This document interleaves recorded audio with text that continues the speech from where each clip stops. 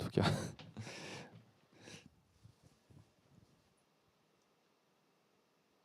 Donc là, elle envoie bien du POA. Je pense qu'elle envoie juste pas assez, tu vois. Enfin, elle envoie pas assez de POA pour Power. En plus. Voilà.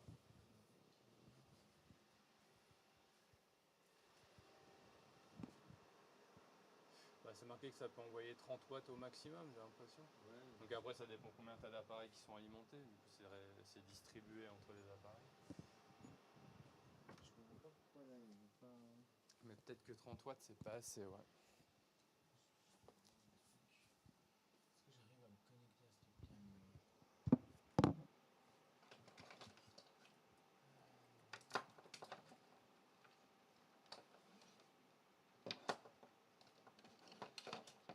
On dirait que son adresse IP a changé. C'est ça que je comprends pas non plus. Qu'est-ce qui se passe?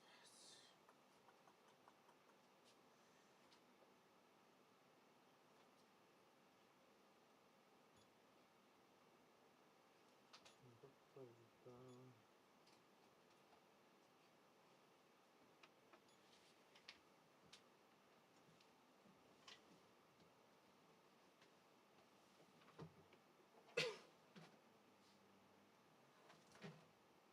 Config auditorium. Côté ZFix, il est censé être en 201.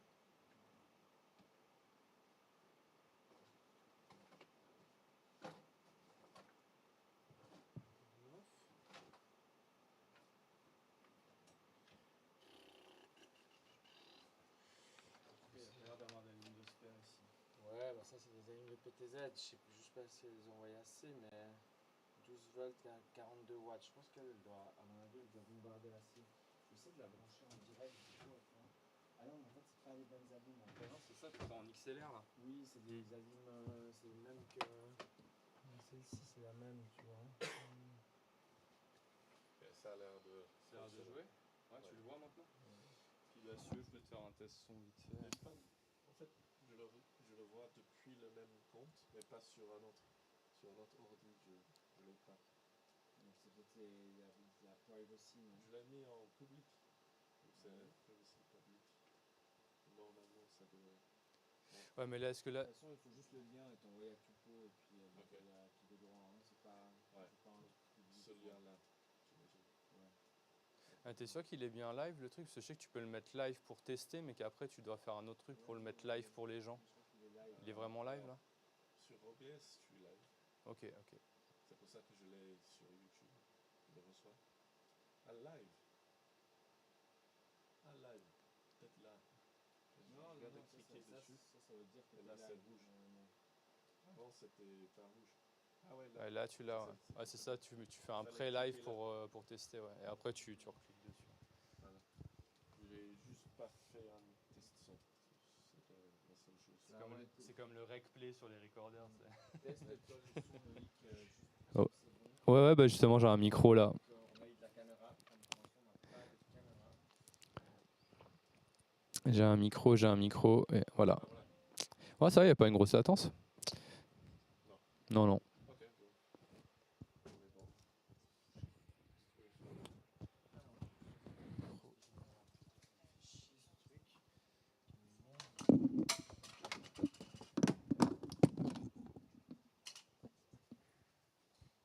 Prends peut-être le petit truc là, escabeau. Non. Ah, tu veux pas changer la ligne? Non, je vais juste aller voir dessus. Maintenant, j'ai pas la ligne du coup. Donc, je prends la ligne du contrôleur quoi. Et là-haut?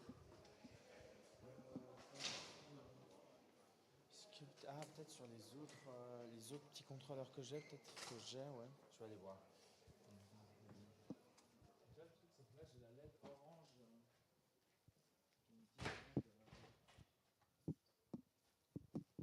dit stand-by. Ah, devant, tu dis. Ouais. Mais elle veut pas power avec le RJ. T'as rebranché le RG aussi, j'imagine. Ouais. Mais là, il a l'air de connecter le RJ, tu vois.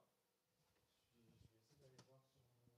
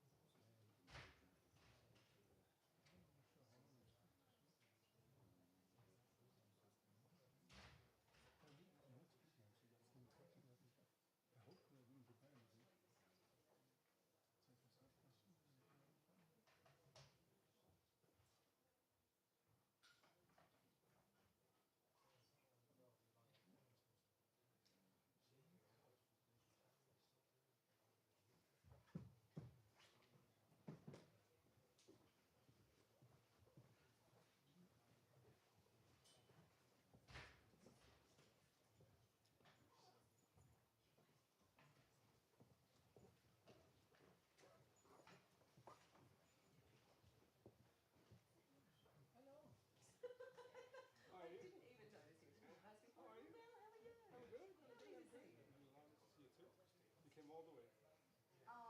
Yes, but I was in Morocco doing something for somebody else and then heading to the compact. Good. But it's important to come on. Of course, we're happy to have you here. Hello, Pedro. We met yesterday. Oh, what? Yeah, really good. We're just talking to the president. Only next time. I'm working Big on topic. multiple of the other projects that we Yeah. started that we want to get stood up Yeah. because they're new.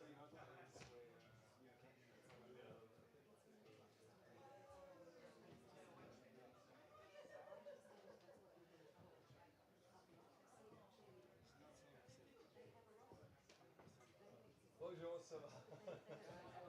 Nice Ça va, David? Sorry, I was waiting for you upstairs.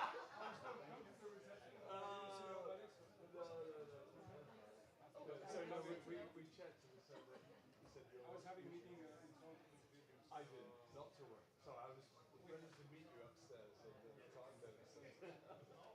Yeah, thank you for coming along. Right. Well, so we're now sweeping them downstairs. So, is there anything you'd like to know in terms of context at all, Pierre? Or are you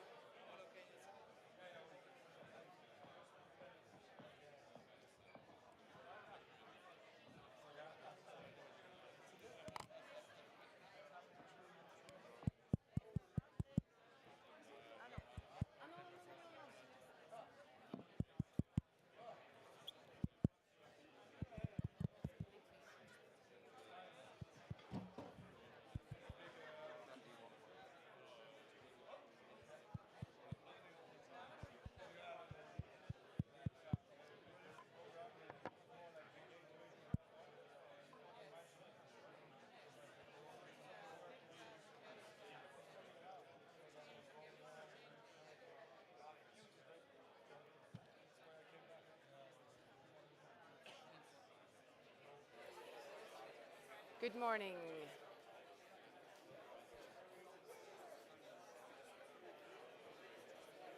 Hello.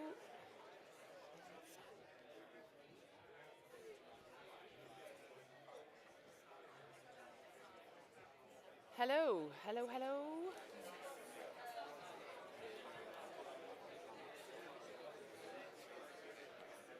Sorry.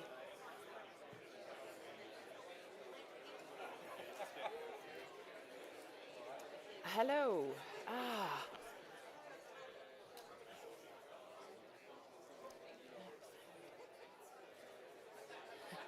Hello. Hello, hello. Can everybody hear me? Good morning. Oh. Good morning, everyone. Thank you very much. So kind of you. Thank you. Sorry, you saw me here hello, hello, helloing, so someone put my volume up. Not something I usually suffer from, is having quiet volume. Anyway, good morning, everybody. How are you? Are you melting? Or are you okay? All right, good news. So welcome back. My name's Katie Friend. This is the big day.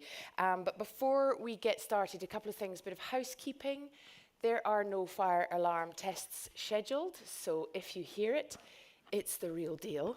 Fire exits are here, and I'm not sure about the floor lighting to guide you there, but they're at the back. And first of all, before I introduce our first speakers, we're just going to have a little highlights reel of everything that happened yesterday. We're here for an incredible 3 days of panels, sports demos, and hearing from fabulous speakers from all across the sports industry. This is our 8th year now of doing this. We're delighted that we've got over 50 international federations with us and a good mix of expert suppliers across every sector. It's always a brilliant opportunity to meet people. The opportunity to meet as many federations as here is not as common. It's a lot of networking. MEI is awesome putting this on. It gives us a great opportunity to connect with different people. The event already today was amazing. I got to speak to a lot of people. Everybody is very eager to meet and to discuss with one another, and it's just a beautiful location. It's very well hosted. The energy in the building is buzzing. It's so good. We're excited to be here, excited to meet more people. We're very happy to be here, to see all these people, to know all these federations. We're looking forward to these 3 days of great event.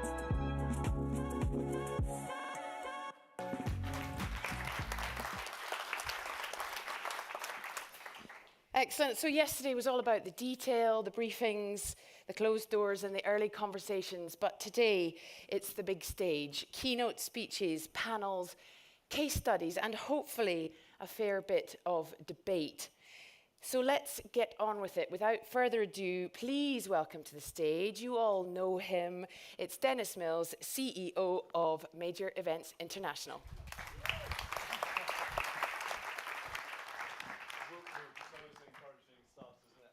Good morning, everybody. Thank you very much indeed for coming. It would be absolutely impossible for me to name check all the destinations that are here, but we do have people from Australia, from China. Yeah, sorry, we're live streaming, aren't we? Sorry.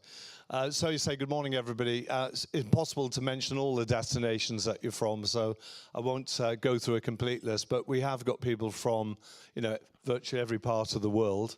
And not forgetting our friends in near Europe. So once again, we have a very strong Dutch contingent. We're the Orange Sports Forum folks, are they in the room? And our friends from Agoria, from Belgium as a network. We always have a strong delegation from Finland, which is good to see, and friends from Norway, Germany, China, Australia. So thank you very much for making the time and effort to join this annual gathering of the rather technical term, the major events ecosystem, consisting of the 3 communities of the rights holders responsible for staging the sports and their LOCs, the destinations, which we define as venues, cities, and regions, and of course, the people that really make it happen, the expert suppliers of every discipline, from the big to the small, but all of which form part of the delivery system to make events happen. So this is where we all get together once a year. And a good example was the workshops that we had yesterday, or the closed workshops. It was my privilege to do, excuse me, the rights holder one. And it's always very interesting when you get brand new sports properties coming to market, mixing with the traditional and well-established international federations. And we were looking at bidding, the aspects of return on investment, motivations for hosting events, etc. So what's really good to see is that people are prepared to collaborate and exchange ideas. So the macro picture is that I hope you will leave having contributed to the program, but importantly, go back to your home organization with fresh insights, new ideas that you can pass on to your colleagues. Because all of us are trying to make sure that events are delivered with greater impact, arguably less risk, and increasing these days at lower cost. So it's a much more holistic view of event delivery than perhaps it has been. We've been around nearly 20 years, and the landscape is changing all of the time. So I hope you make some great new relationships in addition to, or strengthen the existing relationships in addition to taking the knowledge away. And without further ado, I'm going to introduce Pierre Ducret from the IOC. Pierre's had an extensive history. We're just going through a little bit before. He worked on Sport for Peace and other initiatives with the United Nations. He reminded me that was a long time ago. Before joining the International Olympic Committee in 2003. And now he's in this key role interfacing with the rights holder world and their LOCs. There's a huge range. When I was being briefed on your role, I sort of said, wow, I don't know how he has time to even breathe, I think, because obviously if my calculations are right, President Kirsty has been in role 1 year and 6 days, I think, if my calculations are right. And it's been a time of extensive change. I think very rapid development of a lot of initiatives, which we'll get into, I think Pierre. And obviously the General Assembly, the 164th, I think was last week. And a lot of news about that is starting to come out. So hopefully we'll get a chance to explore some of those aspects, Pierre. So if you wouldn't mind joining me up here, we'll have a conversation.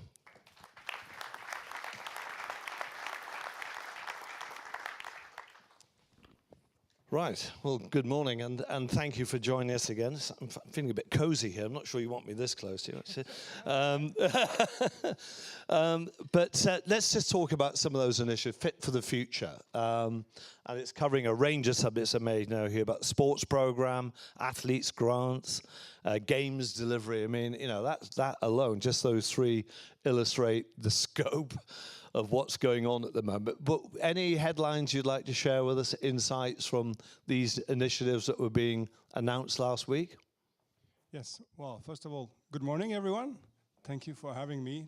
Mentioning the UN makes me feel very, very old. But nevertheless, yes, if we go back to last week, it was a very important week. As you said, a lot of work over the last year went into this. It was kind of the materialization of the vision that the president had when she was elected, and we spent quite a lot of time to try and turn some of these ideas into actual concepts in collaboration with all of the stakeholders. You mentioned there's a lot of international federations. I can see a few in the room, a lot of collaboration in this respect, especially when it comes to me in the sport role. I have the responsibility to work with the federation effectively to deliver the games, but also to think about what tomorrow can be when it comes to the Olympic Games and the partnership we can have. So I think last week most of the headlines ended up being about the grant for the athletes, and rightly so, because this is something our president has been discussing with us over the last year to try and find ways of funding athletes throughout the journey and to be able to sustain this support. So we looked for solutions, and this is the one that was implemented. So we're very proud, very happy about it. it is something that will be very meaningful for the athlete community. It And comes has the feedback been quite positive you've had so far? It has been. Obviously, when you implement something like this, there's a lot of questions regarding when are you going to get it, what are the rules, what is the payment system, all of those things that come with such a big change. But the principle has been massively supported. It was engineered also within the IOC by our Athletes Commission, which is very active and pushing for this kind of support system to be implemented. We were already doing a lot. I mean, I think all of you know 90% of the revenues of the IOC go back to sport, but through the actors of the system, through the NOCs, through the IFs, through the organizing committees. This is something that goes directly to the athletes, so it comes to complement our support system, and it's a very big change, so we are very pleased with that. I guess this took a lot of the spotlight, but one of the key elements also was the change of the Olympic program. At least the process to review the Olympic program. This is also something that we spent a lot of time on, trying to understand how the program in the future can be better controlled, because this is the number one factor that drives cost and complexity in the delivery of the games. We wanted also to make sure that we were creating a pathway, a clear pathway for the sports that are not in the program to have a chance to make it in at some point, and also to assess the sports that are in, so that we can also determine those that maybe are not performing as well. And ultimately to do that in a very transparent way, because we really want to have everyone understanding what we are doing at every stage of the process. Yeah, as I saw that about the, I mean, I think putting it bluntly, that some of the more traditional sports will really have to prove their worth. Is there a vision for what that looks like? Is it audiences, nations participate? I mean, it could be anything, couldn't it? But is there any particular drivers that will shape whether a established sport may risk, sorry to look at it in the negative, because there are plenty of opportunities what can go in, but are there things in there that, you know, are driving the decision of what might be called into question in the future? Yes, some of you that have watched the session may have seen some of the content represented. I don't think it's rocket science when you assess a sport or a discipline, because we are focusing now on the discipline level. You're looking at some of the key criteria regarding popularity. How is the sport being consumed, whether it's on linear TV, digital, press, surveys that we are conducting. So really, what is the capacity of this sport to attract audiences? We're looking at the cost and complexity of the sport. How complex, how costly is it to deliver this sport in the context of the games again? And at the end, we're looking at, are the best athletes participating? Is the sport at the top universal enough to be an Olympic sport? So all these elements form part of the assessment that will help us identify what are the most performant disciplines in the program and which are the ones that have more challenges. We certainly don't want to spend time assessing the disciplines or the sports that we know are very successful in the context of the games. We really want to try and, one, identify those that have more challenges and allow then maybe for an evolution to take place using data from the last 3 games at least, so really to have the capacity to assess trends more than just what happened in the last games. And also to open a channel with those disciplines to try and work together to improve, to look at what could be done better in the future. It's obviously an assessment, but it's also based on the opportunity that we will then collectively have to try and find those progression points that we both should be seeking. Well, that's great. I mean, that's very much aligning with our small contribution, what we're trying to do here, how to make this all more effective. Did I read correctly, or I can't remember whether it was very specific about the youth games? Is that being the Youth Olympics? Is that being looked at? It has been looked at. It was not last week that we communicated that the allocation of the 2030 Youth Games will be put on hold. Our president confirmed that she wants to assess, against a lot of input we got, which may not be as distinctively going one direction or the other regarding what the Youth Games should serve as a purpose. So we just wanted to pause the allocation of the new edition. So it's a pause rather than... Yes, the idea is to have a clear youth strategy and then understand how the Youth Olympic Games serve or do not serve that strategy, and then to adapt our course of action accordingly. Any other aspect from, I mean, it's obviously a lot was discussed last week. I mean, what do we have down here? We talked about the games, the sports program and the rest, but any other particular highlight you want to pull out from last week? As you said, there's lots. There was a lot, so it's for everyone to choose the topics that are more relevant, but coming from, you know, a certain number of years as a games operation director, obviously games evolution is very interesting for me, so there is a new process in place when it comes to the bidding for the cities, which probably interesting to our audience. And we also looked at quite a lot of different ways of approaching the games themselves, trying to further rationalize our approach, review our requirements. I have some friends in the front row that we worked with over the last 7 years for Milano that had to deal with some of our requirements, and they're not always easy. And we need to be mindful of, you know, the reality today of delivering the games, making sure also for the stakeholders they are best adapted. So we want to do a full review of our requirements. We want to understand how we can better serve the organizing committees by, as we have done on some topics like broadcast or others, but how do we really help an OCOG by maybe organizing ourselves some of the delivery parts, having central solution owned by the IOC. This is something we always wanted to do, but have not been able to scale up. So we want to study that part. So yeah, there's a lot of different initiatives that could be very impactful for organizing committees and that we are looking to implement as part of the Fit for the Future.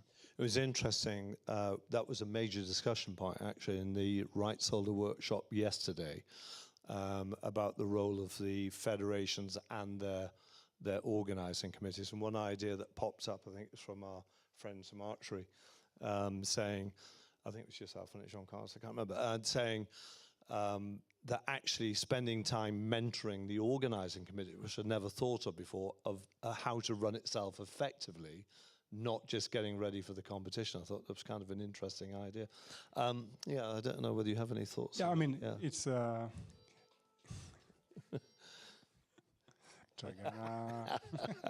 So yeah, it's very important. The one common element that exists across all organizing committees, for the games at least, is they're almost all first-timers, with a lot of people that get to do this for the first time. So there's a lot of education that is part of this journey. I spent 6 months, end of 24 until mid-25 in LA, supporting a little bit of their transition as kind of the chief delivery officer whilst they were finding the right person. And I understood even better the need and the benefits of having a close relationship between the IOC and the OCOG. Today it is more transfer of knowledge and regular visits, but me being placed there for 6 months, I think it really showed that having senior people on the IOC side, able to be next to the OCOG, shoulder to shoulder, in defining the strategies, in thinking about how we can resolve some of the problems, sharing that knowledge that we have, but also facilitating the contacts. Because when you are Brisbane or LA, it's not easy to be every day in contact with the IOC from a simply scheduled standpoint. So to have someone that is there, very close, has all the contacts it needs inside the Olympic movement, it proved to be very useful. So one of the aspects of our rethinking also of the games approach will be what should be the positioning of the IOC in the host city. Should we be closer at all times from the organizing committee? This would require a significant change of our model, but still we always turn to this. Every time we've had difficulties with an organizing committee, we ended up sending people on the ground for a longer period of time. I would know because very often it was me. So it's something that we always choose as a solution. So it's probably the right solution from the start. We just need to readapt a little bit our model. Yeah, this is what came up in the conversation, and that comment you've just made about first-timers. You know, in the 20 years now we've been doing this, it never ceases to amaze me, and I mean this in the most appropriate way. That's your water if you want some of that. you know, that you put people in very senior roles, you know, either head of procurement or sponsorship, and integrating that with things. And actually, when you really look at it, there are a huge amount of first-timers. It's asking a lot to, in certain cases, set up a FTSE 100 company, you know, an empty building on day one, and you know, it peaks and then everybody disappears. And then in that, there are people coming in and out of roles because they've got their future to worry about. So yes, I'd be really interested. So this was LA, you had 6 months. And did you act as a bridge to the IOC? Was that, so I know you were mentoring them on the getting mobilized and the like, but was that another part of the job though, was to hear what was going on and act as that voice into the IOC? It was a little bit of a, I would say, a hybrid situation, where I was really playing the role inside LA28, but still having an IOC contract. Just working with them, also helping them go through some of the decision-making they had to go, but not necessarily having the actual contractual right to do that. So just really working together. And at the start, I must say, it's not always easy, because you know, you need to build those relationships and convince that you have a value, but in the end, it really proved to be something that has benefits. We finalized the venue master plan. To your point, we had lots of conversations regarding who are the right people to put in some of the key positions. And if you look at models of UEFA or FIFA, they are a lot more proactive and prescriptive in terms of who are going to be the leaders of the project. Today, we do not really play a role in this conversation. And I think if there is also one learning that we want to have is, where should the IOC be when you make decisions regarding the people, as you said, that are going to lead what is ultimately, you know, a Fortune 500 type of company, and you need to make sure those people are the right ones, because you can have significant issues if you don't have the right people. Sometimes it can take years to try and undo a situation, and we don't have years to lose in projects like this one. So definitely something we're going to study very interesting. closely. So you might carry that forward to Brisbane, do you think, maybe? I mean, we are just looking at what is the best model. Brisbane has a great executive team at the moment, so there is no discussion of, you know, changing anything. It's more in general, what should be the IOC role in having those conversations, especially when you establish the organizing committee, in the moment where any decisions can have a massive repercussion. We just want to make sure that we are at the table with the organizing committees to have those conversations, which also means we need to be able to move across the 5 or 6 organizing committees we have at the same time, and to be effective across all of them, which again requires maybe a structure to be further refined on our side. Yeah, interesting. It's not that revolution, really, because I used to work for Atos before, when it was a technology partner for the IOC prior to forming MEI. And if you think about it, those teams are embedded, they're embedded in the local organising committee, and they're bringing their experience from past games. So I guess it's not that revolutionary, but you've had the chance to see it work, which was great. You mentioned Milan Cortina and new things, the distributed model. Thoroughly enjoyed seeing the games in action. Thoughts, good, bad, lessons from having that distributed model for Milan Cortina, and implications for the future? I think the first thing to have in mind when you talk about the distributed model is that if you want to do winter games in Europe today, there's no other model than distributed. So there is not really any city where you can concentrate ice and snow in a very small perimeter. So by default, this is the model. This is the model that Milano Cortina had. This is the model that French Alps, or Alps, I should say, has. As you know, there are discussions in this country for 2038. It would also be a similar model. So we need to understand also that the reality of being able to organize winter games today in Europe is a distributed games. So knowing that, obviously, we went into Milano with a number of assumptions. After the games, we spent a lot of time debriefing. It created some opportunities. We were able to use some of the best venues you could think of in Italy. The quality of the field of play was incredible.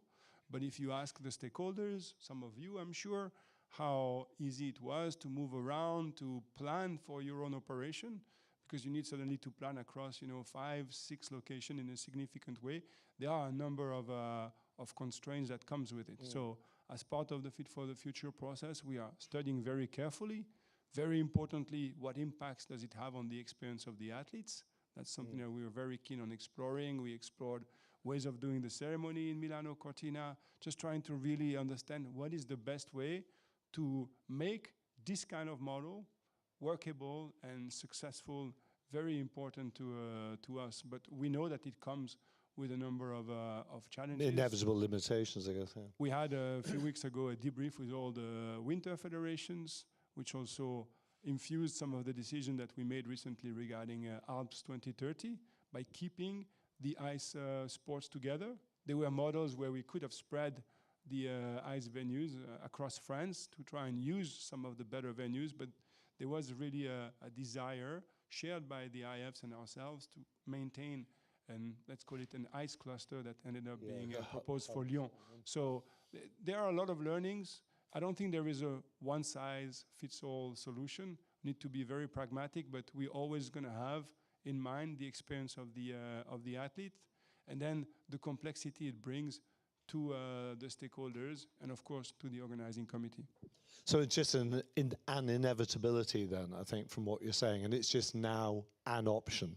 So you try and keep it together if you can, but as you said, if the conditions don't allow it to be anything different, that's the way it is. Is it simpler to organize the Olympic Games in this room and just to have to walk from one chair to the other? Yeah. Of course it is, but if it's not the model you can have, then we need to have the flexibility to have a model that can suit the different hosts that are going to come forward. So it's important for us to have all of these different models. At the end, for any context, it's about finding the right balance of distributing venues, but also being able to keep a level of concentration that makes the experience of everyone, but the athletes in particular, still special. So it's a tiny problem compared to the Football World Cup. It can't get much more distributed than that, I think. Just a bit of a challenge for you. I should have warned you I was going to ask you this question. If you would like these folks in this room to provide some focus on any area, even from what we've talked about or things that we haven't talked about, are there things at this unique gathering, any particular aspect that we could be looking at? Would it be bidding, mobilization, cost of delivery, impact from games, social inclusion, legacy, anything you think we should be chewing on over the next day and a half that might add some value to the debate or the progress that you're trying to make? There could be so many things. It's a tricky question. all this cheap labor, I'll take it. Yeah, they're expensive people. Oh, well, I'm sure. But the one thing I'd mention, which is, I think, the cornerstone of every event, is the matrix of responsibility. So where does the responsibility of the organizing committee, of the stakeholders, of the franchisor lie? Because we spend the whole journey trying to clarify who should be doing what. Yeah. I mean, Milano Cortina is still trying to do that because there were so many areas that were not necessarily completely clear in terms of scope for the government or for that city or for that venue owner. So it is something that the winter federations were expressing quite clearly in the debrief. They wanted to understand if they could do more. What will be the place for federations which today have the technical responsibility of the delivery of an event in the context of the games? Could they do more? What would it take for them to do more? And I think in Fit for the Future, we don't want to have the boundaries of the past define the future. So really thinking, what will be an environment where maybe more responsibilities are given to the hosts or more responsibilities taken by the IOC to try and simplify the task of the others? How early do we need to clarify the scope of the government, whether it's financial or operational? There's a lot that is connected with this topic, and that is something which, if anybody has a great idea, I would be happy to take it, because it is a moving target. It's going to be different for every edition. You know, in LA, basically, they have to deliver every single piece by themselves. They are paying for any service from any host city. Essentially, yes. Yes, essentially. So if you want to organize a road race in LA, you need to pay for the use of the road every city you cross. Whereas in Milano Cortina, you would get, and in Paris, you would get some areas made available by the authorities for the purpose of the games at essentially no cost. So the model is always going to be different, but some of the core responsibilities could be, and that's definitely something we're going to spend time in. Yeah, and we've only got a couple of minutes left, I'm afraid. So I can perhaps ask you at the end if there's any other comments that you'd like to make that we perhaps haven't covered. But sort of building out a little bit from what you've said, I think things that we've talked about so far, this interesting idea of embedding in an LOC, then how to support it, division responsibilities you've just talked about as well. Athletes first, I'm hearing that very, very clearly. Different models. You have to apply things in a different way across the piece. So the last bit, I'd just like to have a little scratch at before we finish, would be this overused word of legacy or impact. So beyond the field of play, the delivery of successful events, what should we be thinking about to give a better return? We struggled with this term yesterday, return on investment on sports events. But what do you think we should be looking at to make the Olympics more impactful, maybe for society or the local population or whatever? And I know it's not perhaps absolutely core to the IOC mandate, but do you have any thoughts from your own experience what good looks like beyond the actual mechanics of the games? So it's a complicated question, but... No. I mean, it's a legitimate question, I think. I would say the IOC has been spending a lot of time thinking about that very topic, developing methodologies of assessment and co-build some plans with the organizing committees. I can see some people in this room that have spent some time doing just that. So for us, I guess, if I have to answer your question regarding what does legacy mean, the way to look at it is, historically, we've been assessed against venues. Is there a purpose for this venue? And it's been a very big focus. In Milano Cortina, we took a very strong stand against the sliding center, ended up being built, but I think it would be one of the first time where the IOC took a public position against the host and against the organizing committee to a degree of not wanting to build a venue because we did not have a demonstrated legacy plan that we thought was viable. So it's an important topic. We are taking strong positions in it because we really believe that if there is no legacy case for a venue, it should never be built as a permanent venue. Temporary is just as fine for us. We use lots of temporary venues.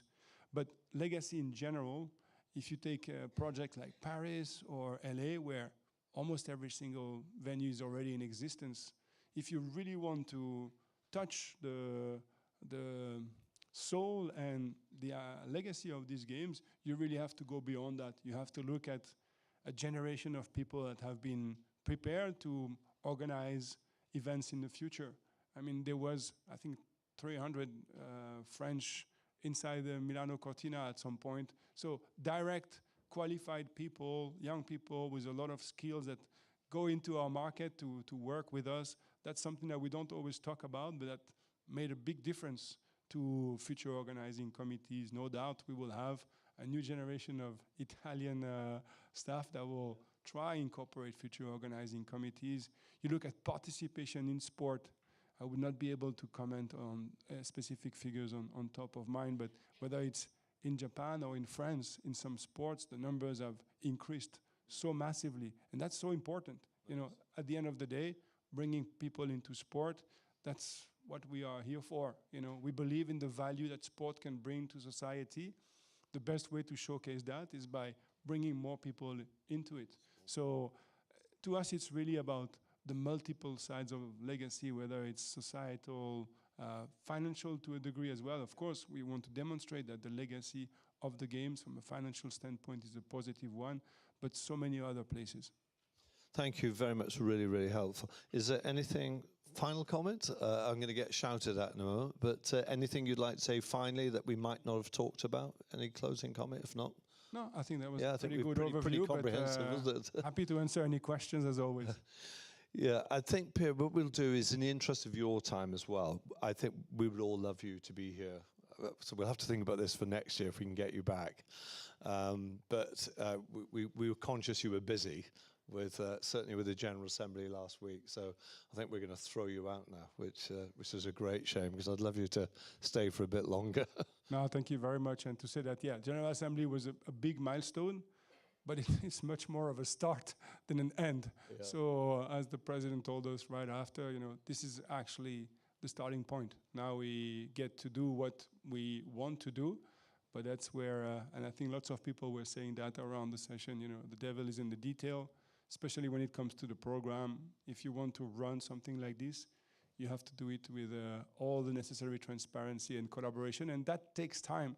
Collaboration takes time, but it's something that we strongly believe in, that we want to build a movement where everybody can say what it has to say without, considering that it can be a problem. Every voice is good to be heard, so my closing comment will be, you know where to find us. If you have any views, ideas, would be happy to discuss at any time. Well, I can see you've got many friends in the audience here that you've worked with as well. So, Pierre, we'll give you a clap, if you don't mind, for saying thank you. And I'll walk with you out the way.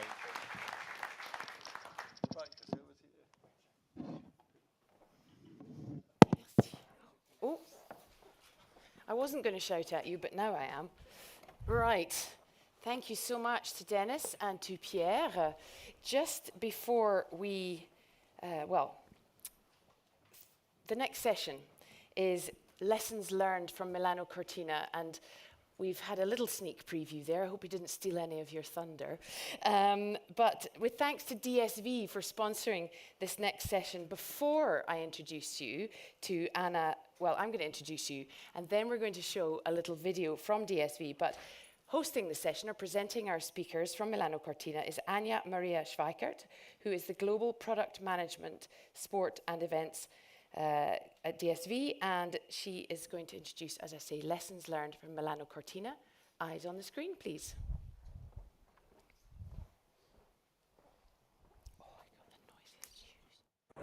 What does it take to keep global trade moving? If we don't get the parts by tomorrow, we're gonna miss the launch. Call them. Listen, we need everything there by tomorrow. Got it. Yeah, Diffie.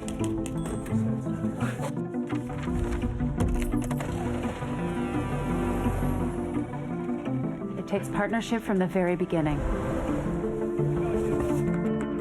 It takes being there for important decisions. Ah, so you're advising we should outsource? It takes going that extra mile to connect an ever-changing world. It takes anticipating and innovating on what's to come. Yes, but let me just say it's non-negotiable that we automate. So our world can grow closer, quicker, and smarter. In breaking news, a critical global trade route has been blocked. This is causing wide... This is spiraling out of control. The long-term consequences for the global economy are dire. With all due respect, that's... Have we spoken to DSV? Got it.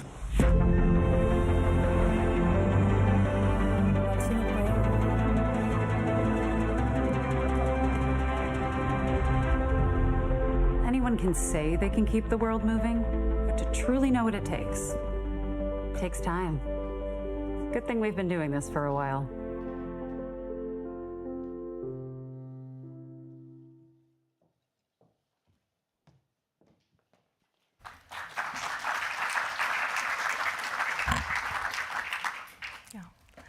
Thank you very much for having us here today.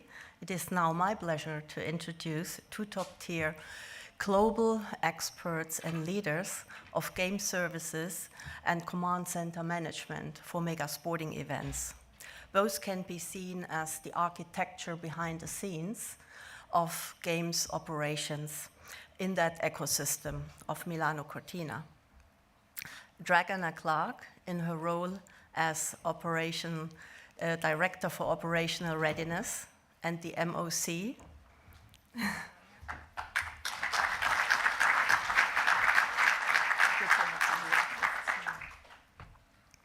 She was placed in the core, let's say, in the brain of games coordination.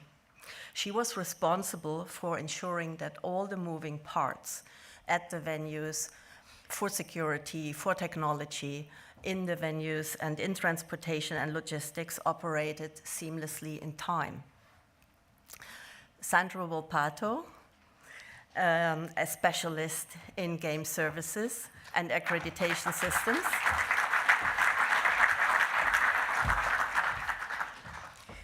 In his role as managing director for games operation, he played an absolutely crucial role on the user side of the games. Thousands of individual stakeholders across athletes, workforce, technicians, volunteers, and suppliers and sponsors had to get accredited, had to move around efficiently during the games, and had to receive an enormous amount of services to do their job, actually. We are eager to hear from both of you. What are the lessons learned? What are the recommendations in that very specific environment of the last games, spanning multiple regions, the Lombardy, the Veneto, Trentino, Alto Adige, and to ensure that everything worked out at the end of the day. In DSV, we know how to integrate into that architecture behind the scenes. Logistics is moving the world, and we can deliver that globally. We have access in DSV to all these transports, no matter if it is air, ocean, road services, as you have seen. It is in combination with event-specific services. And that's what makes really a difference, that we understand how the games are operating.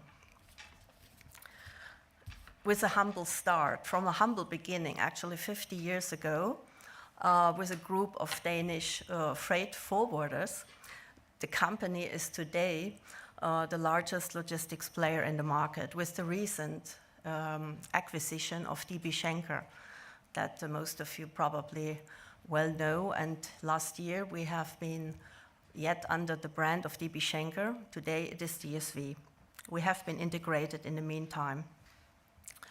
And we are operating in a network of around 3,000 terminals and offices across 90 countries. And the company today has approximately 150,000 people. And we understand the complexity of the games, and we know that logistics services have to be integrated into games operation. It's linking all the functional areas of a host. We are providing global solutions, and that's not just transport. Planning covers basically everything, sometimes years before the games start, and you have to think about where are your hubs, what are the routings, which border crossing points we have to pass. And this expertise and this knowledge, the knowledge transfer is a big part of our job.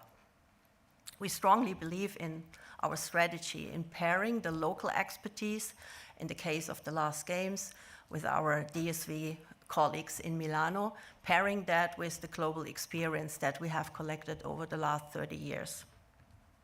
In the last games, we worked with parts of the Olympic family, with the IOC, also with the IPC, across the OHFs and the villages, and with a number of NOCs, stakeholders, and sponsors. Therefore, we had to get very timely familiar with the geography of the games. We had to make surveys to ensure that our trucks, our people reach the venues under the games conditions. Our team in Milano applied for all the tools that were necessary to deliver that services. We applied for the VCP, the Vendor Certification Program, that ensured us a warehouse where we could directly go to venues and save time and money at the end. In a brief review, we would like to share with you that we found the MDS very efficient. It was easy to book and to use the passes, the QR codes, to get access to the venues. The village logistics setup was a tough one, specifically in Cortina, in terms of storage and work staff, but that was probably because of the environment of the mountain cluster. We were also collaborating with Poste Italiana, who delivered really great services and were very supportive in even very short time frames. From a vendor perspective, we would say that we would have wished to receive information about the venue delivery a little bit earlier, but at the end, everything worked out. And you're most welcome to see us with my colleagues at our table or around and share your logistics challenges. And now the stage is yours, Dragana and Sandro. Thank you very much.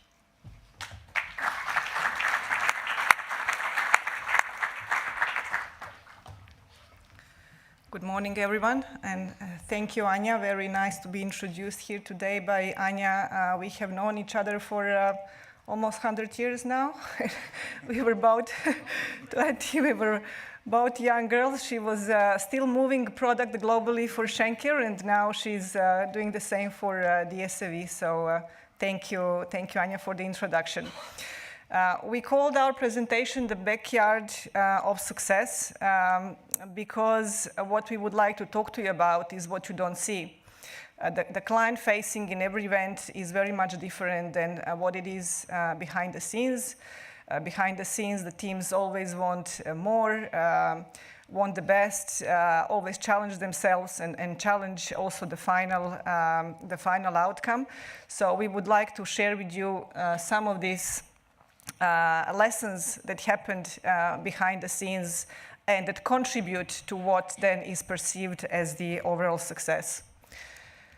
I'm here because I have been serving as the Director of Operational Readiness and Command and Control for Milano Cortina. Today is actually my last day officially in Milano Cortina. And somebody asked me yesterday, what do you have to do on your last day? And I says, well, I have done everything I had to do. So I'm very pleased to be here today and share my experience with the audience. Before Milano Cortina, I was in a very similar role for FIFA World Cup in Qatar for about the same time.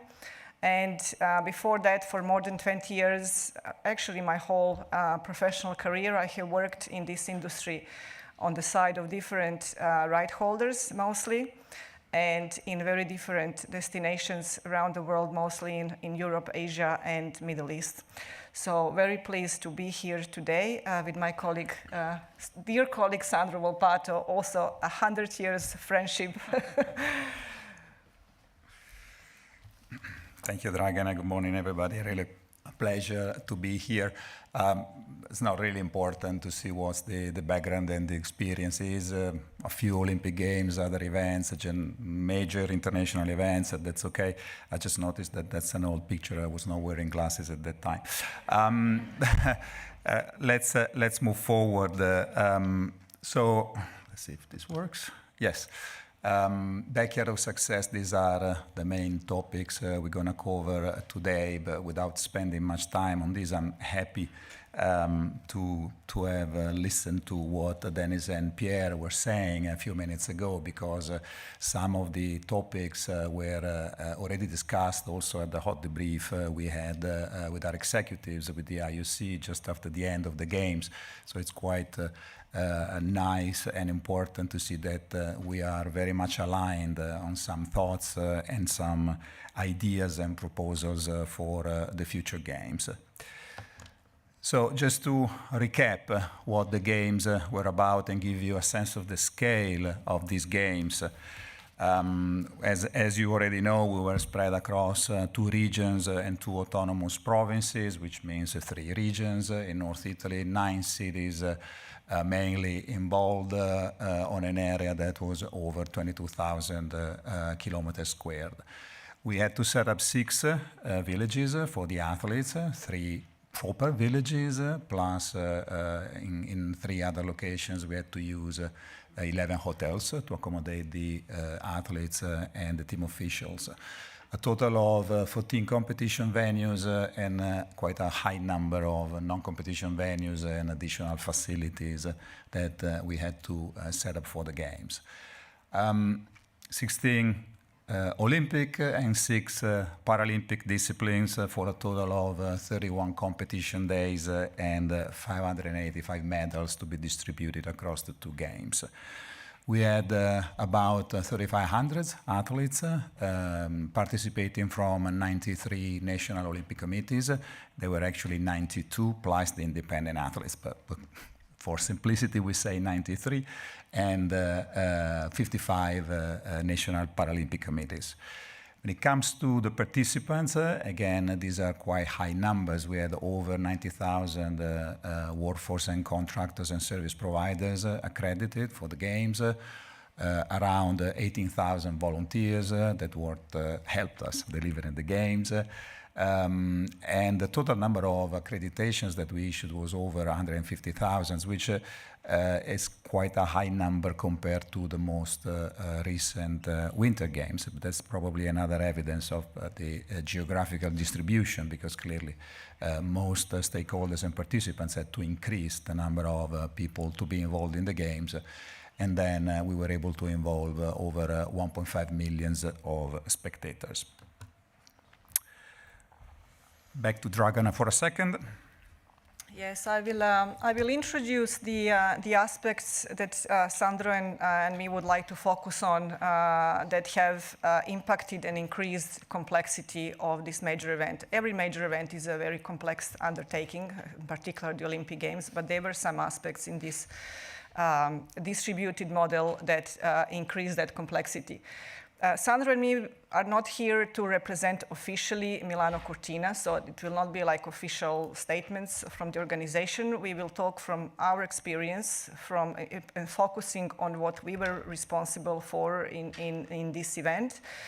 And so we will really look into these aspects from our own delivery, which we hope will be useful for you. So first of all, the distributed model across different regions doesn't mean you work with 4, 5, or 6 different entities. There is a multi-layer to it. There is a layer of municipalities, of the provinces, of the regions, of the national government. So the number of interlocutors that you have to deal with and agree every single aspect of operation and financing is increasing complexity massively. Besides of the fact that some of them, that they have different cultures and also different interests between them. So one of the first things is that one size doesn't fit all. You start from wanting to apply the same models to everyone, but you then realize that that you actually have to adjust to the territories, which Sandro will cover in his part. Another aspect is approach with public versus private entities, which is also very different, and of course in a diverse territory that also increase in complexity. And then we will focus on intangibles, on the enablers of the event organization. How do you plan from the strategic planning and integrated planning, so from the incubation of the organizing committee to then arriving to delivery through operational readiness and making sure how it all works together during operations. Back to Sandro. Thank you. I just want to repeat what Dragana said. This is going to be really a sort of personal feedback coming from this experience. As I said, it was not the first Olympic Games I worked at, and not the first Winter Olympics. And it's already been said, every Games is different, the context is different, the nation, the regulations, the government, etc., etc.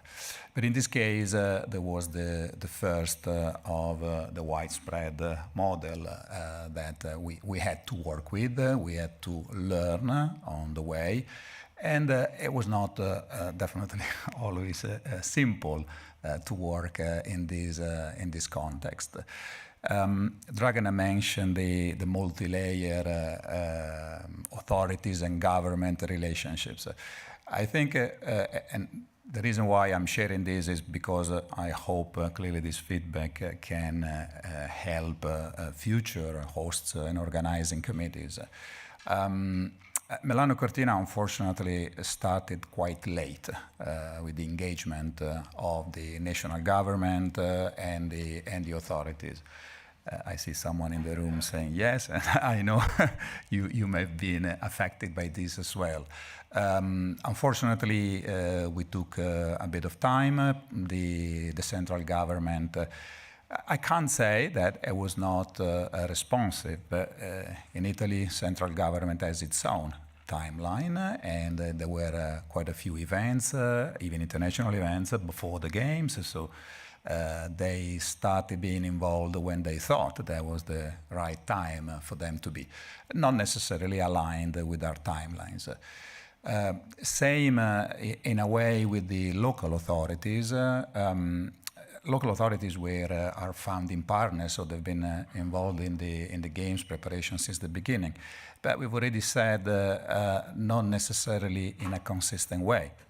Some of them had their own views, and sometimes it was quite difficult to make sure they were aligned in terms of participating and supporting, and also sometimes helping us in defining the service levels that we were looking for. Central government ended up being very much involved. We had an incredibly good relationship eventually with with some of the most important ministries, Ministry of Interior and Foreign Affairs, Ministry of Sport, of course, Infrastructure and Transport, etc., etc. But again, time-wise, sometimes it was late. We had to push for a year or so to have the top-level steering committee set up by the government with the representatives from all the most important ministries, so that we could raise up to that level any important issue that would require government support or intervention. It was a bit late. In the end, it was done and it worked, but clearly we lost some time with that.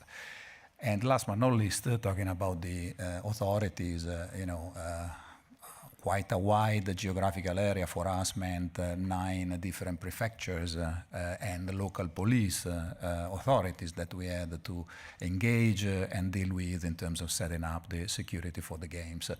And again, different places have different rules and different ways and times to work with.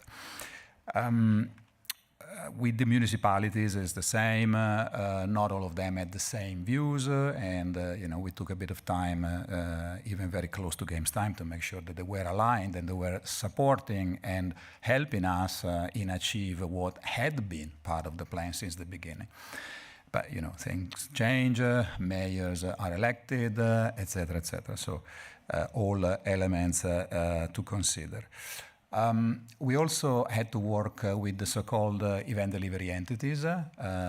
They came as part of this project because of the geographic extensions and the use that was already mentioned of existing venues, nice venues, already famous, renowned around the world because they typically hold stage important events.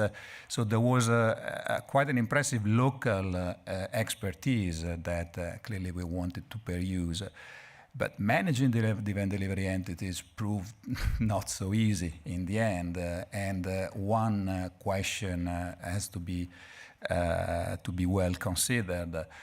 Are we trying to deliver the Olympic Games, or are we trying to deliver multiple World Cups at the same time? Because the event delivery entities we had to work with were quite expert in delivering either World Championships or World Cups, but they've never delivered the Olympic Games. So putting all together, making sure they were aligned and worked in a consistent way, it was not really simple.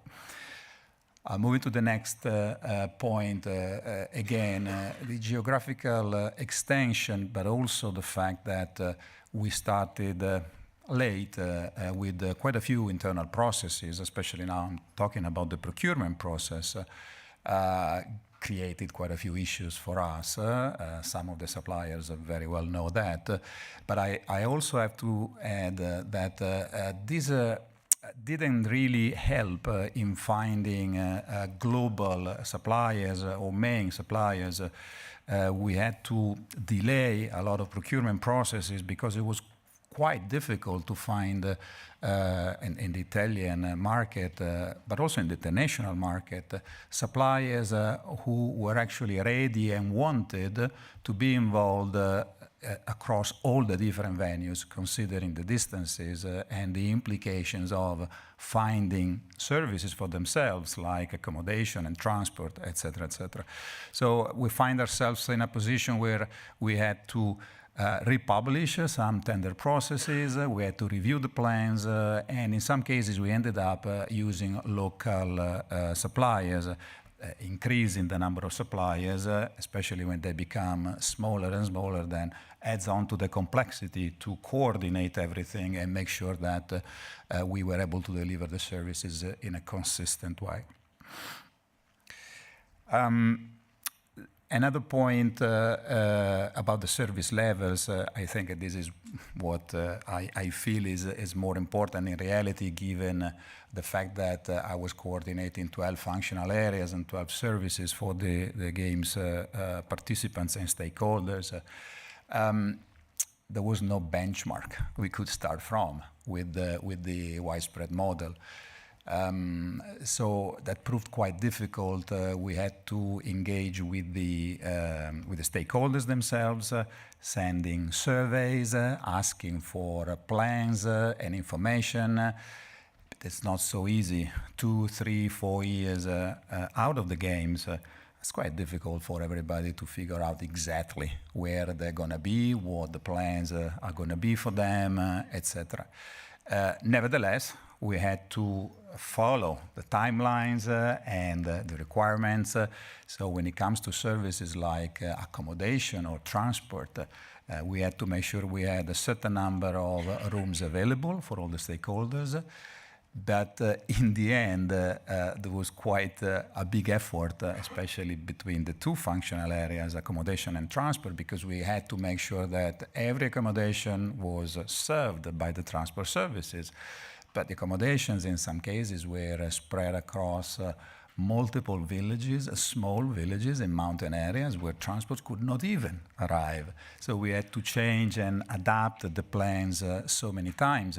And in the end, the number of rooms that were booked by the stakeholders was quite lower than what we had planned for following the requirements, the general requirements of the IOC. But that can be another reason due to the widespread model, no? Because some stakeholders clearly found it difficult to decide where to go, what sports or what venue to cover without having to invest too much, and in some cases they not even have the resources to go in multiple places. Transport, as I said, another clearly big effort in coming up with the right services. But without having proper information to plan for since the beginning, we ended up, for instance, reserving many more train seats than what was then used to allow the stakeholders to move across the different venues. I mean, that was all part of, the value in kind agreement that we had with our national partners. So it was not wasted money, if you want, but it was money that was not used properly, because we could have used that money to provide different services in a different way if we had known since the beginning exactly how many stakeholders would go everywhere and how they would decide to move, what venues to cover, what sports to watch, etc., etc. And the same was, for instance, with the games fleet. We had a lot of vehicles that were not used in the end because they were planned based on, let's say, typical games requirements, but numbers turned out to be quite different. So just a few elements to consider when we look at the widespread model. That helps, that's an option, absolutely, as Pierre was saying earlier, it's definitely a way to go if that's the context, but let's not forget that the whole planning has to follow that, and sometimes information is not available. One last point, simply I want to go back to, as many of the what I just said in reality partially was due to the fact that when the Milano Cortina Committee was set up, I personally believe that not the necessary importance was given to the central planning or the integrated planning, as we used to call it. We found ourselves, we had a change of governance. At the beginning, let's say the focus was placed on some of the areas, but not necessarily on the coordination. And the lack of coordination, I think, created the delays and affected some of the processes that I just mentioned earlier. Talking about integrated planning and having the tools, I hand it back to Dragana because then this goes clearly in her direction. Thank you. Thank you, Sandro. It was very insightful and the right moment for me to pick up. I have joined Milano Cortina in October 2023 with a clear mission to lead the organization from being a planning organization to be operationally capable to deliver the event. So from everybody working in an office to then everybody going in 2 regions, 2 provinces, 14 competition venues, 6 villages, more than 90 remote areas, etc. But in order to do so, some of the milestones in the previous years were already meant to be achieved. And the organization was already meant to have a certain culture at that time of working together as one organization. And as Sandro mentioned many times in his presentation, the word late. Milano Cortina was chronically late with absolutely everything. And I think a lot of people, I see a lot of nodding, have experienced that. So that was the first challenge because the organization was not ready, was not mature to engage in readiness. The second thing was that there was, as Sandro said, and that is the focus on integrated planning. And that is not only Milano Cortina, that is a very typical way of working in these big events, that at the start, everyone focus on single domains and focus on achieving tangible outcomes in the single domains. For example, accommodation, we have to block the rooms and hotels, transport. We have to find providers and we have to plan, the transport plan. Security is doing their own, accreditation is doing their own, etc.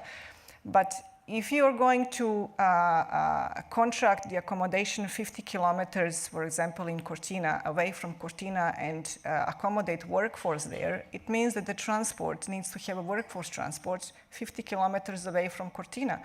So there needs to be a lot of talk between different functional areas.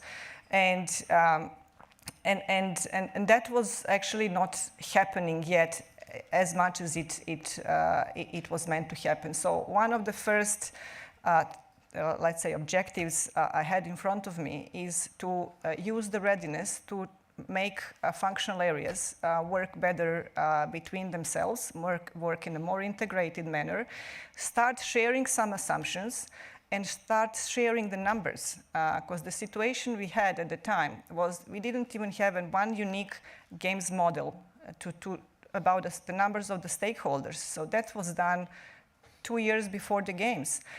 And what it means now to come back to working with different territories and different authorities and partners is that when we were going individually as functional areas to talk to our external interlocutors, we were presenting different information.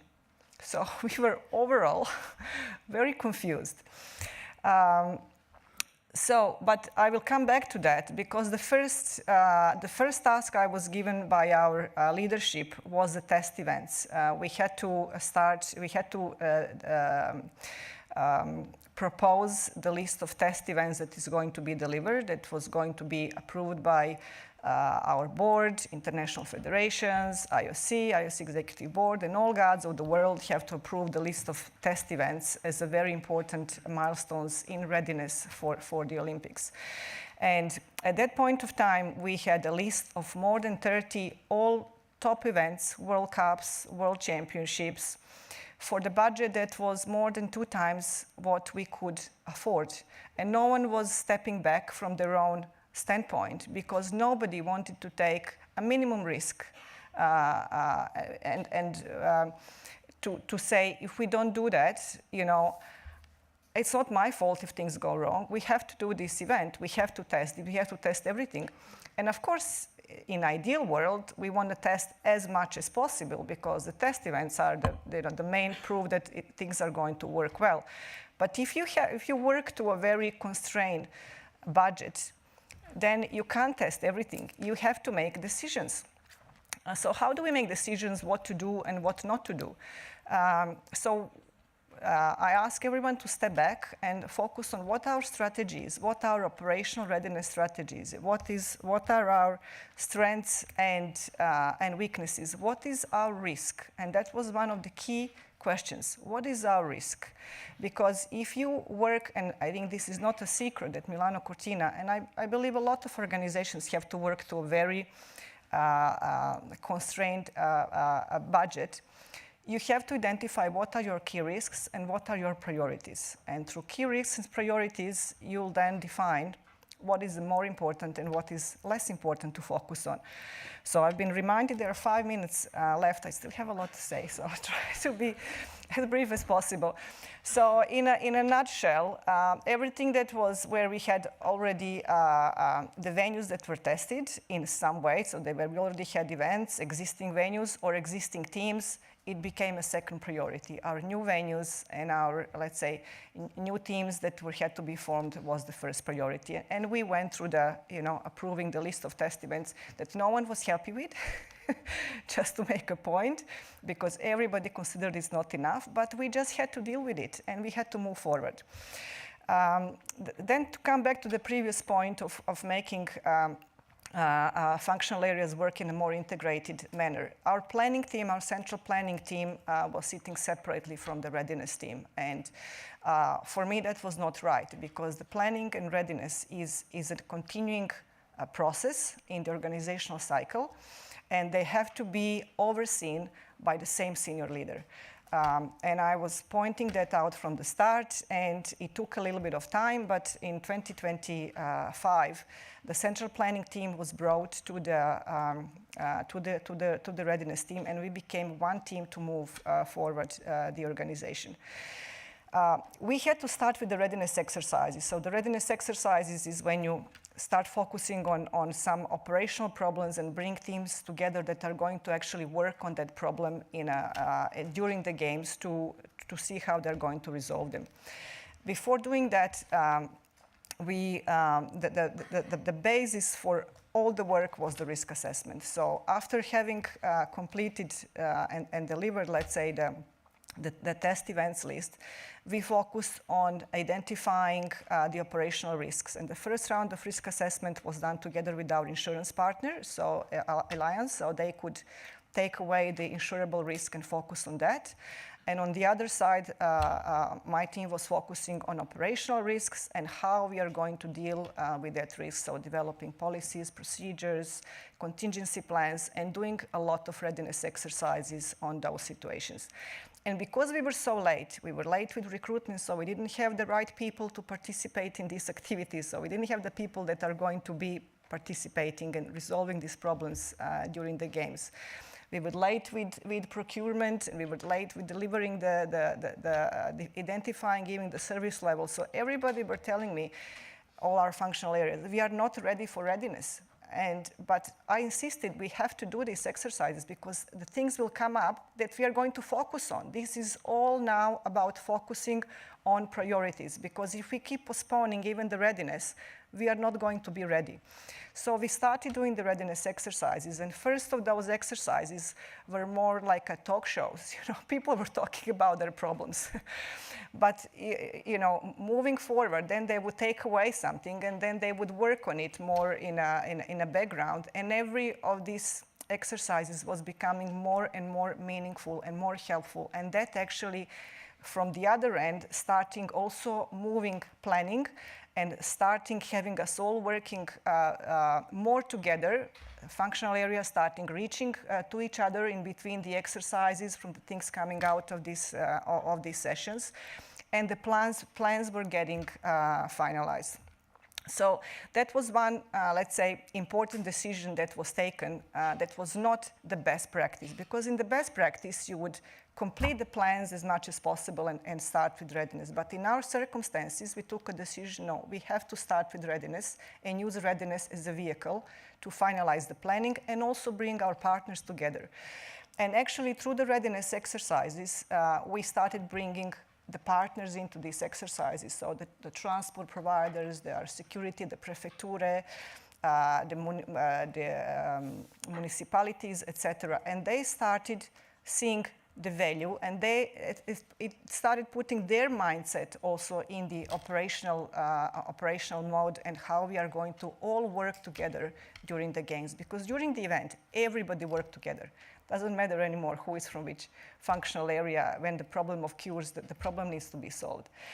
Then there was another decision that was taken in 2025, which was also not according to the best practice. We thought how can we further stimulate and encourage us working together and then getting us more ready to deliver games time.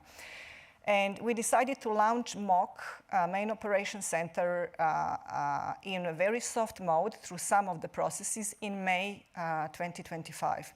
So normally, you would launch, the MOC is a Main Operations Center, serves for running the operations. So it starts very shortly before the operations. For the IOC, it needs to start from the lighting of the Olympic torch. So for us, it was 25th of November. But we started this process, so we made a main transition in the internal governance in May, because we felt that we needed an instrument, we needed something to make people work more together. And we changed the way we did meetings. So we started with mock briefings that were at that time once a week with senior representatives, head ofs and directors from all our departments and functional areas. That meeting was feeding the escalation to our, let's say, C-level. Chief meeting, and again it allowed us to start focusing on priorities and to start resolving the issues at the right level, because you know very well that during the event most of the issues need to be resolved in the operations and not pushed up to the senior level. We also changed the system that we worked on. So until then, we used the smart sheet to record all the issues, and every functional areas had their own sheet, and then each sheet was managed by a specific PMO, and the sheets were not talking between themselves. The functional areas could not see each other issues, so there was a lot of multiplication. There was a lot of effort then being made to communicate what one functional area has with each other, etc. In May, we started using what we call issues management system, which was open to everyone. So everybody had an access to it, and all the issues had to go into the IMS. If the issue was not in the IMS, that wasn't an issue. And we also started changing the physical layout of our offices to put teams together that are then going to work together in the venues. Why we did that? Because the venues were not ready. At that time, we should already have started the evaluation in the venues, but they were not ready. So we created the evaluation in our offices, and it was very agile. And Sandra knows, because he had a lot of staff members of his.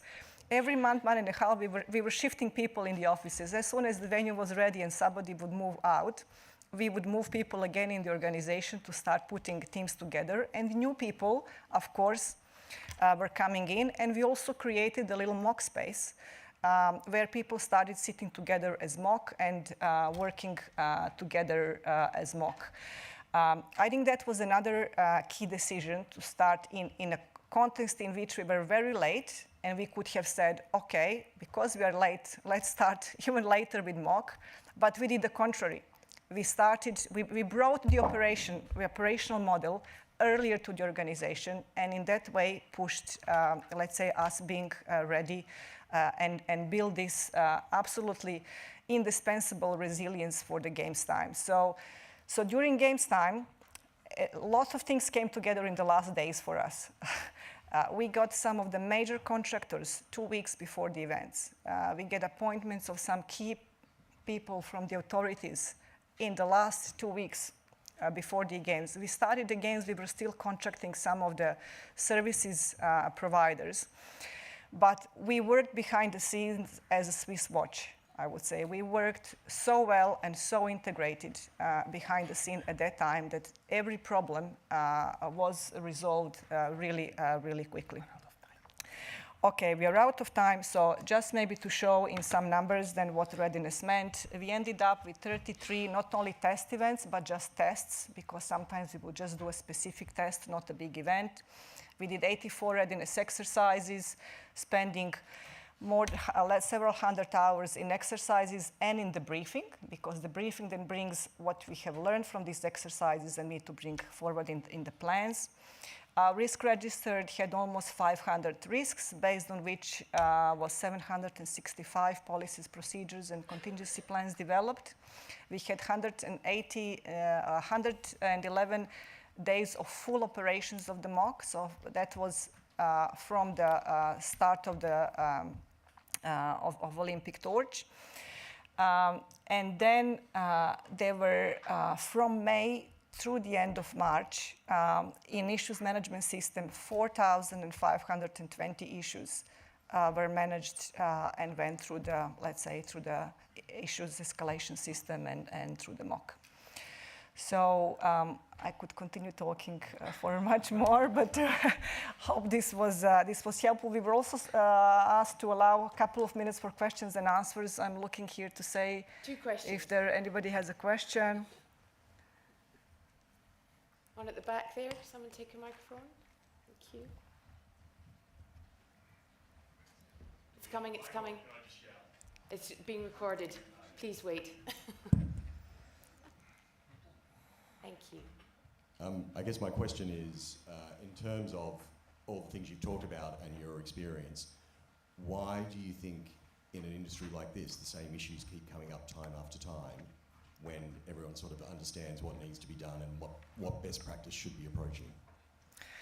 I think it is because even the right holders themselves, but the organizing committees and the start where they are formed, they put a lot of effort into single domains, tangible outcomes or results that they have to achieve. So who do we need to contract? What is the budget? Everybody focus on their own thing, but there is very little focus still on those enablers that make things work, everybody work together, starting from defining what is the game's model. So what are the key dates?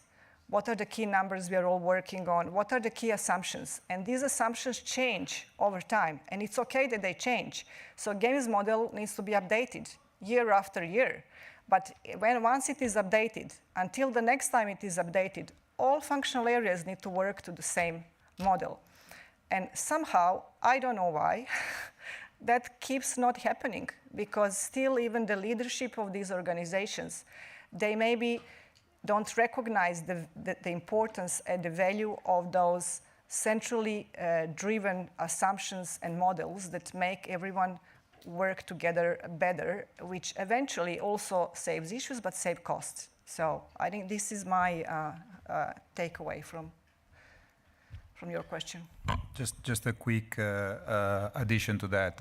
I think what Pierre mentioned earlier this morning was very important. So it's also about the way the IOC and the organizing committees interact and work together since the beginning. But again, this is a conversation ongoing with the IOC and the other stakeholders, but helping in a better way to set up the organizing committee would be definitely important in terms of bringing expertise and making sure they understand since the beginning what organizing games or a major event is about. One more. What's next for you? We can talk about it over a coffee break. Very big round of applause. Thank you so much.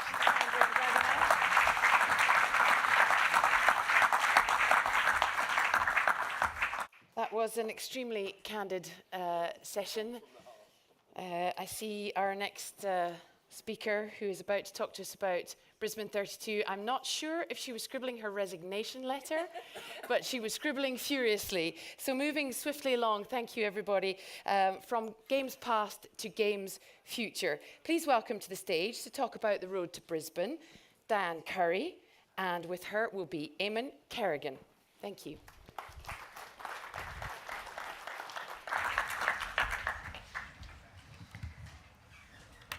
Well, I don't know whether to be more daunted or more excited at the prospect. Thank you for some amazing insights there. Thank you so much, Dennis and MEI, for the opportunity. We are running behind, so I am going to do a lightning pass. So what we're doing this morning is giving you an introduction to what is a much more distributed model as currently proposed. I'm going to do just a few slides to sort of introduce you to the process and then have a chat with Eamon. So let's get going. And I acknowledge up front that there are some blatant slides here to attract you all to come and work in and to do business in my home state. Let me just start by saying I'm 35 years in local government background. I am a cities and planning specialist. So what I focus on is what are the implications for the cities, how does this work, what do the cities need to do and learn, and have been interviewing other host cities to learn from their experience. So to explain, oh, this is interesting, I've got totally different slides on the screen.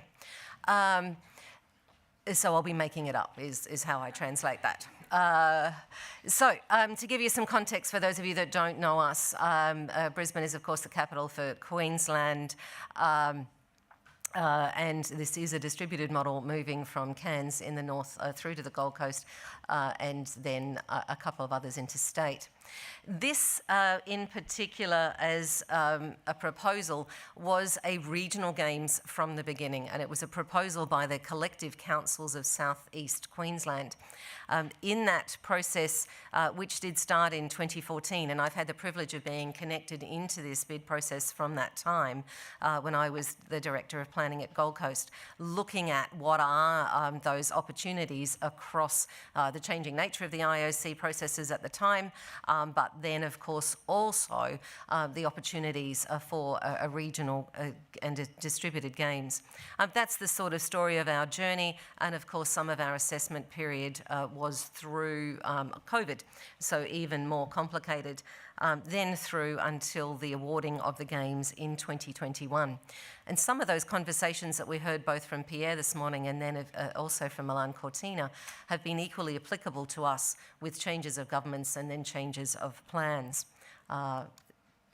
So if we look at, this is the current model, and I need to be very clear that this proposal is the model that was announced by the Queensland Government last year, obviously in conjunction, in discussion with the organising committee, but we are conscious of the fact that there are processes underway, final sports to be determined, and then of course final venues. So it is a statewide conversation and a statewide delivery with currently 14 hosts and co-host cities, including still the preliminary football in matches in Sydney and Melbourne. This, of course, is an incredible opportunity to showcase the state at a global scale, but listening to the challenges that Miko have just identified, there's a few more. In our case. And one of the ones that I specifically wanted to draw out here is that distance. So it is a 2.5-hour flight from Brisbane to Cairns, or in local language, you're talking flying from London to Rome. So having the opportunity to have events across the state does, of course, present us with an amazing opportunity to showcase our state, but does present its challenges. And the Torch team, the advisory firm I work with, are helping multiple of the cities think about how they might actually then showcase the incredible diversity that the state does have. Now, this is where I turn into pure destination marketing.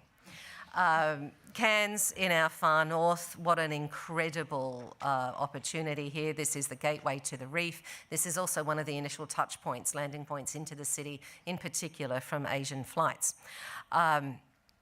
It is a less than 8-hour flight from Asia into Australia at that point.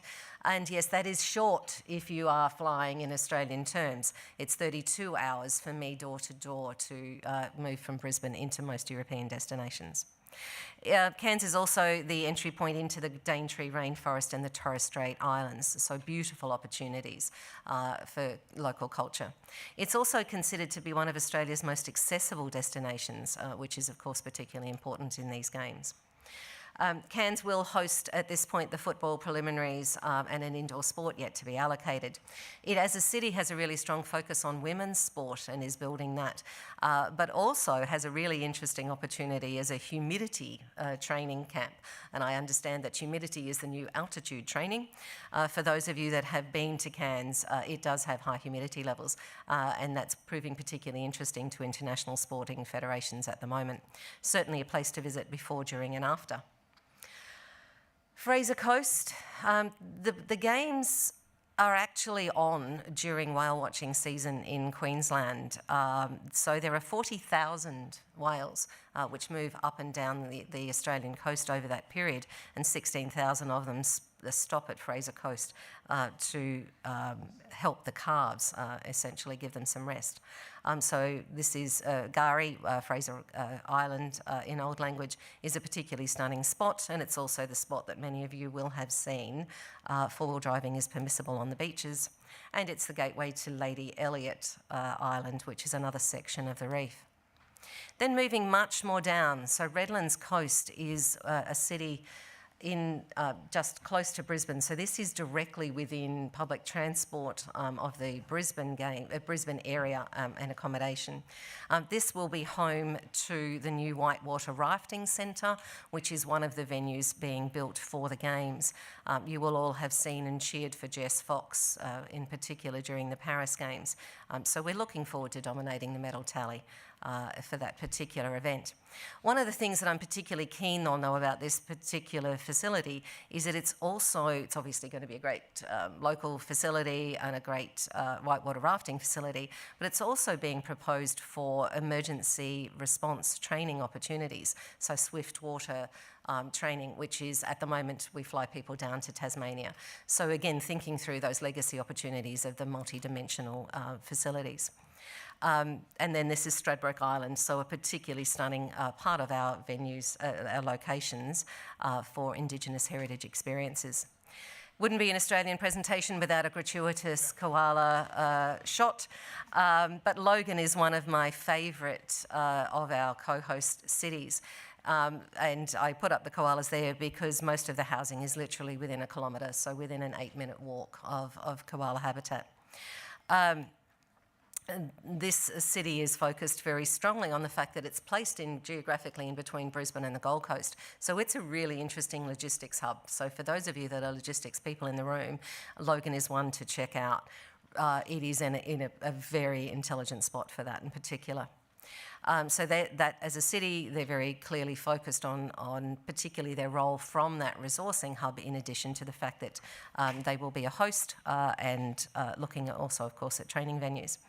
One of the things that I did want to showcase, though, about Logan in particular is that it is an incredibly diverse community of 234 cultures.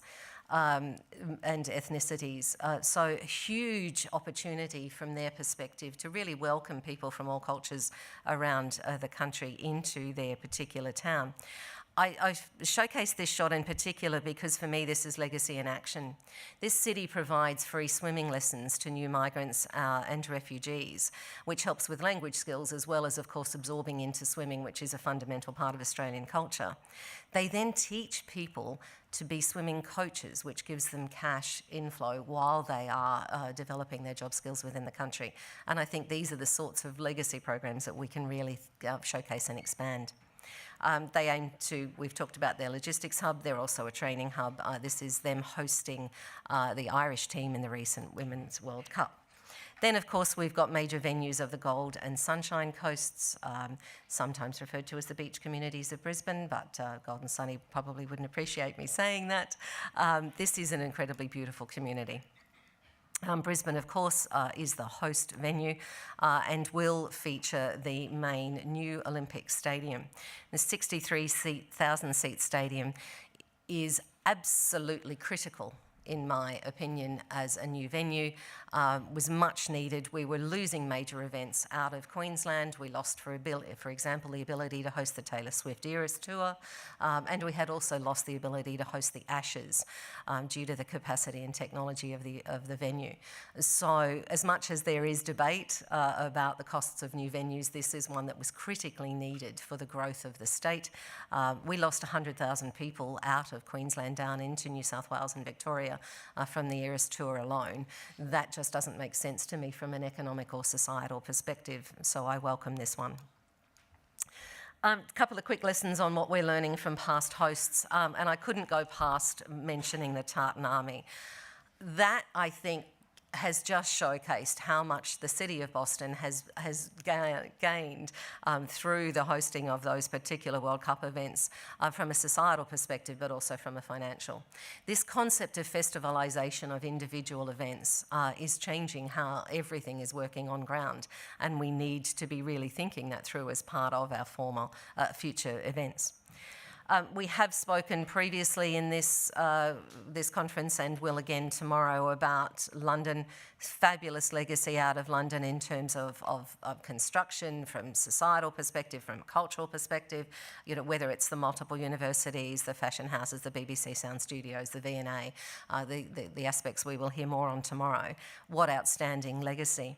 But also, of course, the London 2012, spirit of 2012, community benefits, and that clear evidence over a decade post the Games about volunteering, wellbeing, social cohesion, and then this concept of the golden thread, building on event experience year after year, and we heard about that in the last session as well, in terms, in particular also from Pierre, the hundreds of people being trained in events, thousands of people being trained in events moving forward. For me, one of the highlights of my learning from Paris was the City of Paris and its approach to a couple of things. Their approach to the renovation of community parks by introducing both an artistic element, but also the regeneration of people's local sporting facilities, and doing this in partnership with sponsors. Shifting the ability to think about how a city's budget, not connected to the Games, could be spread. And it's that sort of innovative thinking that I think is the future of how we approach all of these events. But then also that legacy ability that the City of Paris has so strongly taken to bring forward their greening program, to accelerate the pace of their sustainability changes, whether it's the changes in terms of cars and bike lanes and hundreds of kilometres of bike paths that have been constructed. But for me, this incredibly striking example of Hotel de Ville pre-Games and then post-Games. It was, of course, a venue through the Games for both a massive live site but also the marathon. But to see that change, I didn't actually believe the imagery until I stood there myself a week and a half ago, to see that it really is possible to achieve that scale of community greening in that timeline. I've spent quite a bit of time talking with the City of Lille about their impressions as a co-host coming out of the Games.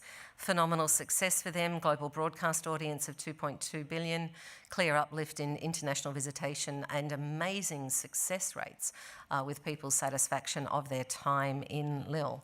It's a really good example of how co-host cities have had a conscious strategy and been successful.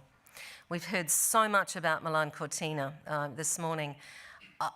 The one point that I specifically wanted to draw out was, for me, legacy is about intentional decision making, and the clear decision by the city to allow the broadcast centre, and it caused some concerns to take over as such an important public square with commercial venues, but to allow that broadcast to constantly be there to showcase the Duomo around the world is the example of the intentional decision making that needs to happen, just as Paris chose so beautifully to showcase so many of their incredible locations in a different way through the Paris Games.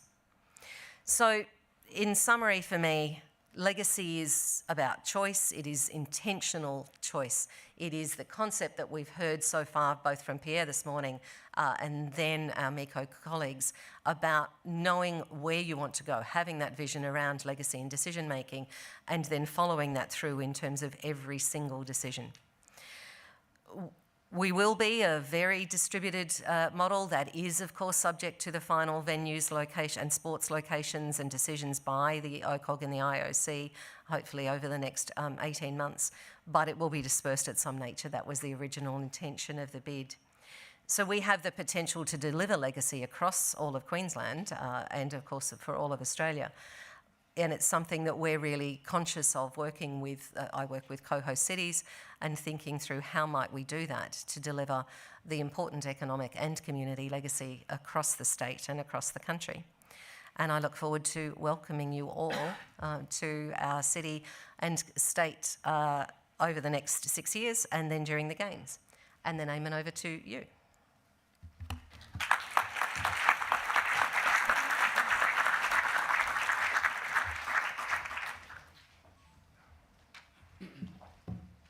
Thanks very much, Diane.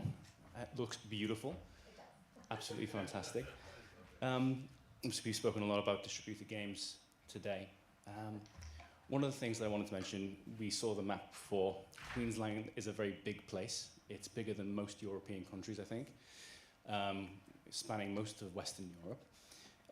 How are you at Brisbane 2032 managing that? Not just from an expectations perspective, because obviously you have co-hosts, but also from an operational perspective and expectations perspective in terms of the benefits that those co-hosts will glean.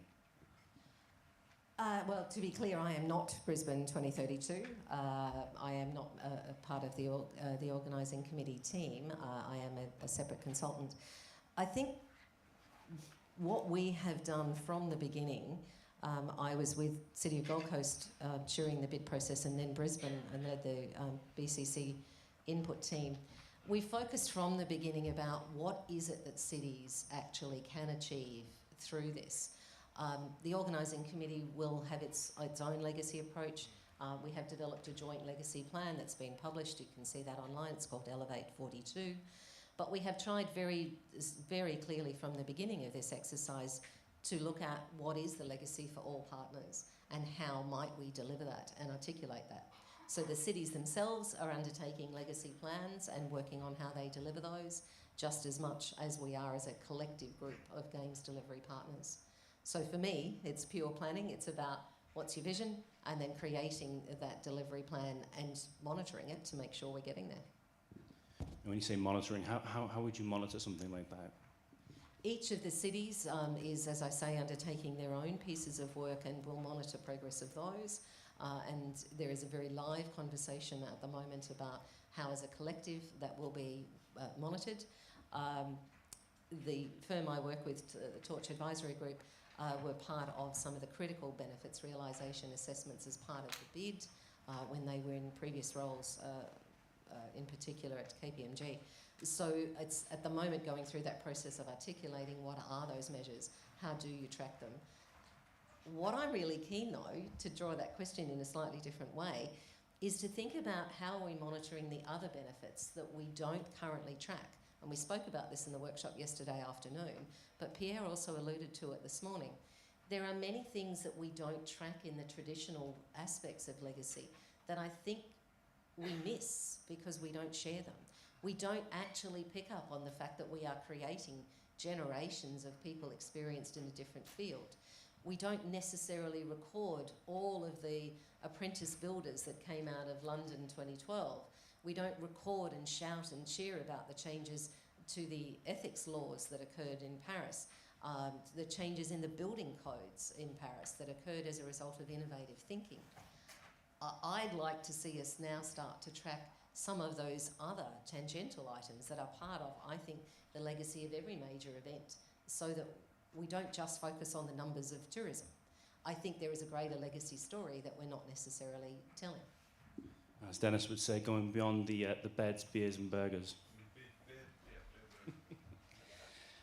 So, I didn't know whether to mention this or not, but there is a Commonwealth Games kicking off in a couple of weeks' time. Is there? Yeah. Up in Glasgow, and we know that was due to be held in Victoria. That was also supposed to be a distributed games. Some might argue that one of the reasons why that didn't go ahead was because we tried to crowbar a distributed model into a region that couldn't support it beyond the major conurbation of Melbourne. What do you think, what lessons have been learned by that, and how do you think that's going to carry forward into Brisbane 2032?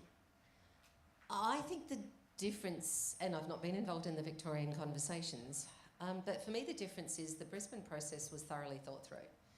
We worked incredibly hard from the beginning to work out how might this work, and those exact conversations are still playing out now in every iteration of potential changes. We have been through the conversations that Milan Cortina did as well, with changes of government and therefore a whole new change of venue layouts, and we had the latest iteration of that announced last year. But there are incredibly solid people making those assessments in the background. So I'm really confident that we know what we're doing and that it will be delivered well in whichever venues do end up being the final locations, because we've learnt those lessons and we've seen and understood the implications of them, particularly through Victoria. As a country, I'm pretty confident that none of us want to have that conversation to play out again. On the other hand, I think it's a really interesting model for all of us in this space to look at the fact that Glasgow will be applying changes that they've learnt as a result of hosting the first time. So I'm going to cheer on our athletes, but in particular to again go and look at what did they do differently? Why are they doing things differently this time around?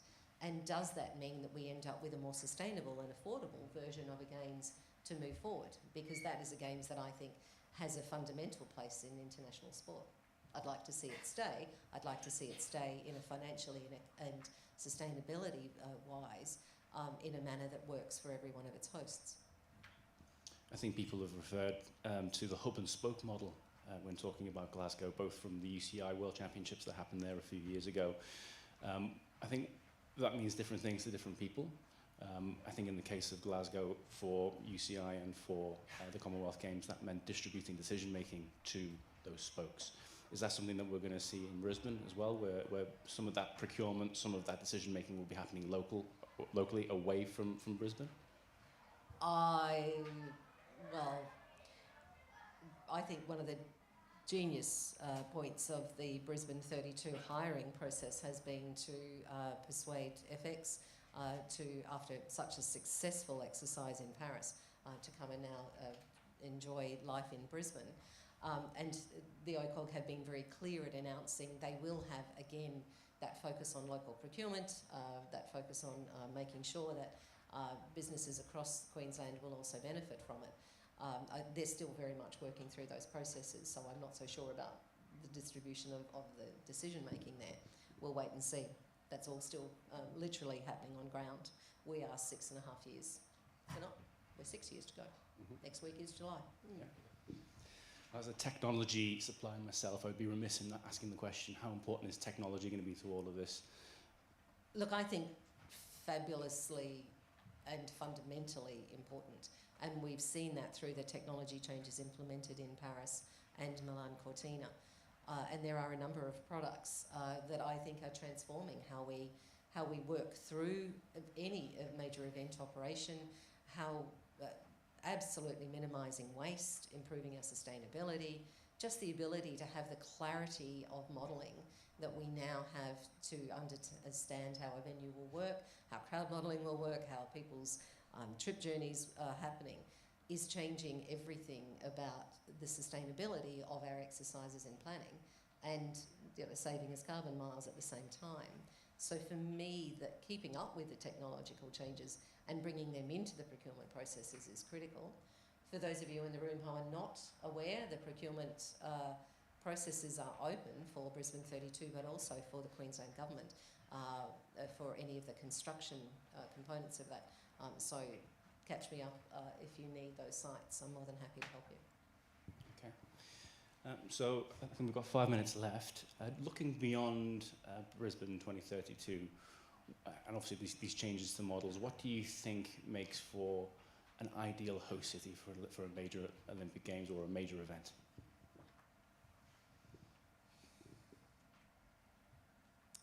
Well, authenticity, I think, is really important.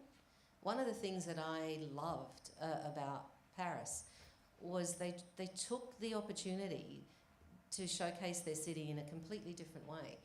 So people saw things that they would never have thought. Who would ever have contemplated sitting at the base of the Eiffel Tower watching the beach volleyball? But what they did was show the world a personality and a fun and a modernity that I'm not sure that everybody had comprehended before that. And then they took the opportunity to showcase some of the societal changes, particularly the sustainability options. And yet it was still so authentically French. The food, the wine, the focus on showing off artisanal products. I've been more than a little daunted over the whole time that I've been involved in this process at thinking through that line of Paris, LA, Brisbane. What does that mean? And we always knew that Paris was going to be fabulous in terms of culture and technology. LA is going to be LA. It'll be Tom Cruise jumping off the Stade de France in whatever version of that comes next. But that is LA, and that is authentic to them. So it's showcasing their experience. Again, it'll be high tech. One of the things I want is for our version to be equally special and high tech. So it's a daunting process to be thinking through.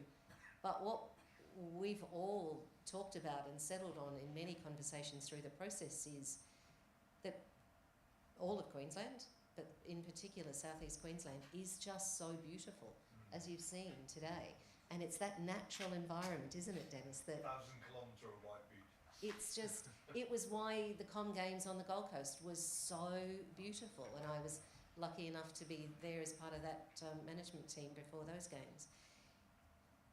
Showcasing that and understanding who we are and what we have to share around the world as a host, I think is critical. And I think that's the case in any event.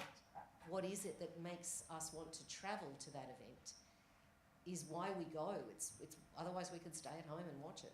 Because, you know, the imagery is usually damn good. But we want to go somewhere in the world to experience that particular community. So for me, that's the core. Making sure you deliver everything perfectly, but also having that local, authentic experience. Okay. Thank you very much, Diane. We could just thank Diane for her time this morning.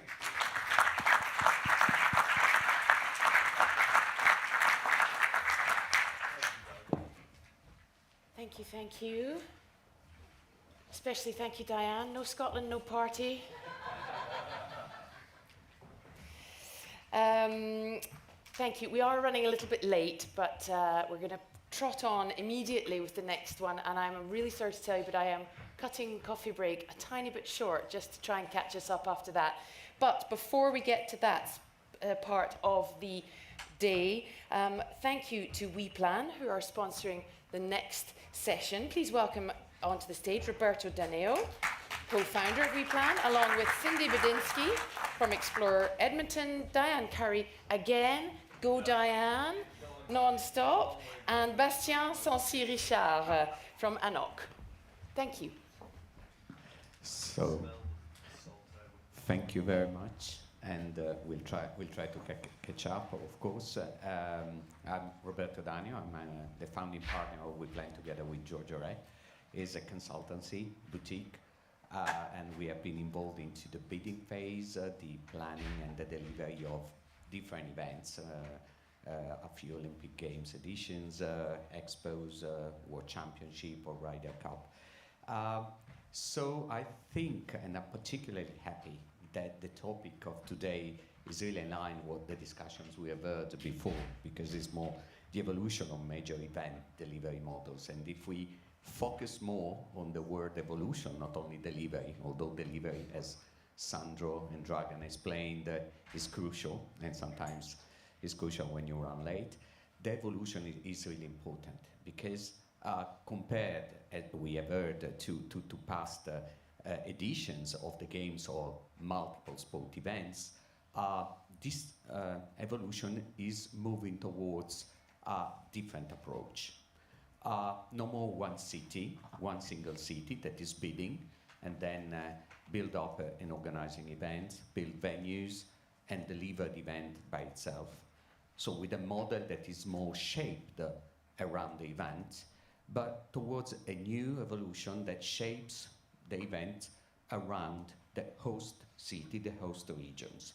And flexibility is becoming more and more, we understood from previous speakers, the new model to cope with. This is due to the IOC, let me say, foresight approach with Agenda 2020, Agenda 2025, and now with Fits for the Future, the new platform for new delivery entities. And Milano Cortina, where we had a chance to really have a front row seat to observe it, because we coordinated all the candidature bid book, and then we served as a senior advisor. By the way, today is my last day, same as for Dragan in Milano Cortina, so we are all leaving Milano Cortina on the same date. And the idea was really, from the beginning, to put together two separate bids. Milano on one side and Cortina that wanted to bid separately for that. It happens so often in Italy. When you have one city wanting to bid, you have immediately 2 or 3 other cities raising the hands and say, we also want to bid for the same edition of the games or the event. So we put them together for the first time, having 2 co-host cities in the name, because it was a brand new innovative thing in the Olympic Games that the IOC welcomed based on Agenda 2020. And on that, we really understood that a new model was starting. A new model that was responding also maybe to the expectation of the host communities, that sometimes were very happy of past editions, but were also asking for more accountability of how to spend money, how to, when and for which reasons build new venues, if they were not fully aligned with the long-term development plans of these cities and these host regions.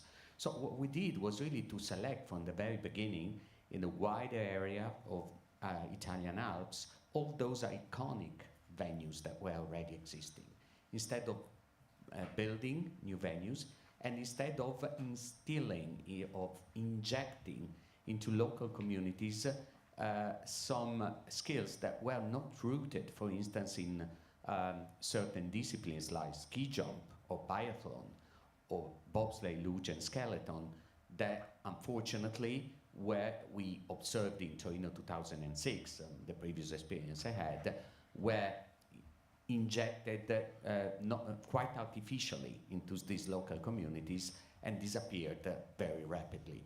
That was not the case for Milano Cortina, and that's one of the reasons why this evolutionary model is going to be probably very important also for the future. Brisbane, as we learned from Diane, but also by the new editions of the Winter Games, Alps 2030, that is spanning from Nice to the Haute-Savoie, Utah 2034, the whole country and the whole state, and not just one city, is now in the heading of the Olympic Games. Switzerland 2038, and more recently we learned also about New York Lake Placid 2042, that very openly admitted that they inspired their preliminary conversations about bidding for 2042 to the Milano Cortina example of joining one major city together with a typical mountain resort. So I'm particularly glad to have this perspective, because if this is the evolution, of course there are many questions behind. First of all, is this always a value added, or is a way of maybe redistributing costs over a wider area and more than one host cities? And from the perspective of the NOCs, of the federation, of the stakeholders, we have Bastien with us, is it really implying higher costs, for instance, or what? So this is another very important question to do, and to. Yeah, exactly. Yeah, exactly. So maybe we could start from Bastien, and it's not fair for the ladies, but it's okay. For ladies, but or as you wish. My idea was to start with Cindy, given that Diane has already spoken, and Cindy with the perspective of a host city, Edmonton, really. Has this new approach really influenced also the way Edmonton is trying to build and to attract major events? You're director for sports and culture. So I really would like to understand what is the perspective of Edmonton, which is certainly a successful city from this point of view. Absolutely, thank you. Everybody, my name is Cindy Medinsky.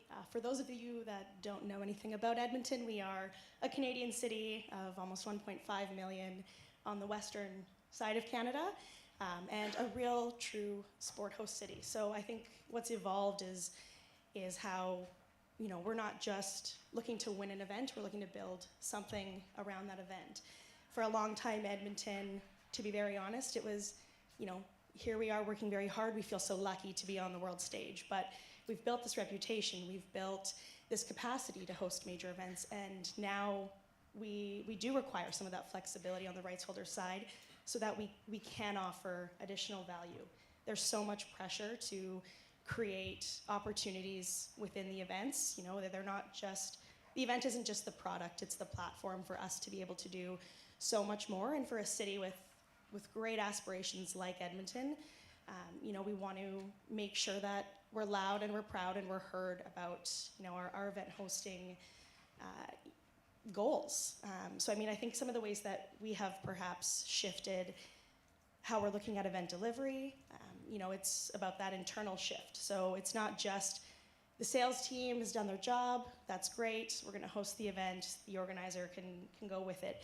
It's now completely leveraged through every unit in our organization so that we can make sure that the stories that we're telling are resonating with politicians and with residents. Another shift I think that we've seen and that we've tried to implement is how we're supporting the rights holder.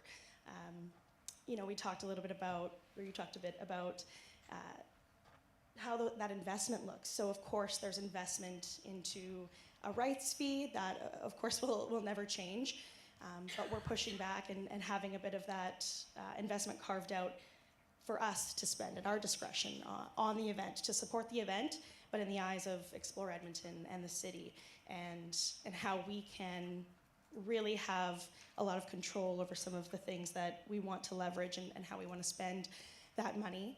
And I think another thing that we've really shifted our approach in is around sort of that citywide feel. It's not just one team that makes an event great, it's the entire destination. And that's something that we are trying to always advocate for in our local market.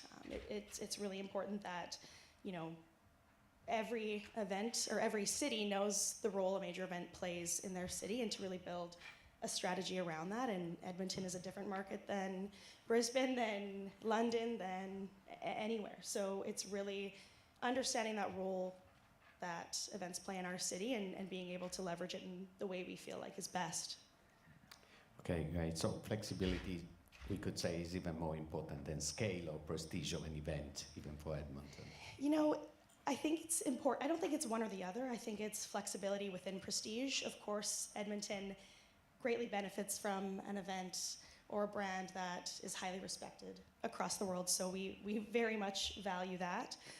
But we also need to make sure that we have a balanced portfolio. So it's maybe not necessarily about an event hitting on everything and being so flexible. It's about our entire portfolio of events across 5 years and knowing that not a single one might hit on every piece. So I think knowing that, getting comfortable with that, and being able to lean in where the opportunities exist for different events is really important. we're hosting the World Cup of Hockey, this revamped NHL property, which will have a lot of prestige, especially in North America.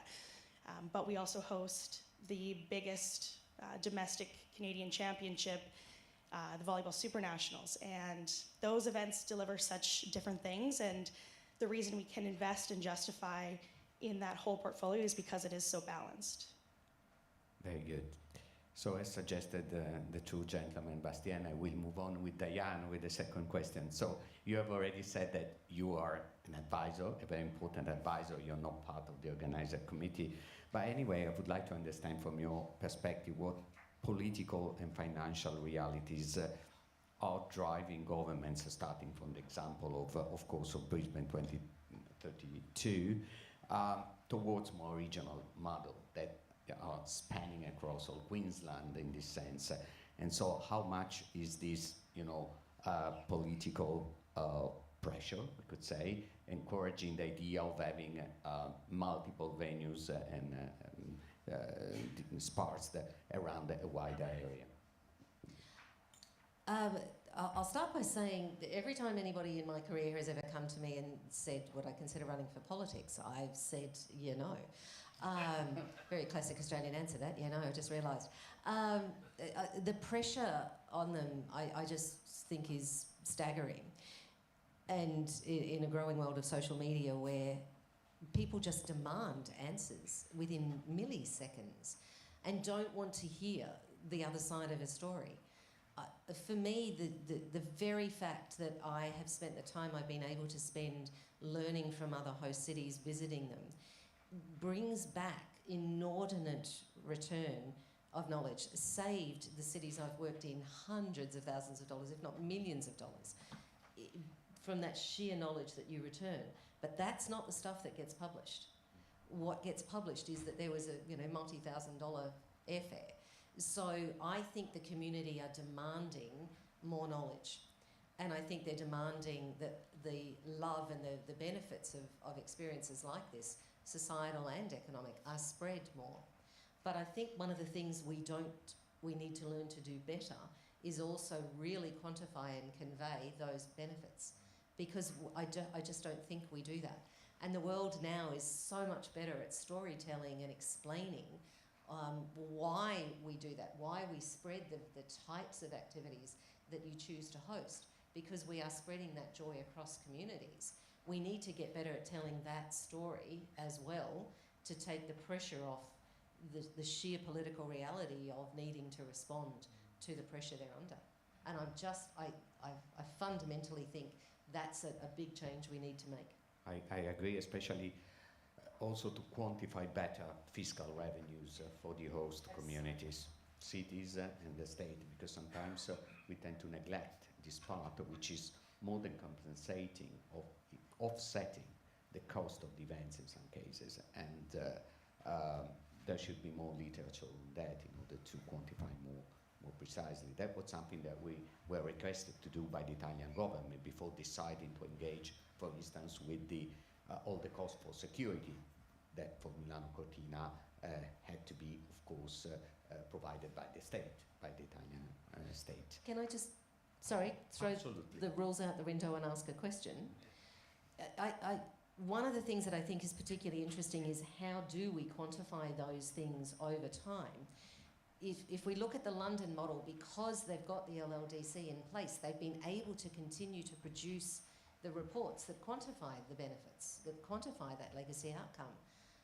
That's where we're working in different models again now. I don't know if somebody from Milan Cortina is going to be around in 10 years to be able to prove that. I'm curious to see what will happen in 10 years' time post-Paris for the same reason. How do we make sure that we are actually setting up systems which somebody's going to be there to be able to tell these stories? Because those stories are important to future hosts and they're very important to the communities. Absolutely. Luckily, the IOC once again was very foresighted in developing this partnership with OECD and develop, a standard model to about quantifying the impact. But you said another very interesting thing that people want answers in milliseconds. And Bastien, you're working as a communication, marketing, and IT director at ENOC. You have engaged in providing, communication platform to support all the NOCs, which are very important, particularly for smaller NOCs that do not have enough resources to provide these services. Could you tell us more about that? And then we come about regionalized the games can impact on that. Yes, so I work from ENOC, the Association of the National Olympic Committee, and about Milano Cortina, about the game in Brisbane as well. The reality of the National Olympic Committee, there is a very strict rules in terms of right to be able to communicate during the games, which is very sad at the end because this is the only best moment for them to promote their own athletes and their team. So they must face to the big challenge to create content, and they are not able to do that for maybe something like 85% of the 206 National Olympic Committee. So it means, to be clear, it's not allowed to create content from the venue or from the village. So how you can communicate without content. And that's the beginning of the story of the Digital Accelerator Program for us. It's something that we launched 5 or 6 years ago, where we identify at the end as a governing body, maybe we have the right place to be the facilitator between all our members, because at the end, each of them fight every day in front of their own challenge.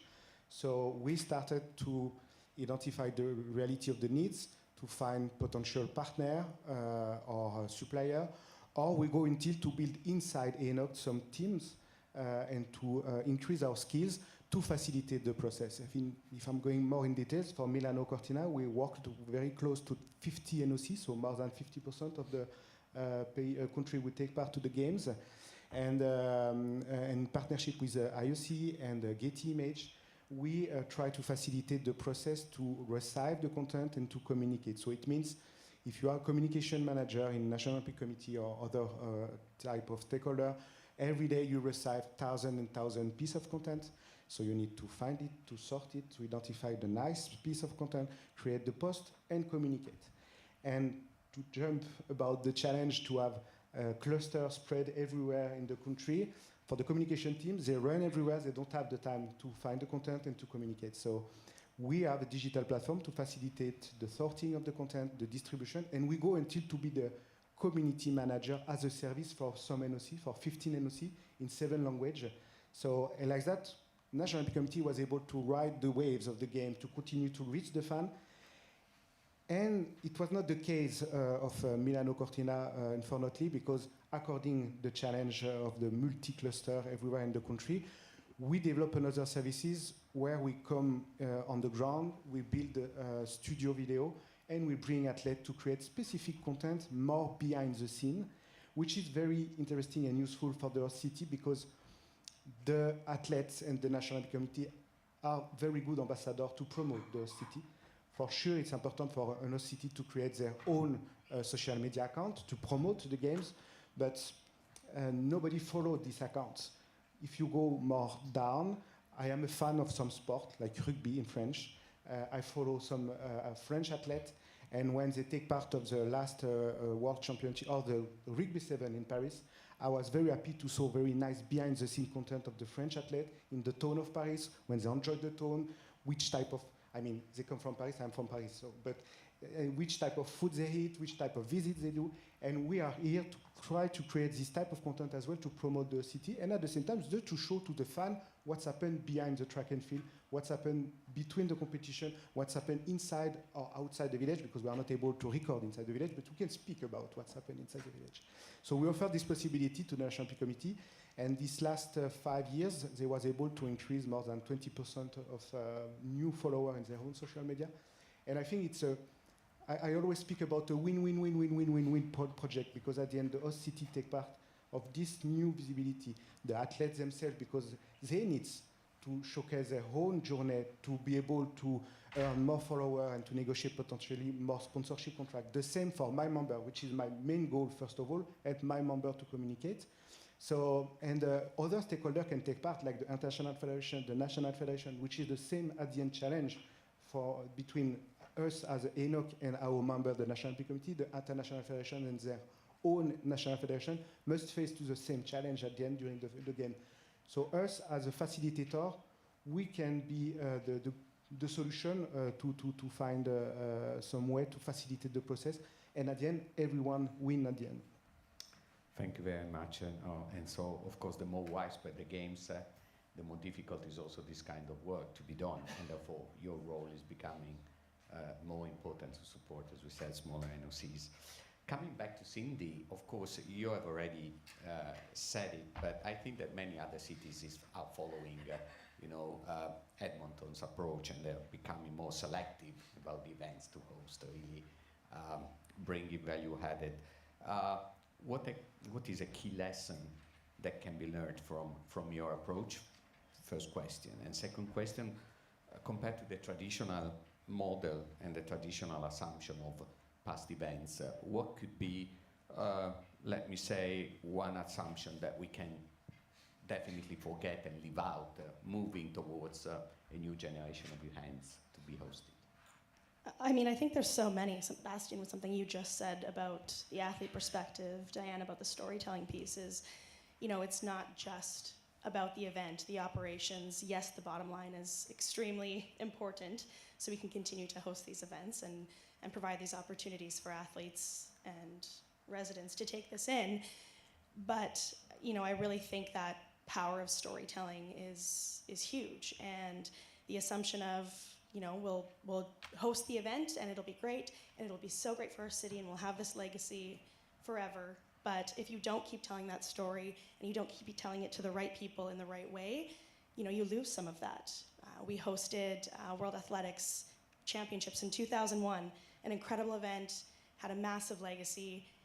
There's a financial piece to it that is completely tied up. There's no way that we can actually even use it. It's so specific. So I think in hindsight, it's thinking about, well, what do we want to use that legacy for? How can we make sure that we can enable those dollars and those learnings going forward? I think, Diane, just like you said about that knowledge transfer and that IP, it's lost if it's not taken care of and celebrated. So I think that power of storytelling is very underestimated, and the assumption that a city will just innately benefit. There's so much work that goes into it after the fact. For us, I think, another thing I'd want to just add is,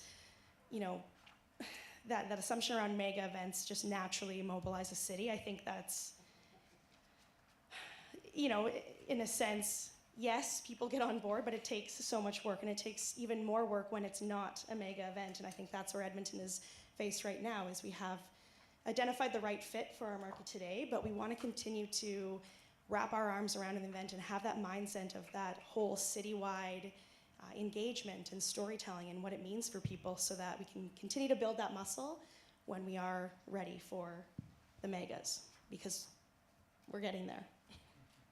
Thank you, Cindy. It's true. And so once again, legacy, tangible benefits. You said it already. People expect to know about how money is invested when hosting a major events.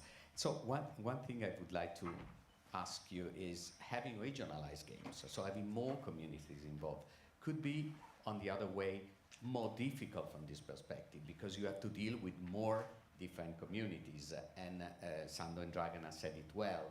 In city operations, for instance, the response of local communities were not always the same, not always enthusiastic. I will not be ranking in terms of better or worse all the communities that we had to work with in Milano Cortina, but certainly I have it clear in mind. So from your point of view, do you think that dealing with more communities, for instance, around all the Queensland, which is so big, is adding another factor of complexity, because you have to, convince the different people that of the benefits that the event will bring? Yes and no.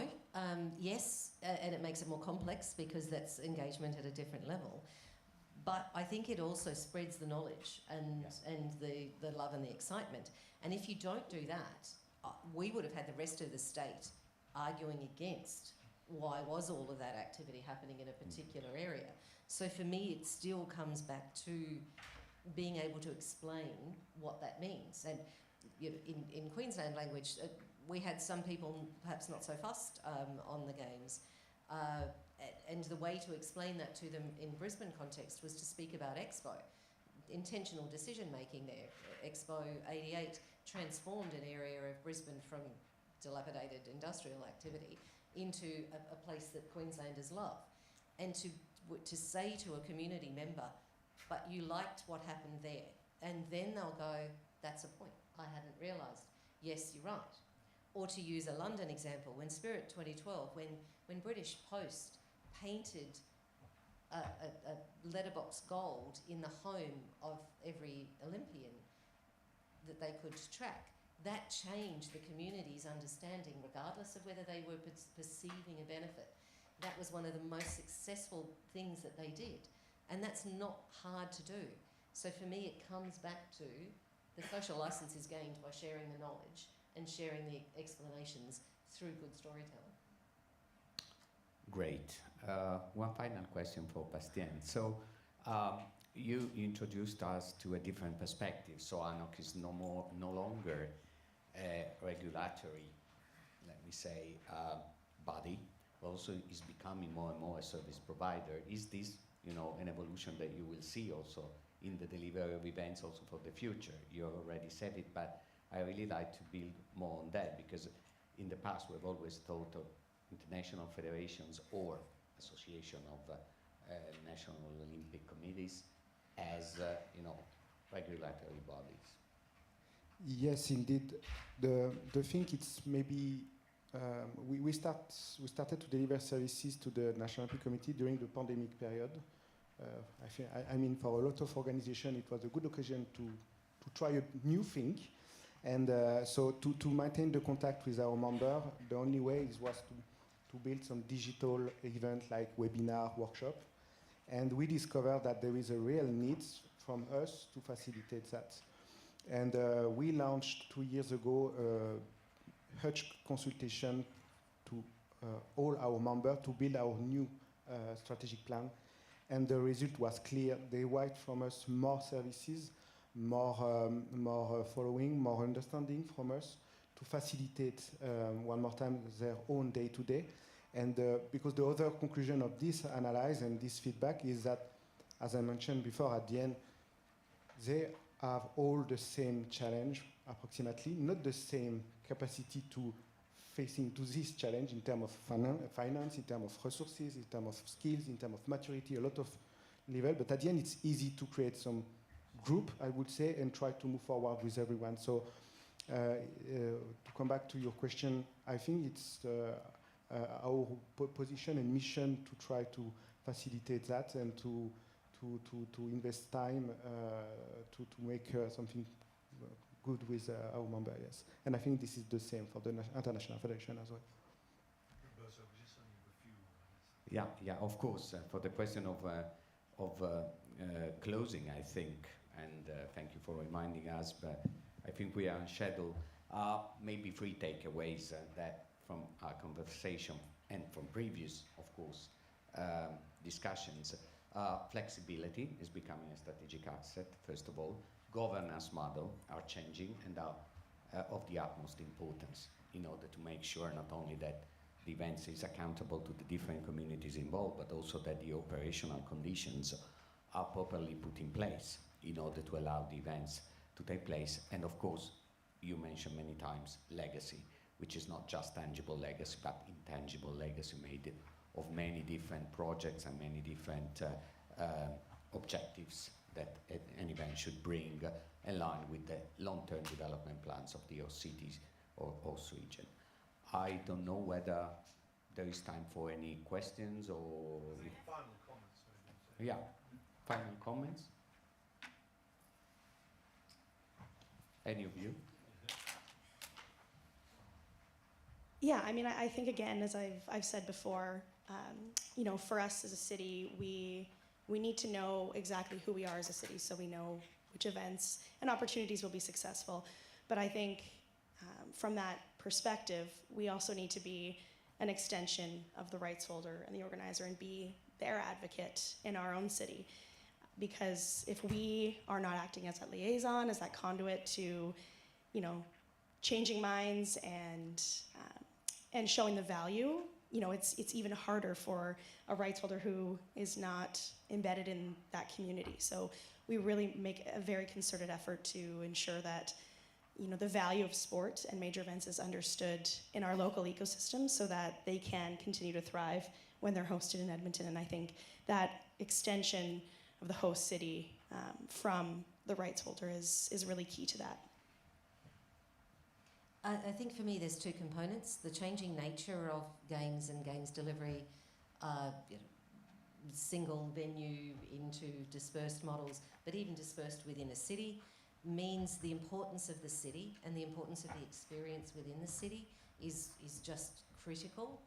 And then I think that changing nature of events into that festivalisation, the fact that we now pay for our tickets to something a year or two ahead, the one that's in my head is I've read so many pieces on the Eras tour, that people were spending 3 to 4 times the amount because they were paying ahead. So then they were ready to pay again to attend the event a year later. And then they go for 5 days and then they expand the merch. This is all different, and it's why the Boston example really caught my interest, because it became a festival for a week. So it's thinking about how does that change how the rights holders approach this, how does it change how a destination thinks about how to stand up their events, and again, how do we capture all of that into messages that we can convey to the decision makers, but also to the community who are watching every one of those decisions. Right, and also what you said before about Paris, the innovative way of staging the games and showing, you know, different aspects of the city. No, just very quickly, we cover a lot of multiple sport events this last couple of years, this last 2 years, I would say. And the very positive thing that we discovered, there is a huge potential to develop more and more synergy between the host city, between the rights owner, between the team, the National Olympic Committee, the federation. And if we work more and more together, because at the end we have the same target, there is one more time a huge possibility to develop and be able to facing to this new change, these new needs, this new this evolution. I think easily, to be honest. Anytime for questions. The questions? Anybody? Are we under a bit of time? We are, so we'll take. All right, chat over coffee. Right. Thank you to our amazing panel for this very insightful. So, in order to try and speed it back up to Swiss timing, we are going to cut coffee break to 20 minutes. So, run for your lives. Be back here, please, at 11:55 for the F1 presentation. Thanks very much.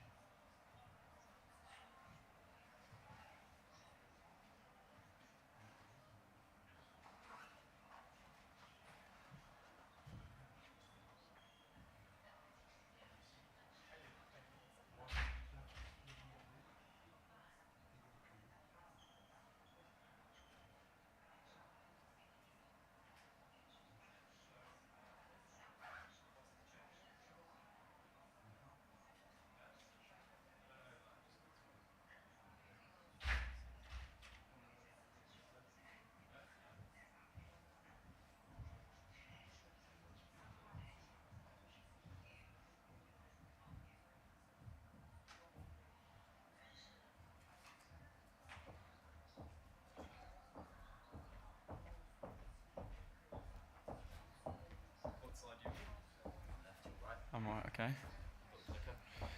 Next back seems pretty straightforward, yeah.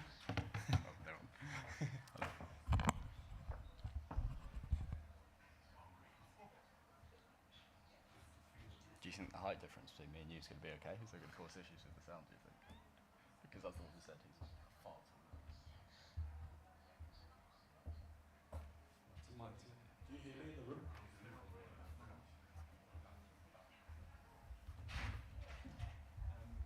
Can you hear us, John? We can. You can hear us okay? Yeah. Shall we keep your slides up so we can check? Yeah, sure, yeah. Is that alright? Yeah, that's not what we were doing, but that's okay. That's great. No, it's alright. Whilst you're there, isn't it? I didn't know you were in there. This is where I live. You feel like a Bond villain, right? Just gonna load it up now, okay? There we go. On the left, James, I'm doing the slides. Yeah.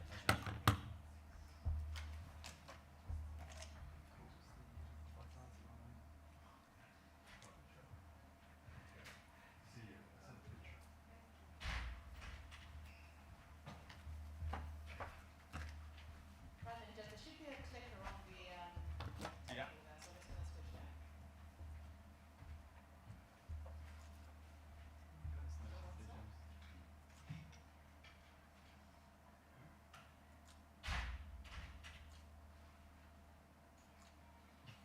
Does it keep going back? Yeah. There we go. If you guys stop for 2 seconds, we're just gonna put you on the screen. Okay. Okay. Sorry, I thought you just wanted us to. Burning the system. I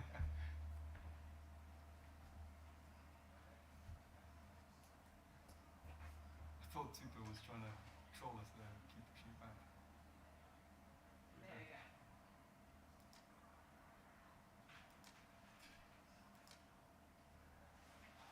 Sound?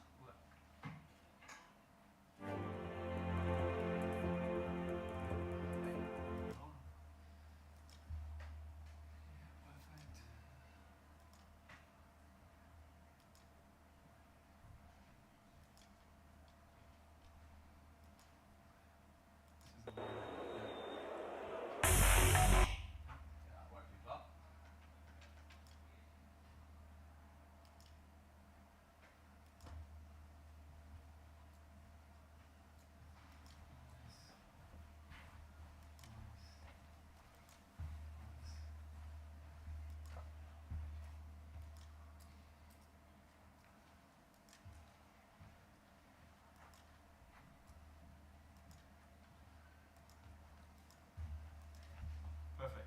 Amazing. Happy? Yeah, thank you. Yeah. It's great. Thanks Thank so you much. guys. Thank you so much. Thanks.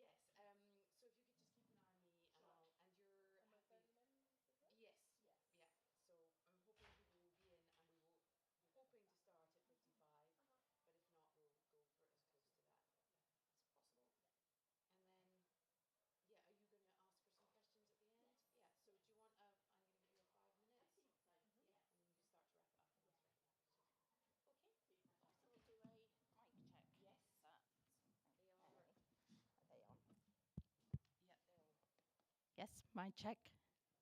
And they'll just they'll manage it as to the sound of your voice. Super. Volume, gosh, I just put my teeth in. I've been trying to do that all morning. Great. Okay, so that's great. Any questions for me?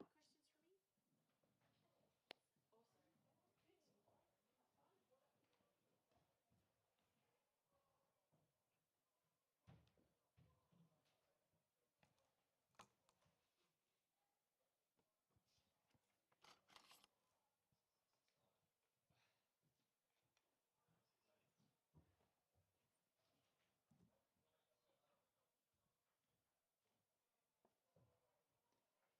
Good.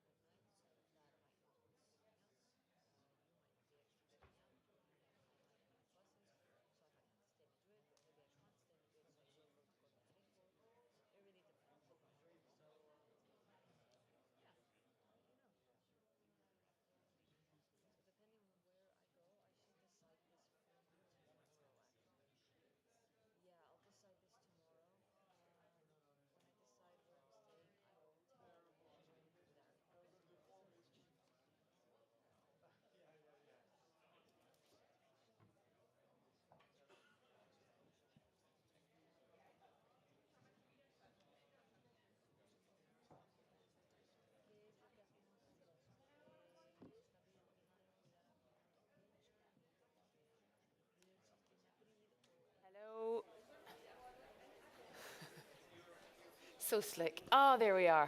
I'm back. All right.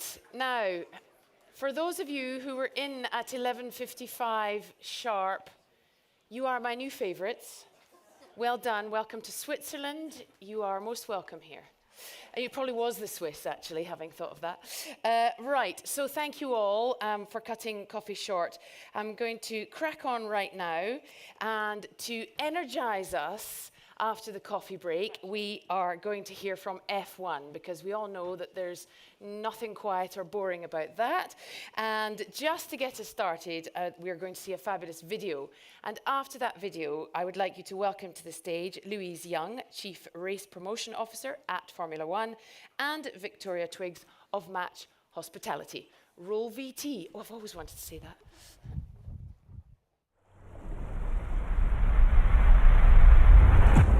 Again to witness a spectacle like no other. It's international. It's alive. I've never felt anything like this. This is energy.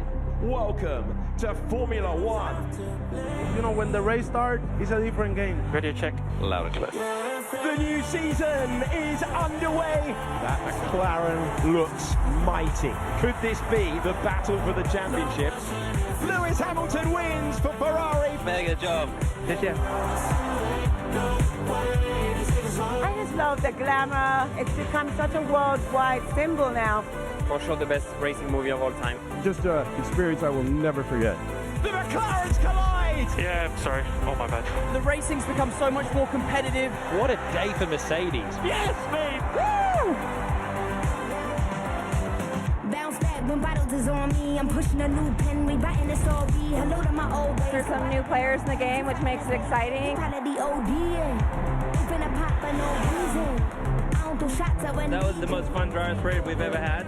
That's P4. Surprise podiums have been the order of Formula One in 2025. It's sport, it's music, it's entertainment, it's everything.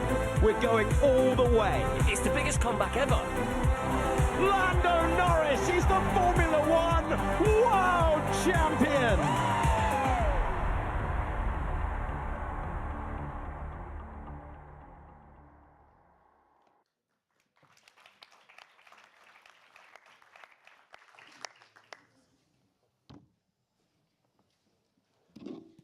Wow, what a video. Great way to wake everybody up today. So for everybody who doesn't know me here in the room, I'm Victoria Twiggs, Director of Accommodation for Byram PLC and Match Hospitality. Byram and Match and our group of companies have been involved in providing accommodation, ticketing and hospitality services to major events, rights holders and host countries since 1991. Not me personally, I've just been there since 2005, and what that's involved is me overseeing accommodation delivery for 5 FIFA World Cups and other sporting events. Our current projects include the AFC Asian Cup 2027, the Ryder Cup 2027. We've now just entered, and I'm very pleased to share, a new partnership with Blast Esports to deliver accommodation and fan packages for their events.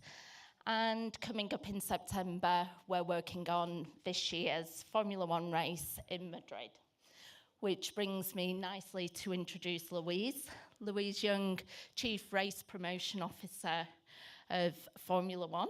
Welcome, and can you tell us a little bit about your role? Absolutely, thank you, Victoria, and good morning to all of you.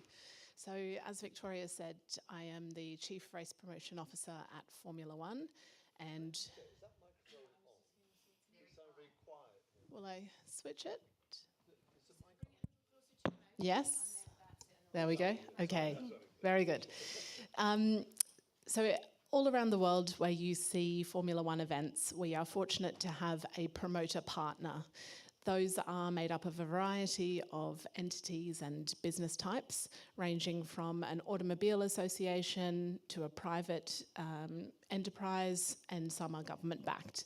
And my role is to manage, care for, and look after that group of 24 hosts that we work with on an annual basis, as well as to define our strategic plans about where we might race in the future. So looking for new venues, and how we then ultimately compile our calendar of events.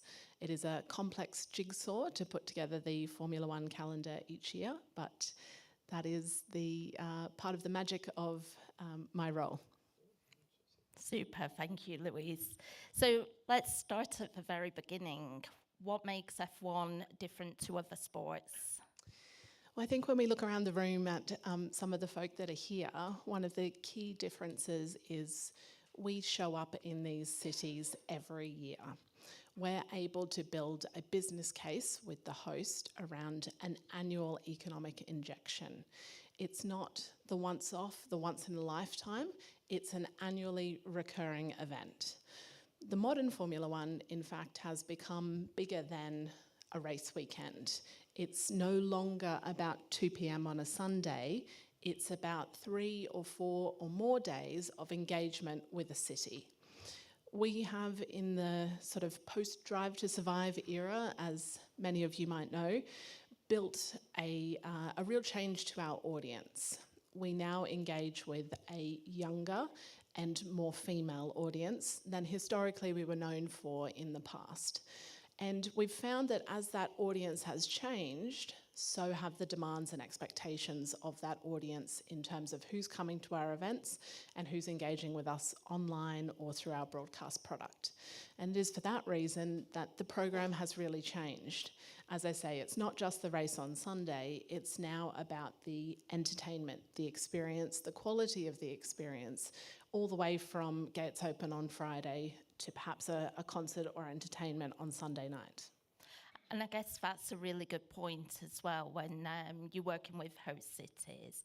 It's those discussions that you're having with all the different communities within the host cities on the length of stay, what is attracting people of those different types of fans to them. How are you finding the reception from the host cities in terms of that legacy piece about filling the city for more than a day?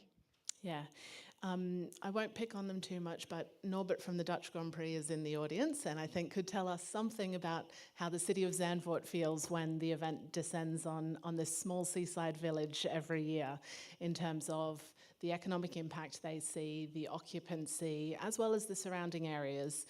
You know, the Dutch team built a program around sustainability and accessibility for their event. So it has become very well known for the fact that their travelling audience almost exclusively travels by bike or by rail, and the connection then to Amsterdam and other parts of the Netherlands is really strong. But yes, you're exactly right, that our message to each of the host cities can be so well defined, understood and studied and measured about the economic impact. We've had a great success story this year in working with Montreal. It was a big challenge and a big conundrum for them about whether they could successfully stage an event in May this year. People told me that there was a risk of snow and, you know, we were crazy to ask this of them, but they did it, the weather was fine, and we had a nice race weekend. And even better for them, they were then able to measure the impact in May and had a successful weekend, sort of around that 96-97% of occupancy of hotels. And they can now talk about expanding their summer season. So the Grand Prix was historically seen as the opening weekend in Montreal, the start of summer, sometime around the start of June. But now they can free up their city for other events across the summer and now have the information to demonstrate that the popularity of Formula One carried through in May or June and give them the confidence about the economic impact not just being this one perfect weekend in June and really expanding the opportunities for them to use their city across the whole summer. Wow, that's really interesting, particularly about, you know, having to think about snow in May. None of us in the scheduling is so critical to these hosts. Entire supply chains move behind these events, as it does for many of your events. But the scale of these events, given they are recurring, people become reliant and look forward to this engagement, and it was no small thing to have the Canadians move up about a month, and they really did rise to that challenge. Super. And just looking at the calendar more broadly, how do you build that F1 calendar? You've touched on a couple of points there, but what other key considerations do you take into account? Yeah. Formula One is a sport more than 75 years young, and it has history and legacy as part of its DNA. So you might know the very famous and historic circuits of Monaco and Belgium, Silverstone, Monza. They were there in 1950, and we believe that heritage is so a part of our DNA, as I say, and it's likewise part of our future. So we're always looking to balance those destinations which have the sporting emphasis at their core, balanced alongside those destinations which perhaps help us grow or engage with a new market, as well as those that can entertain, excite, and perform on a different dimension. So we, in the last few years, have been enjoying a position of relative strength, and equally the demands of the investment that our hosts take on in terms of their infrastructure and what is needed to run an event has meant that the balance has swayed such that the best economic returns were seen over the longer term. And so we had many hosts appealing to us to find and secure their place for the long term. And that means many of our hosts are now secured well into the 2030s, and two, in fact, into the 2040s, which is Miami and Austria, that was contested just this past weekend. And so we have a mix of those that have really committed and those that are now certain of their path through to the late 2030s and 40s. But I think if I said to any of our hosts who are on the calendar now, would you like to be with us next year and would you like to be with us in the next decade? The message we're getting right now is a resounding yes. Now, because of that relative position of strength, which we can't take for granted in this geopolitically difficult period of history, we've been able to have some choice, and we've also had to make some difficult decisions. We know we will operate at an optimal number of 24 events for the next little while, so it's not a question of just adding more events. We'll need to make compromises. And some of these are relationships of perhaps 30 or 40 years to say to them, terribly sorry, your contract's come to an end and we're going to take another path. So our CEO, Stefano, is from the town of Imola, and it was no small thing for us to say, you know, they had a chance during COVID at a time when we needed venues and we needed help. But unfortunately, the size of that tiny town wasn't going to sustain an event of more than 100,000 people each day of the future.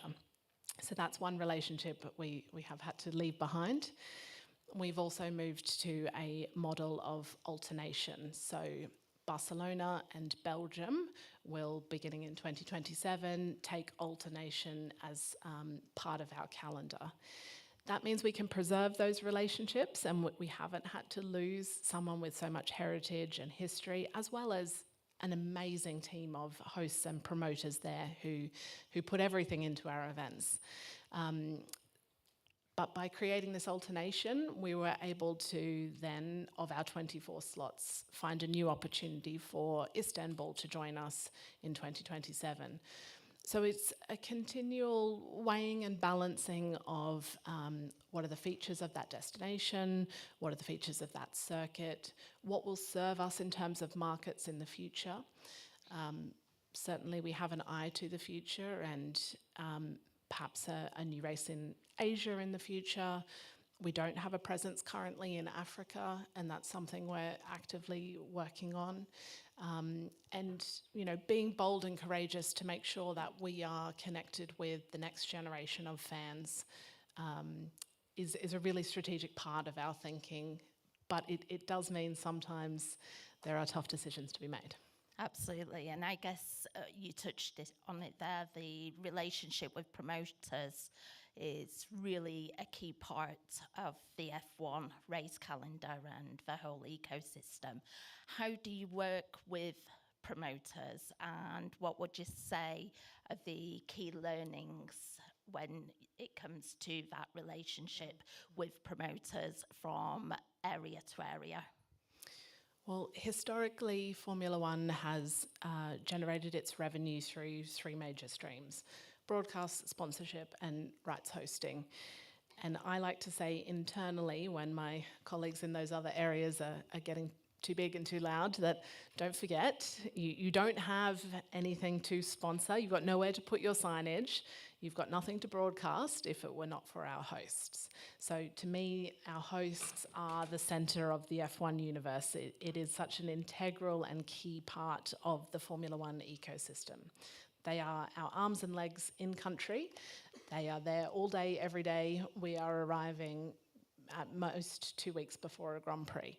So our hosts are the centerpiece of the calendar and the ecosystem. And it's for that reason that I think it's the relationships with those hosts that are the most important thing. We try to build a connection with the host as well as with each other. So we've developed a community now where promoters can come together on an annual or biannual basis to share learnings, make workshops, and share best practices. And I think that's something that in the last few years has really lifted up the performance across the group. They each now visit each other's events on an ongoing basis to understand and see for themselves what it is that has sparked an idea in a particular territory. Of course, each of them are very unique and will have cultural sensitivities or things that are only relevant to their own markets. But I think that culture of sharing and learning is now a really important part of what we've created at Formula One that really didn't exist 10 or so years ago. I love that whole concept of knowledge sharing. It goes beyond F1. I mean, we talked about it briefly earlier today about passing that information on to hosts and organising committees. So it sounds like F1 are doing a really great job with the hosts in actually cultivating that cohesion and learning from one city to another. And when we talk about the cities or the host countries, what does it mean for those host countries bringing an F1 race to their city or country? And how would you say each host can differentiate their event from the next? So if we look back on the past weekend, excuse me, we just had a race in Spielberg in Austria. 320,000 people attended over the 4 days, Thursday to Sunday, and that will be the largest event in Austria this year. This weekend, as we look ahead to Silverstone, they are predicting about 550,000 will join them over the 4 days. So these events are things that are moving communities and supply chains, as I say. The economic impact to each of these destinations is truly tremendous. We also see, given the size of a motorsport venue, that there are also times when these venues are placed in regional locations. Silverstone is an example of that, being in the Midlands in the UK, even Austria this past weekend. So they are tools then for government to engage the regions, to engage local employment, which was one of the themes touched on this morning. And given, as I say, this annual and recurring nature of the events, there is consistency to the program. It can be built on year and driving the value on an ongoing basis, not just the standalone concept. The second part of your question of how do people do things differently? Well, I think our Dutch friends were a very strong case in this. You know, to begin with, they had this clear vision about what it meant to have a Dutch event. Sure, at that time they had perhaps about to crown the world champion, just as they started their campaign with us in 2021. And so the momentum of the country was really behind Max Verstappen and being Dutch, being orange, showing up in a typically Dutch way. They had stages of DJs. They had an opening show which appealed so perfectly to that audience. They found a way to engage spectators sitting in their grandstand seats between sessions, and they really set a benchmark for what it was to entertain a local audience. And I think then as they went along their journey with us, they found ways to engage a more international audience. But we can really use them as a test case for highlighting the culture and the individuality of a nation, such that watching at home or in a grandstand, you really know where you are. Victoria, you touched on the Spanish Grand Prix in Madrid, which will be first contested in September this year, and I think that's the same. You will see and you will feel a uniquely Spanish feeling when you're at that Grand Prix, and it's just another way that the tourism board or the city or the region can be highlighting and talking about what it means to visit that destination. And I think that's one of the things we're most proud of, that, okay, there's racing at the centrepiece, but you do see something of the place that we're visiting. And that goes back full circle to one of your earlier points, is it's more than one day, it's more than one race, it's more than 1 year. It's about that repetition and building on the successes of the previous races and previous years as well. So when we're talking about success off the track, who wins? Well, I would like to say that bringing Formula One to a city or country, everyone can win. We've got now such a developed program that the ecosystem mobilizes very well behind a new event. If we look at Madrid as a very recent addition, the region and the city are right behind that Grand Prix and Ephema, who is the convention business existing in the city. They have then carried out a major construction project to build their circuit using local resource. And that resource is going to be busy right through to the event as they finalise their fit out and they're finishing into the building. Ephema have a great idea about how they can use that asset as an ongoing asset to create that legacy, as well as their convention and exhibition business, which continues. So they have grown and built a team. They will engage, and this is part of your story, I think, Victoria, of the hoteliers in the city and how that community is going to be engaged. Once you've got a full city, you've got full restaurants. The circuit there in Madrid is very connected to the airport, such that you could walk from the airport if you really wanted to and arrive at the circuit. That's another key hub in Madrid.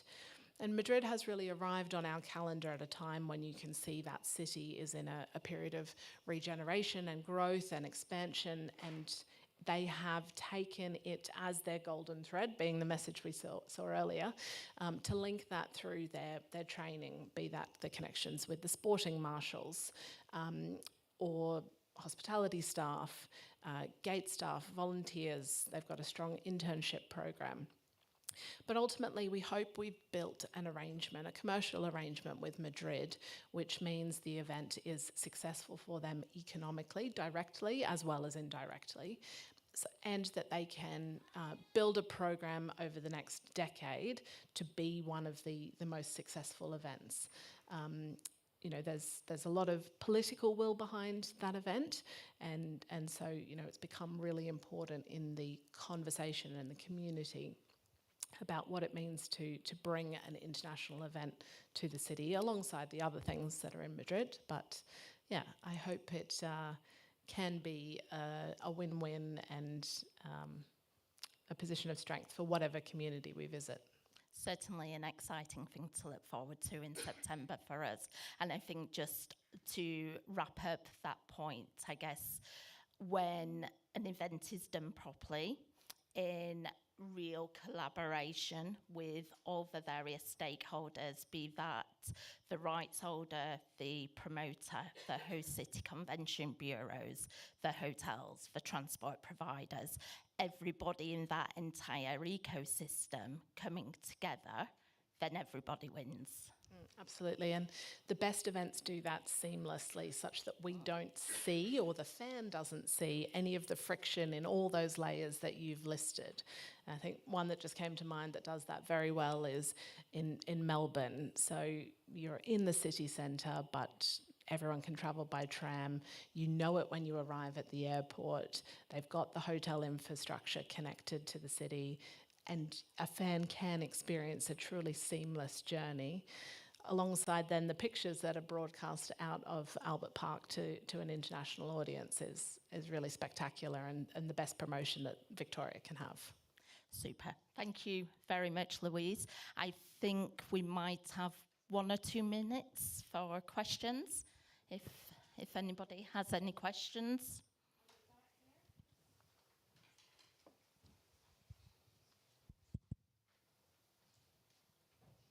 Well, thanks very much for that. I'm Treve Evans. I'm with the International Association of Horticultural Producers. Now, there's a lot of commonality in terms of what you're saying about the benefits of host cities. We have events held in cities around the world which attract millions of visitors. Now, our events are probably completely other diagonal from where you are, because ours are all about gardens and green spaces. But one thing, and apologies if I missed it because I came in a little bit late, but in terms of an important part of hosting is the questions around the environment and sustainability, and I guess this is a question that's asked a lot of Formula One. And indeed, it's asked a lot about our events as well, even though I call them the greenest shows on earth, because it's, hosting an event has all the, the problems around materials, about transportation and all that kind of stuff.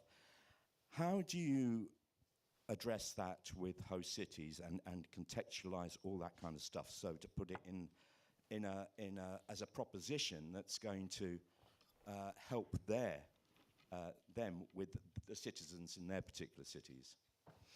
Yeah, it's a great question. I think we have taken the sustainability journey quite a long way in recent years. It was once a criticism, but is now a tool of action for us.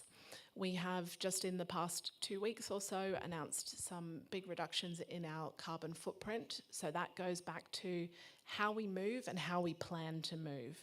So the calendar historically did not give much consideration to that, and we were skipping around the world backwards and forwards across the Atlantic without that forethought and that planning.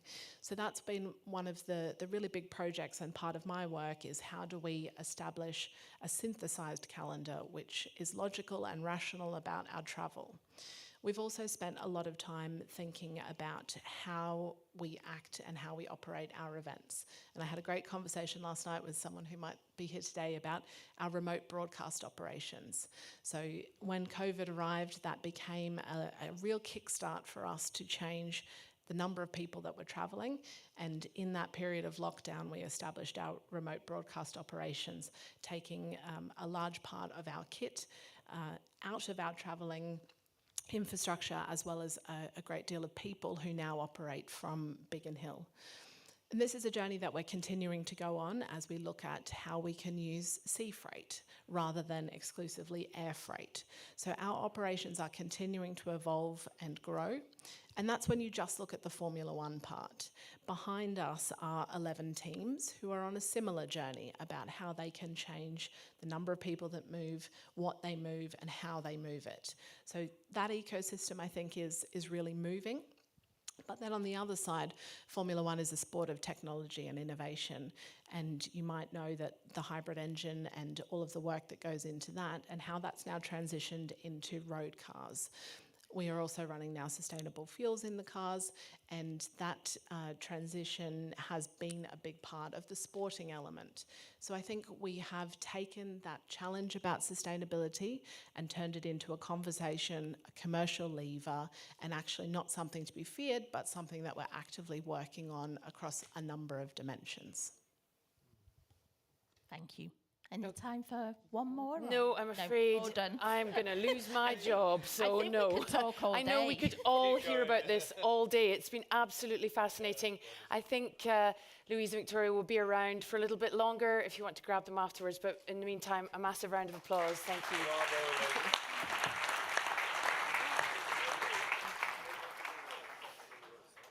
All right, moving swiftly along. Thank you.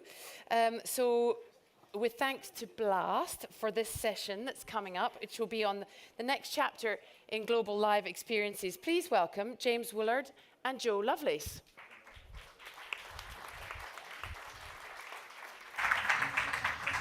Hello, everybody. My name's James Willard. I'm VP of Market Development and Event Promotion at Blast. And I'm Joe Lovelace, Director of Communications at Blast. Today, we want to talk to you about the journey from esports to competitive entertainment, where Blast has come from, where we are now, and where we're going, as the lines between digital and physical sport are becoming increasingly blurred, which opens up real opportunities for host destinations, federations, and sports rights holders. But first, let's show you who we are, what we do, and the scale and power of esports.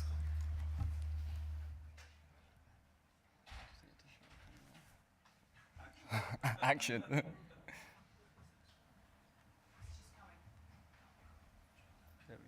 It's worth the wait.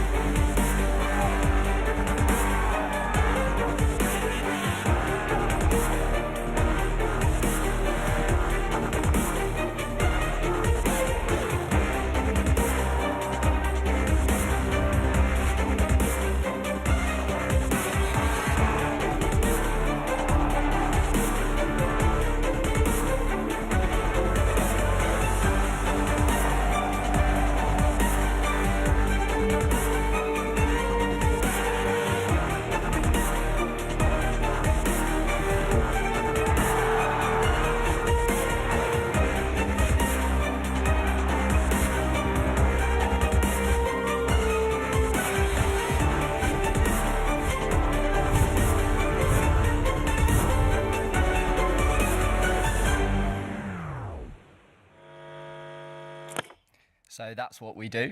Blast works with 7 of the top 10 games publishers in the world, turning their leading titles into competitive sports properties and leagues. In 2026, we're delivering 25 arena shows across 20 host countries, 16 cities, a truly global spectacle, plus over 400 days of live content per year across online qualifiers, studio output, and arena grand finales. We have offices in London, Berlin, New York, Copenhagen, Malta, and Mumbai, and we keep growing as global esports grows. But first, let's take a look at the industry that we operate in. You've all heard people say that esports is thriving, and they're right. Take the top 5 fastest growing esports, combine their viewership, and esports is the fastest growing live entertainment property in the world, bar none. The industry is projected to be worth $9 billion by 2032. There are 3 billion gamers active worldwide. That's nearly half the planet. The wider video game market is valued at $282 billion, and esports is growing at nearly 14% a year. The space isn't going anywhere. So where does Blast fit in? Blast is a leading entertainment company. We craft electrifying world-class tournaments and content that deeply engages young audiences. We sit at the intersection of cutting-edge tech and competitive gaming, and we're on track for 3 billion projected views in 2026, watched across 150 territories, with over 8 billion minutes watched in 2024, and nearly 3 million dedicated social media followers. And the world's biggest brands understand that value and that reach. Red Bull, Disney, DAZN, Novo Nordisk, American Express, Netflix, Michelin, Unilever, and the biggest media networks in the world have all partnered with us to meet our fans where they are. We offer brands a way to connect with a huge, young, and engaged audience. And we're now trusted by more publishers than any other single esports rights holder to deliver their leagues, their ecosystems, and content across the biggest titles. Blast Premier and Blast Slam with Counter-Strike and Dota with Valve, Fortnite and Rocket League with Epic Games, Brawl Stars with Supercell, Rainbow Six with Ubisoft, and League of Legends and Valorant with Riot Games. And we're now building competitive formats beyond esports, including in tennis, which we'll come on to talk about. Simply put, these biggest publishers in the world trust us to take billion-dollar games and turn them into complete sports ecosystems. You may know a lot of these games, you may play them. At the very least, you will have seen them on your credit card statements. And we have a unique range of capability to create these ecosystems, leagues, and IPs. Esports sits right at the intersection of sports match and a live entertainment spectacle, like a concert. Take a football match, add a live concert, and you get a hybrid production behind a blast show. This means around 100 unique roles per event, spanning players, referees, staging, audiovisual, broadcast, commercial, press, content, on-air talent, arena design, and socials, right down to niche roles that you probably never heard of, something like an in-game camera operator. And we've built this specialist skill set since 2017, and we work closely with local partners to transfer this skill set to other rights holders and to host cities. 2 quick examples. Our stage designer came from the world of Eurovision and has drawn and built some of the biggest stages in live entertainment. And each of our 4 bespoke broadcast flight packs has the same capability as the OB truck from the UEFA Champions League final. This is world-class arena and broadcast production. And here's an example of what that world-leading production looks like in front of 15,000 fans at La Défense Arena in Paris, the biggest indoor arena in Europe. And this was Europe's biggest ever live esports show.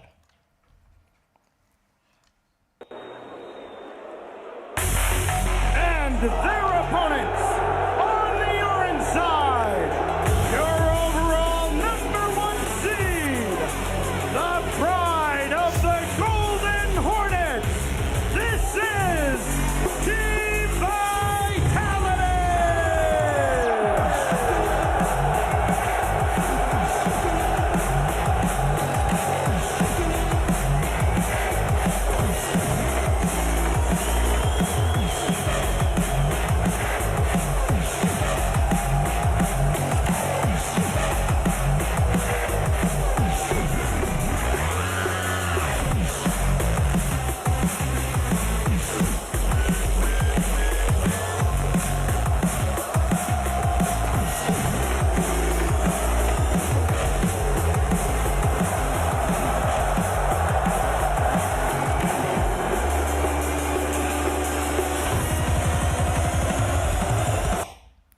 Very Eurovision.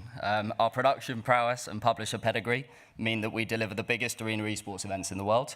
These events combined, the Blast TV Paris and Austin Majors, drew nearly 400 million total live views and almost 100,000 total fans. They also brought together 60-plus broadcasters, 15 sponsors, 32 teams, and 30 languages. And for the Blast TV Austin Major, we sold over 45,000 tickets in 6 hours. Which apparently, according to the Moody Centre, is quicker than Drake and Bad Bunny. I haven't fact-checked it, but I believe it. These are mega events at the scale of the biggest events in sport. And they create huge measurable impact for these cities that host them. In France, our event generated 32.4 million economic impact. That's a 16-time return on investment. And in Hong Kong, it was 77 million, a 30-time return, and the US was 103 million, a 50-time return. So it proves that these events, deliver for these cities event after event. And we deliver these events all over the world. As Louise described in the F1 context, the right local promoters, public, private, or both, are crucial to success in established and emerging markets, allowing us and the sport to grow. When I joined Blast in early 2022, just coming out of COVID, we had 4 arena shows, all in Europe, and global scaling was our priority. 4 years on, we're up to 25 live audience shows, spread across North and South America, Europe, the Middle East, and APAC. This means sold-out arenas worldwide, giving cities, venues, and local brands the chance to create unique esports experiences. And testament to this is the fact that we now have 10 long-term repeat city partners. The clearest example is the Blast Premier Hong Kong Rivals event, which took place last November, which sold 30,000 tickets in just 2 weeks, with players and teams represented from over 25 nations, and 51% of the fans travelled in from outside of Hong Kong to attend the event. So who are these fans? The average esports fan is 27, young and hard to reach, but with a real disposable income and old enough to travel. Around 70% on average of our fans come from outside the host city. 96% say they'd return to the host city based on their experience, and they're twice as likely to purchase online as the average sports fan. And we've built the machinery to reach these fans and engage with them. We work with best-in-market promoters like Live Nation, AG, and Eventim. We run social channels in over 25 languages, and we have a travel experience partnership with Match Hospitality. Victoria, thanks for shouting us out earlier. With huge experience that they bring from 5 consecutive FIFA World Cups, the Ryder Cup, and Formula One. Later this year, we'll be announcing a new primary ticketing partner, giving us a direct path to even deeper engagement. Simply put, we behave like a major sports property because our fans are behaving like major sports fans. Which brings us to the big shift. The lines between traditional and digital sport are disappearing. For decades, they sat in separate worlds. Today, they're converging into what we call competitive entertainment, a spectrum running from traditional sports and esports through creative competitions, unscripted and mass participation formats to hybrid sport competitions that fuse the physical and the digital. The next generation of fans don't see a border between watching a match and playing one. They expect their sport to live in both of those worlds. And for federations, for rights holders, and for host cities, that's not a threat. It's one of the biggest growth opportunities of the next decade. The fans are already there, and they don't see the definition between esports and traditional sport. The only question is how you reach them as sport and digital converges. And there are 3 clear routes. 1, gaming-first extensions, take your sport digital. Simulators open new pools of participants, amateurs, creators, and pros. And a round of sim golf takes 90 minutes, not 4 hours. So your sport fits into far more lives. The second one is creator and community events. Creator-led formats with self-handicapping and point-of-view streaming unlock huge organic reach and attract sponsors no traditional event could. And thirdly, hybrid arena spectacles. Physical performance fused with gamified data, heart rate, speed, reps, live comparisons in a broadcast-first arena format that becomes a global media product. 3 routes to 1 destination. A younger, larger, and more engaged audience for your sport. And this isn't just a theory, we're doing it, and with some of the biggest names in sport. With EA Sports on the Premier League, we delivered the E-Premier League, the official EA Sports FC circuit, from online qualifiers to studio finals. With Epic Games, the Fortnite Pro-Am brought the top players and biggest content creators together through month of creator-led content, building to an arena final in Los Angeles. And we built the first ever official Wimbledon esports tournament. This is now in its 3rd year in 2026, running from online, open qualifiers online and an in-person final right at Wimbledon, with over 300,000 participants last year. Wimbledon is the perfect example of a heritage institution meeting fans where they are. We work with the All England Lawn Tennis and Croquet Club to build a new digital ecosystem that introduces the championship to gaming fans without compromising anything that makes Wimbledon, Wimbledon. It's powerfully backed by Amex, a long-standing Wimbledon partner, and after a strong 2024, the partnership was expanded into 2025. We added the mobile title Tennis Clash alongside Topspin for generally global reach, and there's more to come in 2026. The lesson is quite simple. Meet fans on the platforms they already love, and they will come to your sport. So before we leave you, we want to give you 3 comments to take away from this session.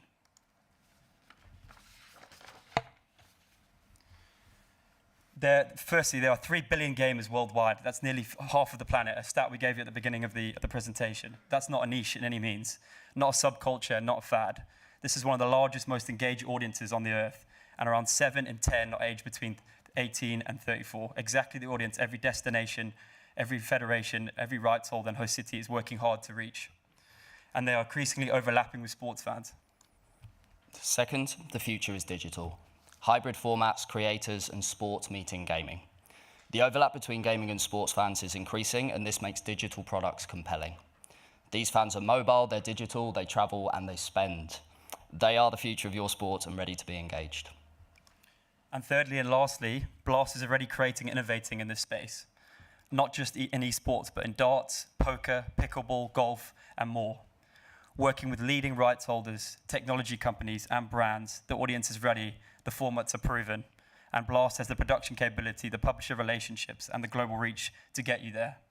Whether you're a federation, a rights holder, or a host destination, let's build the next chapter of global live experiences together and go meet the fans where they are. Thank you very much.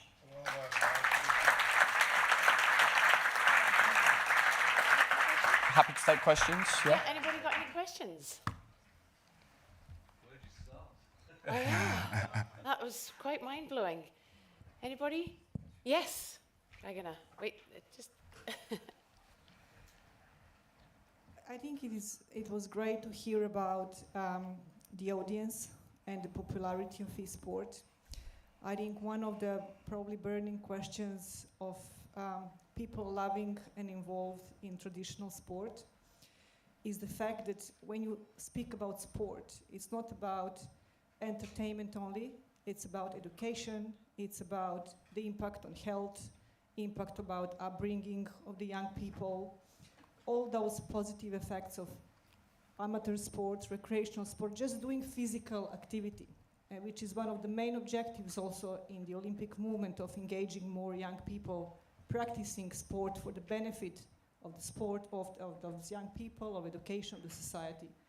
So when we talk about esports, what is the value that esport, practicing these 3 billion practitioners of esport, what value does that bring for their health, for their upbringing, for the education? How can we compare that to the traditional sport? Yeah, I think this is a very good question, and it's one we get asked a lot. I think a key part of our education process with cities, with rights holders, and with federations is about the value of esports. From a physical perspective, you need to be very physically fit to compete for 8 or 9 hours a day at the top level in esports.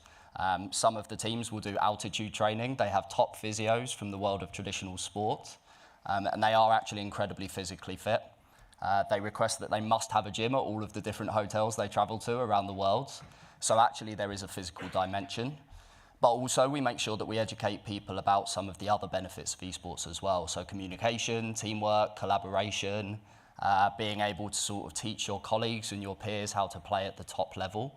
So we're very good, I think, at telling people about the mental and physical health benefits of esports and gaming, and how in some ways it's not that different to traditional sports.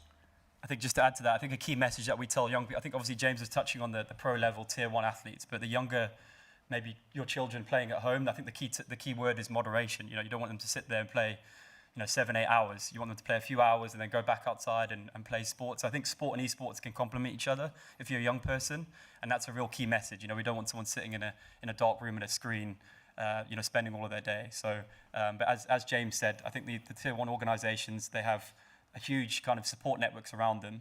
We just need to continue to send that message, downstairs to the younger athletes of the future. But also, I think the final point on that is that this is where convergence is so interesting. So the coming together of digital experience and entertainment with physical activity. So you already see this in a lot of sports with Zwift and things like that, where you're starting to combine a digital entertainment experience with physical exertion. And I think that's the way we're seeing digital entertainment going in the future. And Blast is already doing that in several different scenarios.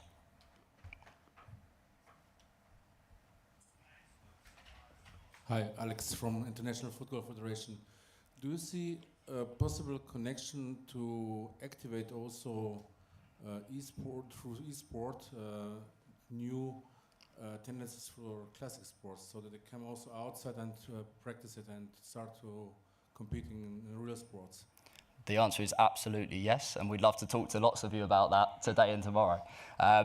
So as I say, we're seeing with convergence that actually using esports and digital experience is a way to getting to a new and younger audience for your traditional sport. Lots of the federations in the room here today may or may not know it, but they will actually already have some kind of digital experience, whether that's a really popular game like Rugby 2025, or whether it's a rowing simulator, or whatever it may be. So actually we can take those experiences that are digital and already exist and use them to engage a young audience. And Joe, if you want to talk to the Wimbledon example, because that's an example of where we used gaming and esports to engage 300,000 young people on behalf of Wimbledon and Amex. I think just another point too, I think obviously everyone's watching the World Cup at the minute. A lot of those players, obviously to stay safe, once they're finished with training, they'll be going and gaming for endless hours. So a lot of the elite level athletes, you find it with the F1 drivers, with the footballers, with rugby players, you know, gaming is a big outlet for them. So it's a great message and a convergence point, as James talks about. So there's huge opportunities. And we're from the UK as well, where the weather's not always great. So, I mean, a lot of the top athletes are already competing on simulators and digital experiences to improve at their sport. It's highly democratized. You can play most of these simulators anywhere, and it's a good way to get young people into your sport. Okay, all right, one very quick one. Quick. Hello. So yesterday and today we talked a lot about impact and legacy in traditional sport. Is it something you are thinking about or already implementing in the e-sport world? Yeah, absolutely. So the reason why we now have 10 kind of long-term partnerships with destinations is because of that impact and legacy that we're demonstrating. So we run internships, we run educational programs around all of our major events. We have shadowing programs, and in some cases, we only fly out 50 staff now in year 3 versus 120 in year 1, because we've transferred the knowledge and we've got a great team locally now who can deliver an esports event to the top standard in the world. So definitely making sure there's an impact and there's a legacy is important. In many cases, we'll leave dozens, if not hundreds, of state-of-the-art gaming PCs to the local community. We'll give them to schools and universities, so again, people can play, and it's stimulating the next generation of talent. Yeah, I think one of the challenges with esports, and probably one of our weaknesses, we're quite scattergun with where we put our events, and that makes it quite, in terms of there's no legacy year after year. I think obviously Blast are doing a good job in building that up, and obviously Louise touched on how F1 are doing that, and that's something we really want to do in the future, because that just makes that legacy piece a lot easier if you're coming back year after year, and you're really leaving a lasting legacy. So that's one of the things we're focusing on over the next few years, is coming back to the same destinations and cities over and over again. Yeah, these repeat long-term partnerships are better for everybody. They're better for Blast because it's far more efficient. It's better for the local community because you start to build a grassroots and a community. And it's definitely better for the host city because they start to develop their own capabilities and they start to become known as an esports city rather just a city that's dabbling in esports. Okay, thank you. I know these guys are going to be around for the next day and a half, or day from now till tomorrow lunchtime. So I'm sure if you've got lots more questions, they'll be happy to answer them. But interrupt our lunch, that's fine. Thank you. Thanks very much. Cheers. Okay, this is the last one before lunch, and I would love to welcome to the stage now, where are they? There they are. Harriet Greenup and Claire Birchmore here from World Rugby. Welcome.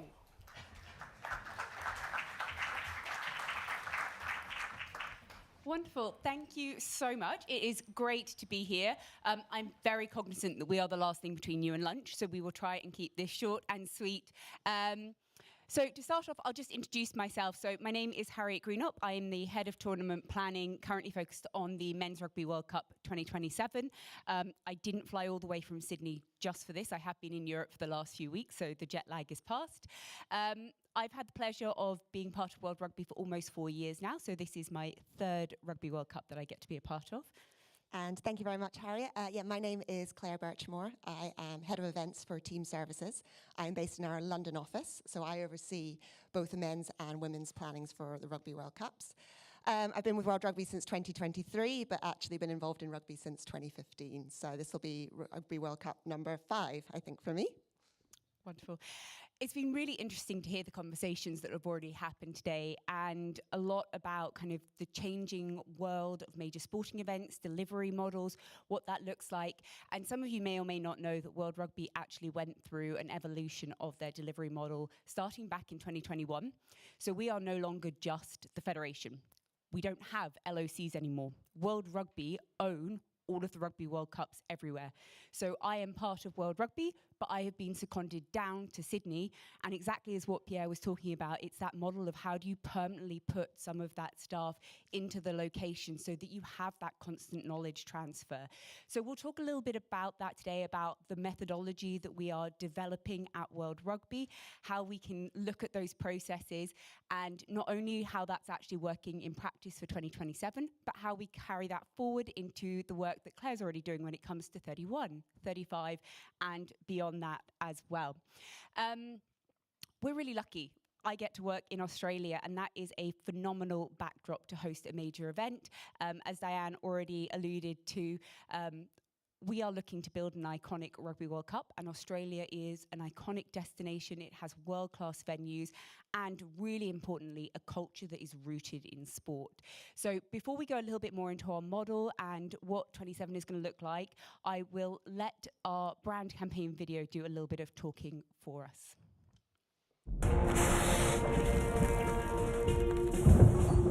George. Johnny. Here we go. Here we go.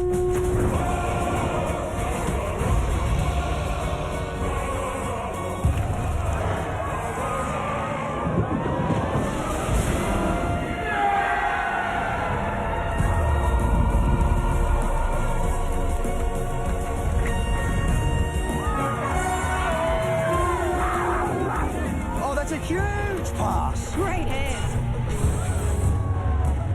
Whoa, look at it, just swooped in. What a sight.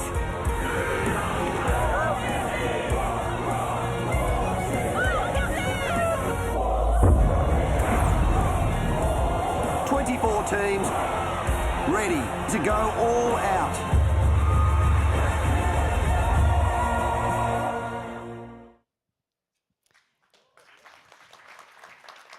I will pass all of those claps back onto my marketing team because I can take no credit for that. But that is our ambition. We are working towards developing a truly iconic Rugby World Cup. We've been having some conversations internally about what does iconic actually mean. But before we actually go into the delivery model, how we bring that to life, I also listened to a couple of the phrases that were used earlier, I think by both Pierre and possibly Sandro as well. And the phrase complex was used. So I'm just going to skip ahead a couple. There is a phrase that we use internally, which comes from the book, How Big Things Get Done. Great read if you haven't read it. And there's a phrase in there, complicated versus complex.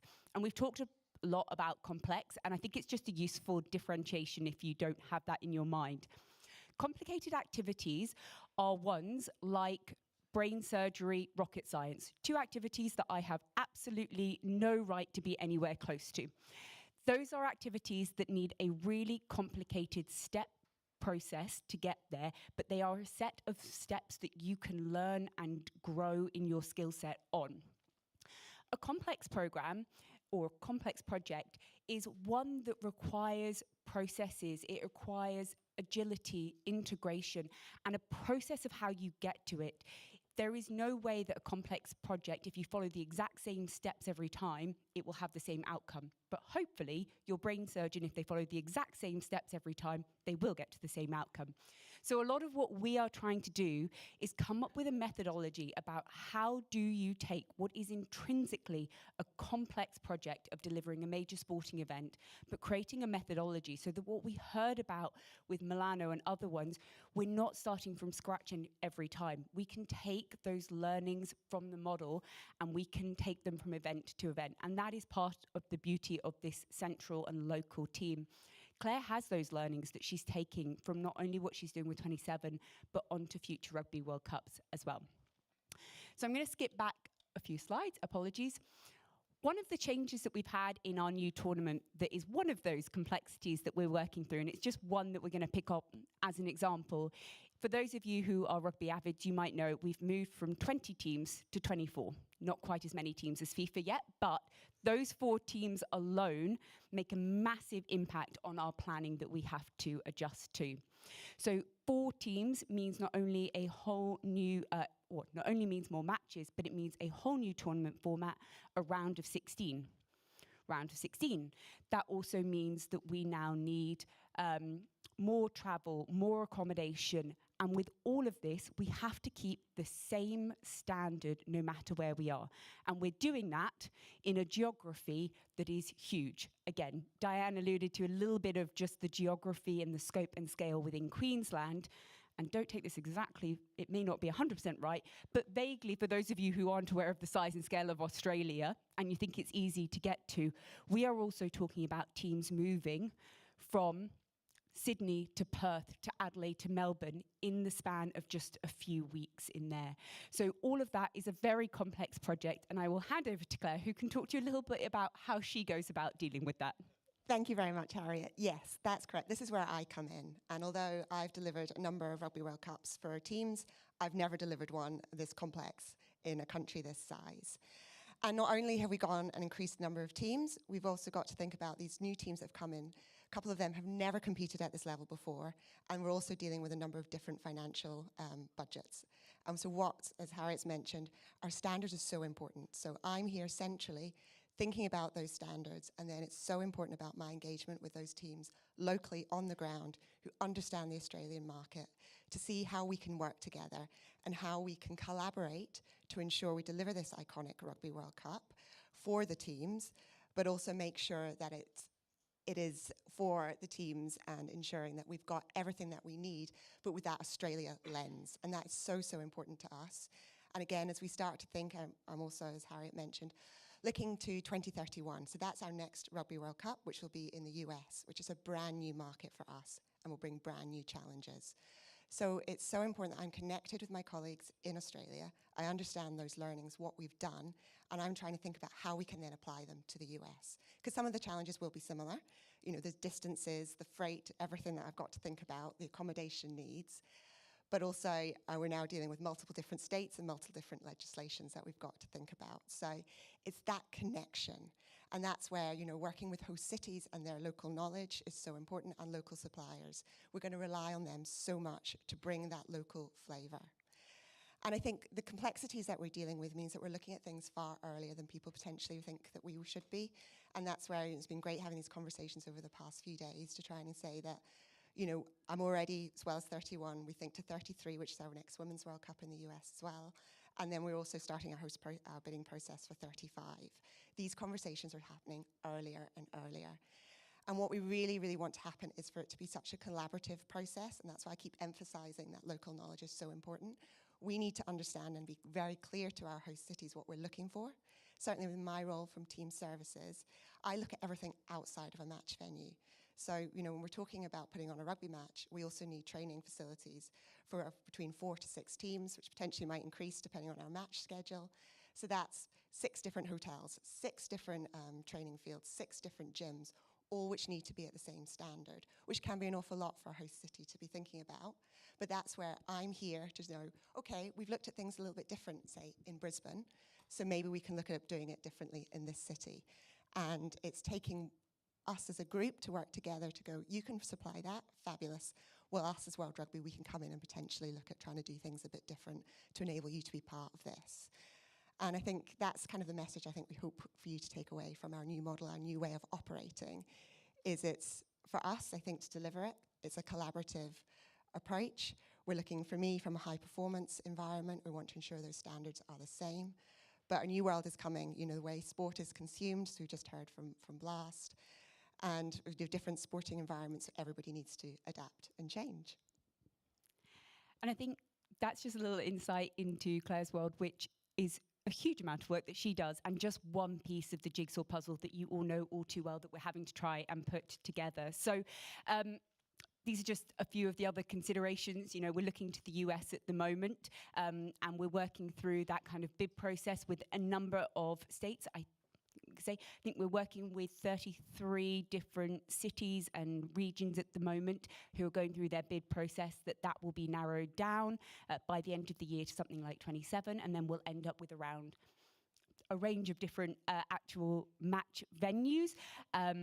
And then a range of different cities that will be used for team bases. The fun with all of this in the US as well is put in an NFL calendar as well that operates at the same time of year, so you're having to bump in and out of venues multiple times. So there are lots of considerations, and some of these we're seeing at the moment. What's happening in the US Canada and Mexico right now is a great case study for us, and some of our team are actually out there at the moment doing an observer program so we can learn from that. I think what all of this kind of goes to say is what we are trying to develop is exactly some of what has been talked about in this room, is how do we come up with those processes? We have documentation, we've got standards, we're not starting from scratch. Earlier, I believe it was talked about in the operational readiness, you know, with the policies and procedures. That's a fun one that falls under my remit as well. We have our master list of 400 plus policies and procedures that will be developed. None of those are being written from scratch. They all are there, and they just need to be localized now to Australia, and how do we work through that? So we're really working to develop an iconic methodology that will set the tone for how major events can be delivered in the most seamless and efficient way going forward, not only for us internally though, so that we can share those standards and those documentations with all of our delivery partners, so that cities, stakeholders all have a really clear idea of what they're getting themselves into, what the expectation is, and how we want to partner with them so that we all collectively can deliver the most iconic event possible when it comes to the end of it. And yes, I've used the word iconic, I don't know how many times, but if you've recently read the World Rugby Strategy that got announced, it's one of our key 3 pillars. So it is front of mind in everything we say every day in the office at the moment. I think that is all from us, Katie. Thank you so much. Thank you. Does anyone have any questions? Oh, too busy, ready for lunch. Any questions? Too hungry. Okay, they'll be here this afternoon, yes? All right, thank you so much. Before you go, before I release you into the wild for lunch, 2 things. If you registered for dinner tonight and you can no longer come, please could you let one of the team know, and they can free up your place. And if you would like to come, but you haven't registered, also speak to the team and we'll see what we can do. It just makes a big difference in our planning for this evening if we know who is coming and who is not. And one more thing is that, actually no, there are 2 more. One is, you will all have received this beautiful journal, and I think some of the contributors to that journal are in the room. We'd really love to have a photo of all of you, please. So just when I'm finished speaking, if you could come down to the front, photographers here, going to get a group shot of you all. And lastly, but not least, thank you, everybody. We're nearly back on time. Please be back in here. We are going to start at 2 o'clock sharp. So that's in your seats at 5 to 3 minutes to at the latest. Thank you very much. Enjoy lunch. Right, so if you're an author in the journal, please come down here.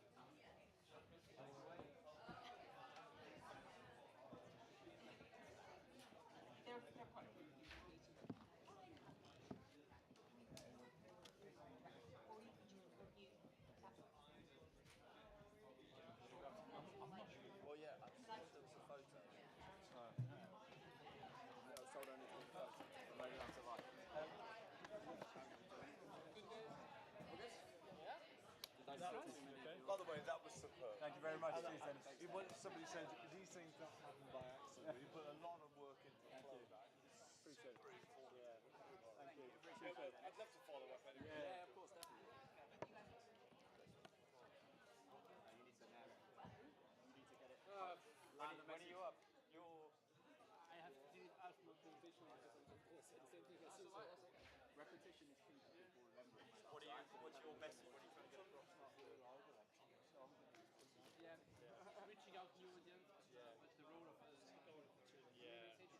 More grassroots focused than ours. Yeah, if you want to think about organizing something in Switzerland, esports related, that's the easy thinking way. Don't worry. I was going to say, if you want to do something international equal class, For us, and then we will talk. We didn't touch on any of that because that's all be new in terms of the grassroots and the. I knew you were tomorrow.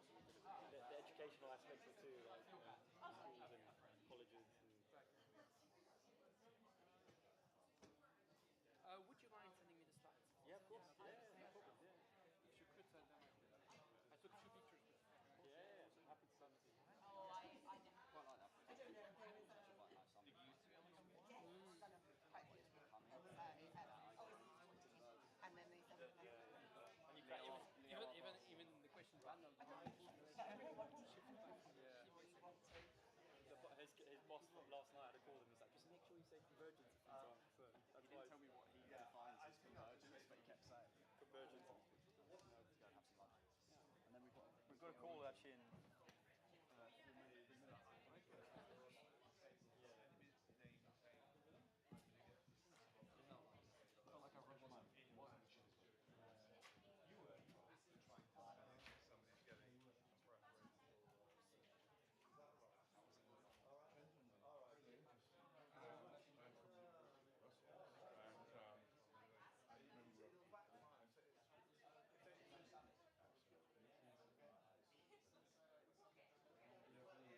It'll backfire on them. If they're speaking for more than 3 minutes, it will backfire. I'll tell him.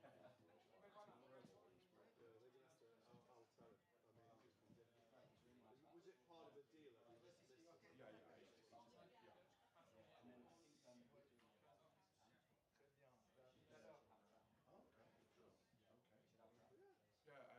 I tried to set up with the series on esports. Well, the video can run in the background, but we can ignore that. I mean, you know what I would do? I'd put the video on first. Oh, right, okay. All right. Well, I will facilitate. I'll find out the damage, basically. Okay? No. We'll have to debrief it. Okay. Bye-bye. It's part of... No, we need to go up like a couple of minutes. Yeah, we've sacked it. We're going to do it. We'll do it during dinner. Okay, cool. Yeah.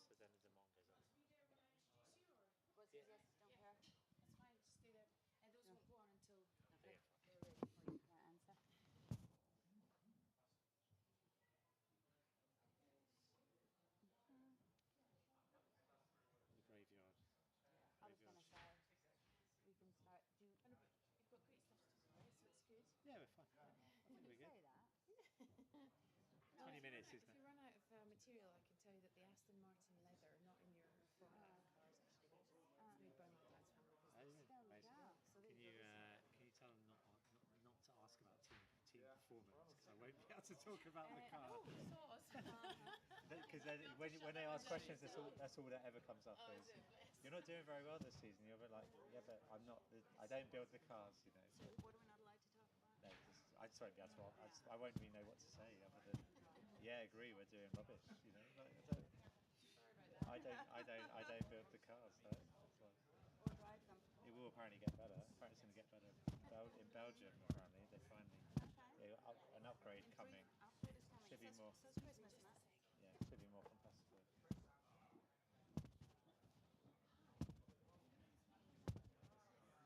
Interested to see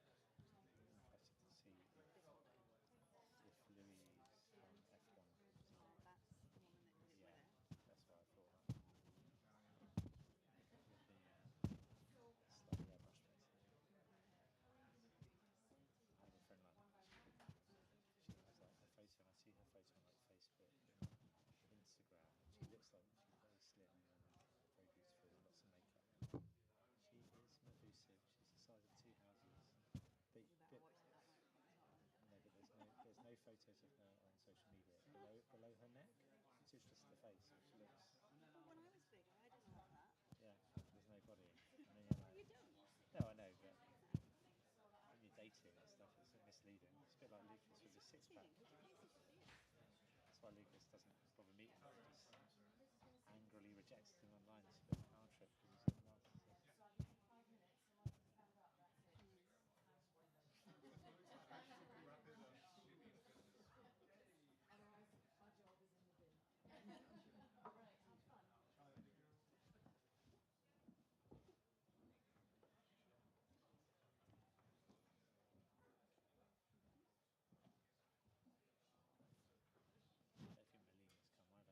I love how he claimed he never met you before, and I was like, yeah, you actually. He came in, he was trying to please me. Remember, I only met him once before that meeting, or maybe twice, and he didn't pay me any respect then, so I would start now. That said, he was nicer to me than than he ever was when he was F1. But you weren't in your 20s and as well. No, and he was you know. You weren't a grid girl, basically. That is cool. Okay. Yeah, unfortunately. Not that there's anything wrong with you, but you just weren't his target market. You were about 15 years too old. Yeah, still am. Oh no, you're about 25 years or too old for his. So who's he living in which I was don't know. one of I mean, he had a couple of Yeah, wives. he did. Or did he have to move to Dubai to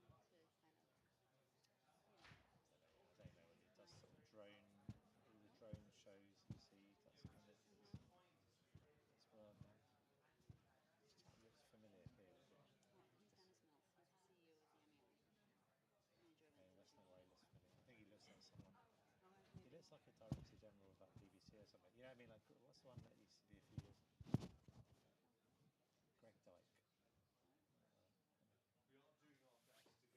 We're fine. Oh, you're good, don't you worry. We're the coastline slot. We'll energise whoever's here and make them talk. Energise. And the thing that makes me laugh is that we have this contradiction. We want everybody to network, and then you go up and say, "Stop networking." Stop networking. You've got a network night tonight, haven't you? So you're going to be in there. So continue into the evening. So. That's right. You're going to the dinner. I am. Yeah. We'll literally give it 2 more minutes. Yeah, no worries. Honestly. And they can come in. No stress. Yeah. It's really tricky, isn't it? Because when you put these programs together, because I do remember we've been previous years. Yeah, I was here last year. Yeah, you see, we had sort of the breakout sessions were amongst the main program. I was like, it's just too difficult. Getting people back. So we tried, so we're trying to get the main auditorium content day to be today. Well, my theory is that they don't want to be here. They're interested in what we have to say. Well, the trouble is they don't know what's going on. They're not making. It's because they've seen the word Aston Martin. Yeah, I think. They've seen the word. But I think. We're all good. We're all good. What time are you guys on till? 20 minutes. 20 minutes. Okay. Oh right. Okay. So we'll keep it fast and snappy. We'll be good. 20 minutes was Zoom. We've got a 5-minute buffer, so just. Yeah. All right. No worries. Okay. Yeah. And we can be a little bit jealous. No problem. Okay. Oh, I'm very loud. Sorry about that. Welcome back from lunch. Thank you very much for being here. Más o menos on time. That's brilliant. So, our next speakers have very generously decided not to give you a presentation, so that's the good news, perhaps, maybe. But the bad news is they're expecting a bit of audience participation to keep the energy up in the shift after lunch. So please welcome, already seated on stage, Caroline McGuckian, Chief Executive Officer of MESH, and Matt Roberts from Research and Insight, Aston Martin, Aramco, Formula One team. I have an aside, he says, don't ask him about the team's performance, he doesn't know, sorry. Okay, after you, over to you. Thank you, and good afternoon, everyone. I promise it's not forced fun, there's no wristbands, there's no aqua aerobics in the pool, none of that business. Having presented with Matt before and having seen Louise earlier today, I know you're all really interested in Formula One. So the reason that I think that this is going to be participatory is because you're going to have a load of questions for him. No one is here to hear about me. But very briefly, my name is Caroline McGuckian and I'm the CEO of MESH. MESH is a Wi-Fi analytics platform. Today you've heard an awful lot about hosts, venues. You've heard a lot about the operational requirements to deliver these massive events. But you're doing it for the fans. You're doing it for the people that come and spend their time and their money with you. So we're going to spend the next kind of 15, hopefully less minutes, because you're going to do some talking, discussing fan experience and when these visitors get to the big day, get to the big moment, how you can optimize that for them and how technology can help. So MESH supports rights holders, teams and brands do this using Wi-Fi analytics. Your device is sending out signals at all times. We listen to them, yes, don't panic. Anonymous, aggregated, GDPR compliant, and we build a picture of how somebody spends their day with you. We don't duplicate your other data sources, of which you have many. Most of you know how many tickets you sell, although not all of you, isn't that right, Matt? We help our clients understand how people spend the time that they have with you, whether that's in their seat, whether that's in a queue, whether that's with a sponsorship asset or one of your brand partners. So I've been very lucky to do this for the last 9 years, and in 2017, Alex, who may or may not be in the audience, introduced me to Matt Roberts, who at that point in his career was at Formula One. So I'm going to hand over to Matt, and he can introduce himself and tell you a little bit about why he's here and maybe a little bit about why he's chosen to be a MESH client for the last 9 years. Hi, everyone. So yeah, I'm Matt Roberts. I'm the Director of Insight at the Aston Martin Aramco F1 team. Yeah, as Caroline said, I've got a bit of a sort of a past of doing the kind of insight, data insight, research piece for sports organisations. I had a world before sport where I was working at the news of the world at one stage. That didn't go very well, obviously. In radio, I worked in at the Daily Mirror as well at one stage, and then I got into the world of sport and I was heading up insight teams at Sky Sports, Eurosport, ESPN, and then eventually I got the role at Formula One, and then after Formula One, after about 4.5 years, I moved over to Formula E, and then now I'm currently back in F1 again at Aston Martin Aramco F1 team. So a bit of a potted history. All my roles have all been around providing data and insight across all areas of the business. So Louise earlier was talking about obviously the 3 major revenue streams for F1 around promoter revenue, around sponsorship and media rights. We were providing data and insight across all 3 of those areas at F1, trying to essentially assist the teams going out and trying to bring more revenue in for the business. So the sponsorship team would come to us and say, we've got a pitch with X client, we need ammunition as to why that client is perfect for F1. So we would crunch the data, we'd use various tools, we'd go out and do market research, and we'd come back with the answer. Or you may have the media rights team are going to speak to a new broadcaster and they want to be able to prove why F1 on that channel would be a perfect fit. So again, we would find those stories and go back to that particular broadcaster. But one of the main things that I've been doing over the last, since 2017, since F1, is around fan engagement. So who are the fans? Where are the fans? What do they want from an event? What do they want from the sport overall? What's working, what isn't working, and how do we improve moving forward? And it's in that guise that I was introduced to Mesh, in the sense that back in 2017, and I don't know if Louise is still in the room, but I think Louise and I crossed over for a few years at F1. Bernie had just finished, Liberty had just come in. Bernie probably wasn't about the fans, if we're being totally honest, and Liberty were all about let's turn every event into a Super Bowl. So back in those days, the one remit I had, or the one kind of solution was doing surveys. We were going out, we were speaking to people on site, we were asking them about the event, we were asking them about how was it for them, value for money, are they going to come back the next year, how was the fan zone, all these different aspects of the event. Caroline then came to me with a solution which allowed us to take away that survey element, but still do surveys alongside, but actually have real data and real ammunition around how many people are going, but also how many people are attending different parts of the circuit. So you'd have fan zones, you'd have concerts, you'd have big food and drink areas, you'd have merchandise stores. Before that, it's impossible in a survey to say, right, you went to an event last week, did you go to the fan zone? And suddenly 90% of people say, yes, they did. They don't know what a fan zone is, but we could put the sensors that Caroline's talked about to really get real data and real understanding of how people are behaving when they go to an event. When did they arrive? When did they leave? How long did they spend there? If you ask people those questions, they haven't got a clue because they can't remember 5 minutes ago, let alone the day before. So I know Caroline's itching to ask me a question, but one very quick, interesting point to cover, which I'm sure Caroline was going to ask me, was that we did lots of surveys before we used Mesh. So we were asking people like in Mexico at the Grand Prix, or Mexico at the Formula E Prix is another perfect example, where we asked people, did you go to the fan zone? Did you see this particular sponsor activation? Did you do X, Y, and Z? And we'd have 70% of people saying, yeah, I went to the fan zone. Yeah, I saw that sponsor activation. But the Mesh data would show that only 30% of people actually even entered that area. So it just shows that huge discrepancy between survey data and actual real-time data, because when you're asking people to say what they did, they just don't remember. And I think it's really, surveys still have a role to add colour, the whys, but if you're looking at the how manys or the how longs, that's where Mesh works perfectly well. Why does it matter? I mean, we've talked a lot about what you can measure, but what actions can you take if you've got data like this? Yeah, I mean, there's plenty of use cases that we've used over the years. Obviously, back in my F1 days, it was all around improving fan satisfaction, fan value for money, because we knew that if people had a great experience, they would come back the following year and buy tickets. Back in 2017, 2018, F1 wasn't going through the times that it is now, where their tickets are flying off the shelf and it's the go-to event in a city. But back then, promoters were struggling. They really needed to sell tickets, so they wanted data to prove, to essentially improve that experience. So we could look at things like queue-in times for food and drink, queue-in times for merchandise.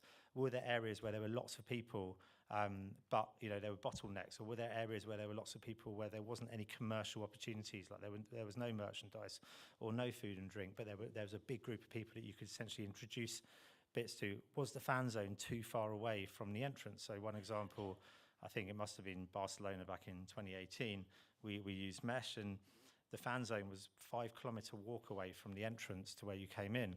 And literally about 10% of people went to the fan zone. So again, we know that people who go to a fan zone, they have a better experience of their day, because in F1 there's lots of gaps in the day where there's no racing going on and people want to fill their time.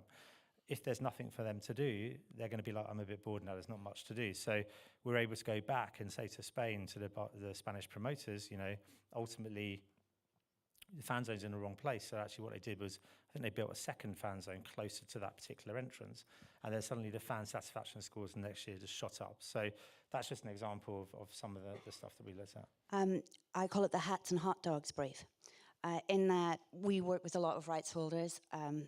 You are our favourite, obviously, but very fortunate to have some great clients, and we have worked across NFL, USPGA, and one of the briefs that we had from them was around merchandise.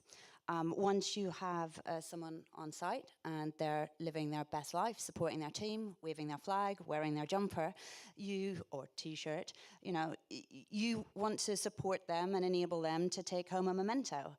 or if you're going to be a bit more Irish and blunt about it, spend some more money. So we have done quite a few studies around merchandise in those environments. What, if any, outcomes did you see from a revenue perspective? Were you able to track that? Yeah, I mean, F1's complicated because obviously the promoters are running most of the events, so we don't tend to see how much they're bringing in. But you certainly saw satisfaction levels of promoters increasing because they were bringing more money in.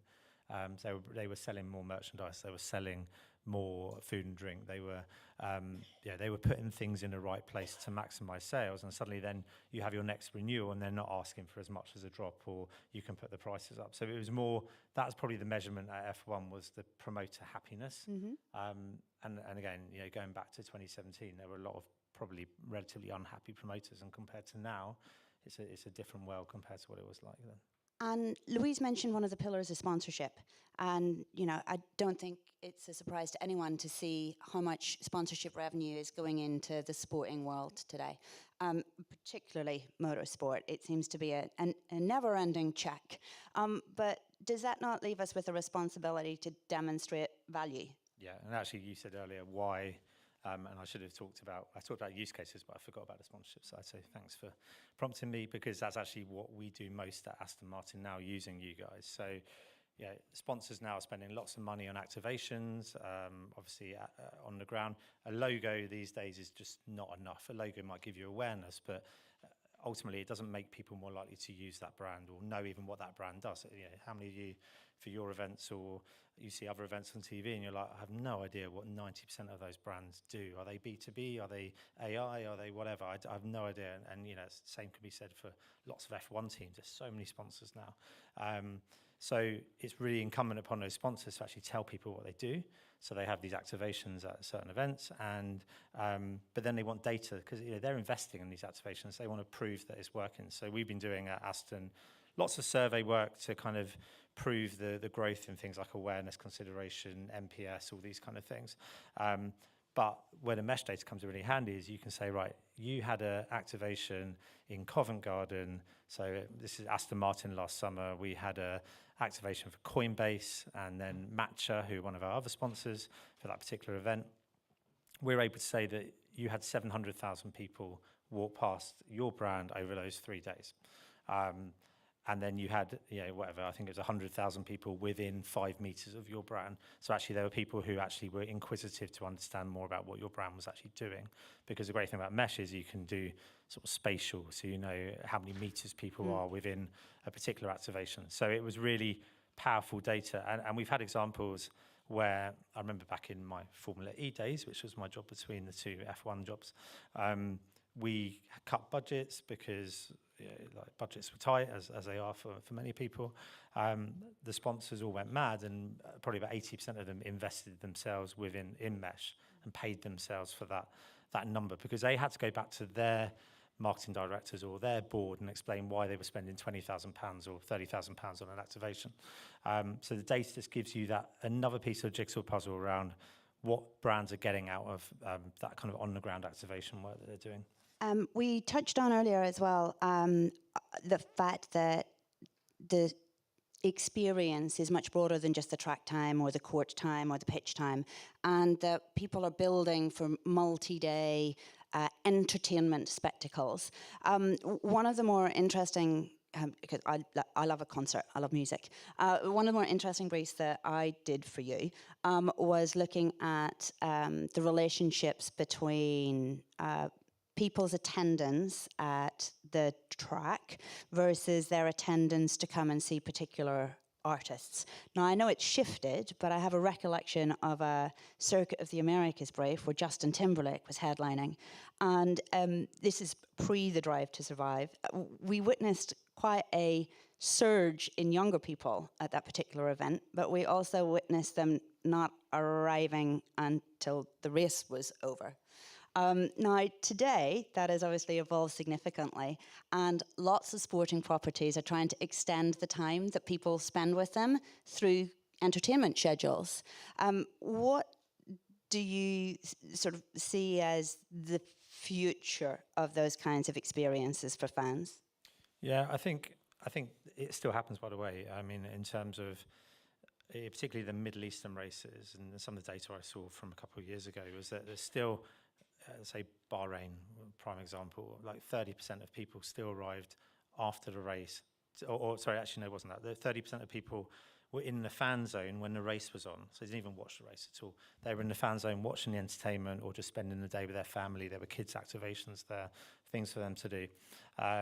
So yeah, it's interesting. Then you had things like Justin Timberlake. I think we had one year where Britney Spears was playing.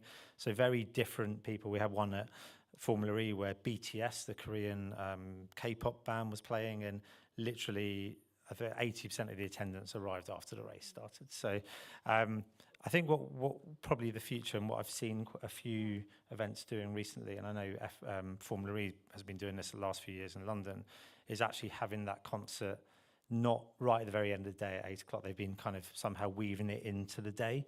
So I think Formula E is their London event in particular. They have the concert like in between qualifying and the final, rather than into the evening. So they can then in some ways force those people that are there to actually experience Formula E and hopefully gain some new fans off the back of it. So you have it in the evening. Yeah, you'll get a great group of people coming, but they're just going to be concert goers who aren't necessarily going to watch the sport. I know F1 is probably different now. Those numbers have probably improved a bit in terms of people coming for the actual race, but I still think it still happens. I think because I was in Austin last year for the race, and the concert didn't start until 8 or 9 o'clock at night, and the racing finished at 6. So there'll still be a lot of people who wouldn't hang around. Yeah, I know you commissioned this piece of research from us, so I hope you don't mind me sharing a piece of insight from it. But we looked at all of our motorsports events for the last 3 or 4 years, and did a comparison between the time spent with sponsors, if the race had a concert, versus the time spent with sponsors if it didn't have post or end of day entertainment. And it was 100% increase. It more than doubled the amount of time that a fan on site spent with a sponsor if the day was longer, unsurprisingly. I'll talk for hours, so I'm going to hand it over to you, and I'm hoping that you all have some questions for Matt, or even me. Oh, hi, straight up, hello.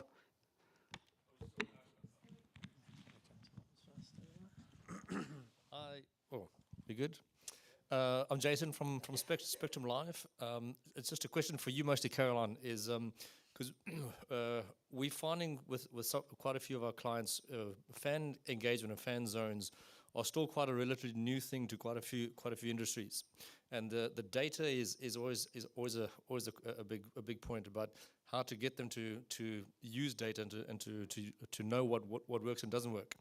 And at the moment, a lot of the viewpoints is having things like barcodes to scan and things like this, which really is not a workable solution. So with what you provide, how exactly does your data work? Are people just from what you said before? Is it just automatically taking that from where they are, location-wise, or does something need to be set up for it? We can have a conversation post this if you'd like to have a chat. But the sensors that we place in key areas around the fan zone listen for devices. So your phone is sending out pings at all times. You're sending them out here today. You're connected to the Wi-Fi. And those we hear. We don't interfere with them. We don't interrupt them. You don't need to opt in for your device to be doing it. The consumer, in all cases, is blissfully unaware of the fact that their phone is emitting noise. We listen to that noise and we build a picture. So if we see a device on sensor A and we then see the device on sensor B, it's not hard to work out the direction of travel and start to draw that picture. Thank you. So let's talk. Okay. Yeah, I think just to elaborate actually on that, I think what's really interesting, we're going back to my survey point, is that you can go out and you can speak to a bunch of fans, but you're going to get a survey, you get maybe anywhere up to 1,000 people if it's a big event, or you might get only 100 people or 200 people. You have to incentivize those people. With Mesh, almost everyone has their Wi-Fi turned on, so you're getting 80-90% of people. So for Formula E, as an example, Mexico, we had 32,000 people there. And we actually had data from 28,000 people. So we're able to build a picture. So you get such a huge, robust sample size you would never get through any other means. Hi. Hi, my name is Niti Supaya. I'm from Vertus Sport, one of two organizations here representing people with a disability. My question is around this fan engagement, transforming them. So the data that you're using, again, are already people who are able to access that. I have a cohort of 500,000 plus who have an impairment who prevents them from coming to your events. So is there an opportunity for then your data to be amalgamated with our insights around getting people with an impairment, people with disability, to become your fans? Because they just can't access the fan zones. It's going to be, well, having an impairment and having a mobile device are not mutually exclusive. Correct. So to answer your question from a technical perspective, there's absolutely no reason why we can't build a picture of where they go, how they spend their time, and how we can optimize it. But your decisions about where you activate next is based on data that doesn't include the 15% necessarily of people with impairment. At the risk of pleading the fifth, I provide the data. I don't make the decisions about what's done with it. I understand. So, but what I'm curious is what opportunity is there to add on to your data? Yeah, I think this is where actually, I've been knocking surveys for the last 20 minutes, but I think this is where actually you would then use a survey to speak to the people with impairments to say, actually, how was your experience and what did you find easy? What didn't you find easy? What would you improve moving forward? And I think that's how we would, because the problem with mesh inside is it's GDPR compliant. We don't know who those people are. The data is all anonymous. So we wouldn't be able to split by different demographic groups. So I think in this case, we would probably recommend that we do a survey amongst, if we were able to access the data of who those people were, we could actually email them or go and speak to them and do some surveys with those people about their experience. Correct, because there's a huge movement in terms of inclusive design of events, right? And in that inclusive design events, the data points that currently exist is not strong enough with enough disability-led data points. And that's fine, that's how it is, but I guess the opportunity ask is please engage with us because we have a cohort who are interested, who currently don't come to F1 because they're watching it from home. I said, no, that's a really good point. I think it's incumbent upon every organiser to think about that rather than just saying we'll only use mesh data or we'll only use this, just make sure that area is covered off as well.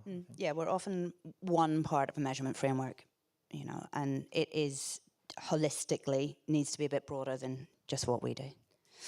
Anybody else want to ask Matt a question? One more question, I believe. I think, yeah.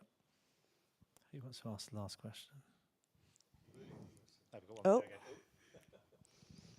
Last minute entry. Matt, you've got all this great data coming your way. What is your objective and ambition to improve the fan experience? What does the next fan experience look like for you? Such a hard question. You guys are the experts in the visionaries, I think, in these things. I'm the data man who just gives the ammunition based on what the data says. But I think ultimately, I think there's definitely ways that we can use tools like mesh and data to link it up to certain apps on the ground so that you could go in your app and go, how long is the queue for this particular food stand, or how long is the queue for the merchandise store, or properly enhance that experience. Or if, for example, a sponsor activation, some of them you will see a long queue of people outside and it's going to take half an hour, but actually it's quiet now, so a notification could go out to people and say, right, we're quiet time.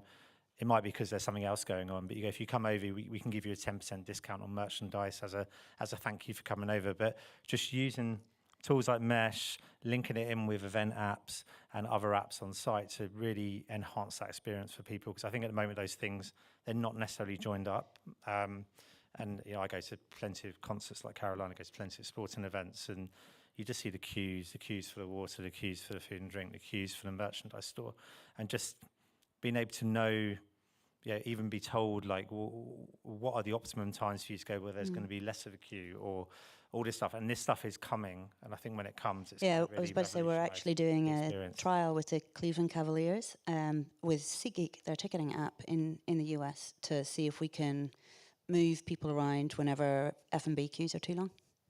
I probably shouldn't have said that out loud. All right. Thank you. That's us. Hope you find it interesting.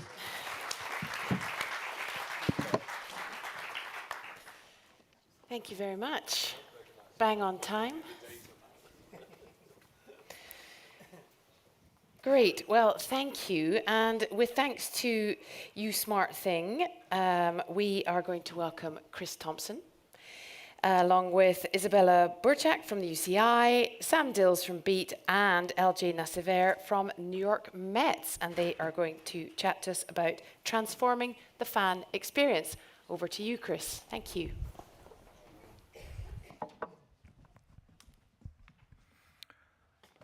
Hello, folks. Thank you very much. And continuing the theme of fan experience, we're going to talk to you a little bit about leveraging the paradigm of travel to improve fan experience. Firstly, thank you to Dennis and the MEI team ahead of this evening's events for putting on an ever-brilliant event in this fantastic location. Helps with our sponsorship fee when you thank them up front. And I'm delighted to be chairing, I guess, or hosting such a wonderful and diverse panel. Isabella, Cycling for All and Sustainability Manager at Union Cycliste Internationale. LJ Nassever is VP of Transportation for New York Mets baseball team. And Sam Dills, Technology Coordinator at Beat Venue Group, who will tell us a little more in a few moments about their various operations and organizations. I'm just going to get the quick advert out the way. So You Smart Thing is a travel demand management platform. We work with some of the world's leading events and right holders to leverage the paradigm of travel to improve fan experience, create additional revenues, save operational costs using data, and also reduce the carbon footprint created by travel. As many of you will know, travel is the big offender when it comes to carbon footprints. And hey, live events are a big dirty business, right? And apparently there's a climate crisis going on. Apparently it's getting warmer. Has anyone experienced any of that? So I'll dive into what we do with travel demand management. We've delivered over 30 million personalized low-carbon travel plans to fans, spectators, and participants, creating one of the fastest growing and richest data sets in the live events ecosystem. For Wimbledon, we're delivering personalized travel plans that ensure fans skip the nearby congested tube station and hop straight on to the official shuttle bus with VIP, can't speak today, excuse me, with VIP access options to unique courtside moments, enhancing premium experiences whilst reducing congestion. For Premiership football, we're delivering personalised travel plans promoting match day buses for home fans.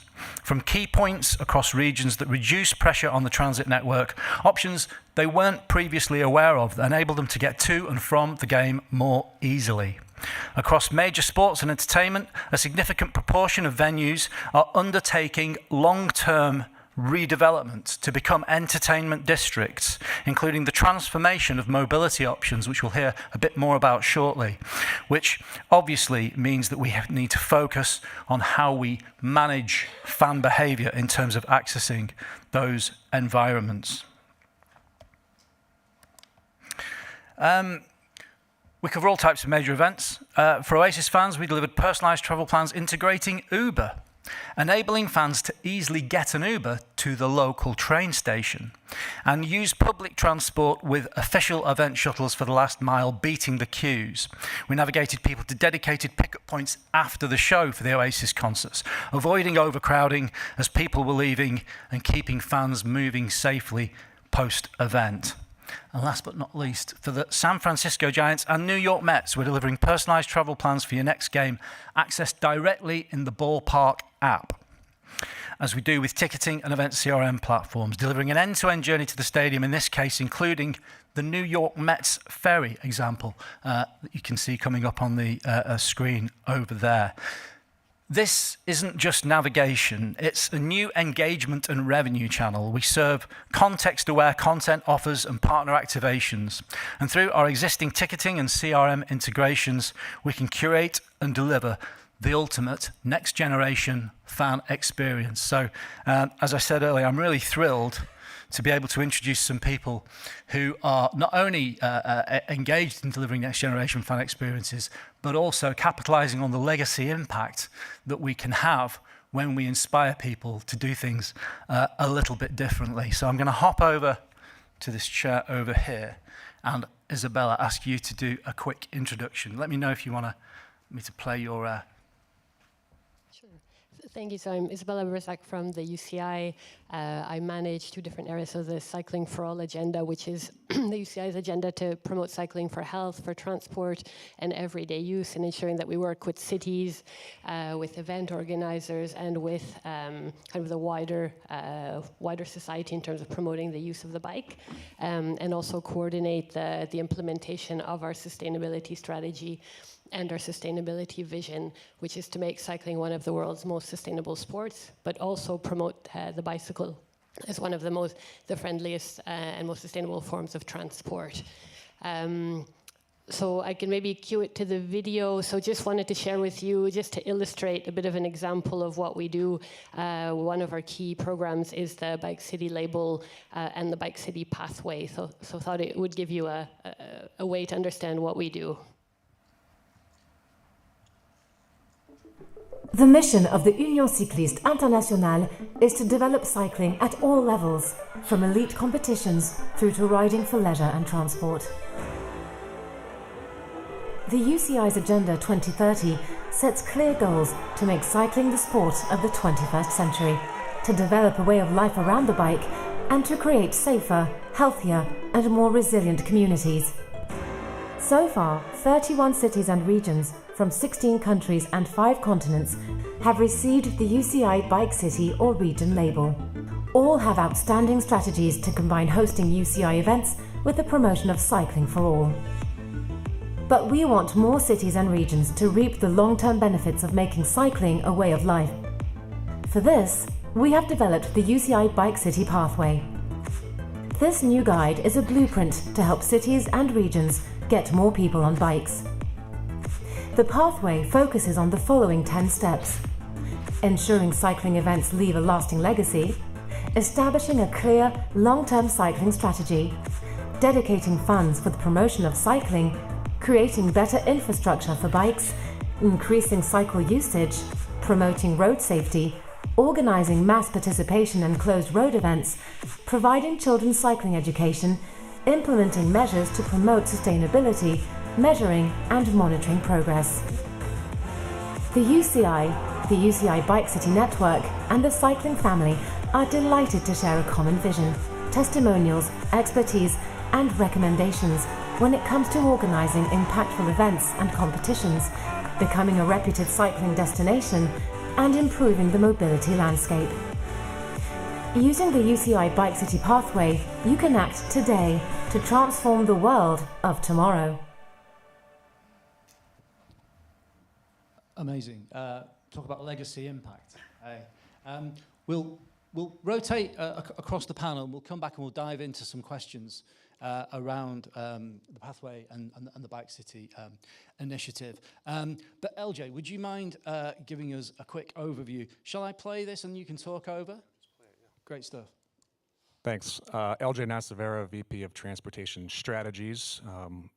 I remind people that it's strategies and not a trucking or logistics business that I'm running here. I am trying to get fans to the ballpark 81 times a year, baseball, and it is baseball stadium. Thank you for adding that. For all those who don't know in the room, it is baseball in New York. 81 games a year. It's a long season, but it's typically run. For the last 60 years, we've been a stadium in classic American style, and surrounded by surface parking out in the sort of suburban edges, periphery of New York City.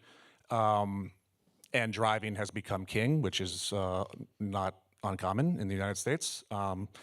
And so, but as the video is showing, we are getting ready to move from a seasonal stadium just for baseball, which the stadium itself is not changing, that will still be the case, into a 24/7 really live, work, play entertainment district for New York. And so that creates quite a bit of challenges for a lot of things, but one of them is certainly transportation for fans or for all the other user groups that will be coming here to and from the stadium. And so that is why I was hired 3 years ago, and we're off and running, trying to get people to get out of their cars. Amazing, quite a challenge to face. And I know many people in this room are facing similar transition challenges when they look at the redevelopment of the venues and the destinations that we host our events in. We'll come back and we'll dig into that, but I want to hand over to Sam to show us and explain a little bit about BIAT events. Hello everybody, thank you. I'm Sam from BIAT. Yeah. Let's start with the right one. I'm Sam from BIAT. We have 7 venues across 4 cities in Belgium. We are, as of now, the biggest venue organization group in Belgium. We have the iconic Afasdom, which used to be called Sportpaleis, but I can't say that anymore. Afasdom and Vorst Nationaal in Belgium. Those are well known across Europe. And we also have some smaller theaters. We actually cover from musicals to sport games to K-pops and Katy Perry's in all our venues. And we've been acquired by Live Nation in 2019, which allows us to organize facilitate about 800 events a year in all these different venues. And 800 events comes with a lot of challenges, getting people to those events from a small theater to a large venue. But we try to facilitate the people and make them have a nice time. And my marketing team would like me to demonstrate this by a little video that I'll cue. Back one and then hit go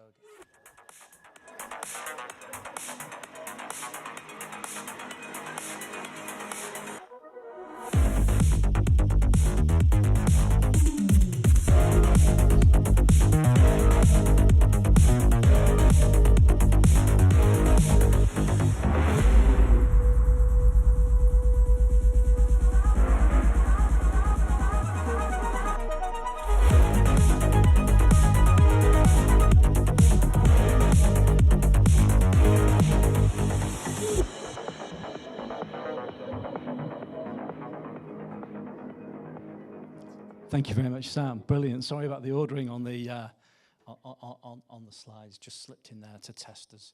So I'll flip forward again, and we'll go back to that holding slide so you can see who we are. What a diverse panel to have, as I say, the privilege to host. I've got 8 questions. Don't know if we're going to get through them all. If not, we'll try and speed up and give room for people to ask questions. So if you think of anything, do shout when I ask.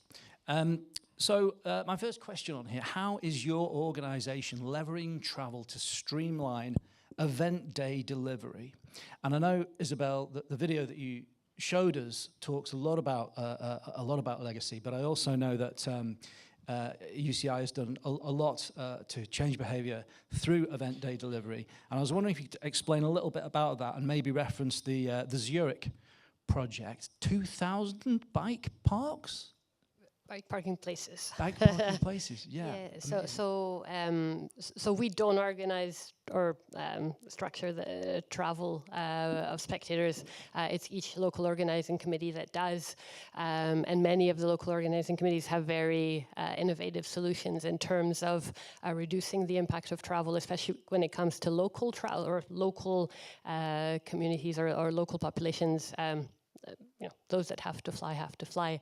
And within we have the UCI Climate Action Charter. So it's a charter of 8 principles that we share with all of our organizers, federations, teams that they sign committing to reducing the impact of cycling or reducing the negative impact of cycling events and also raising the positive impact, so positive social impact of cycling events.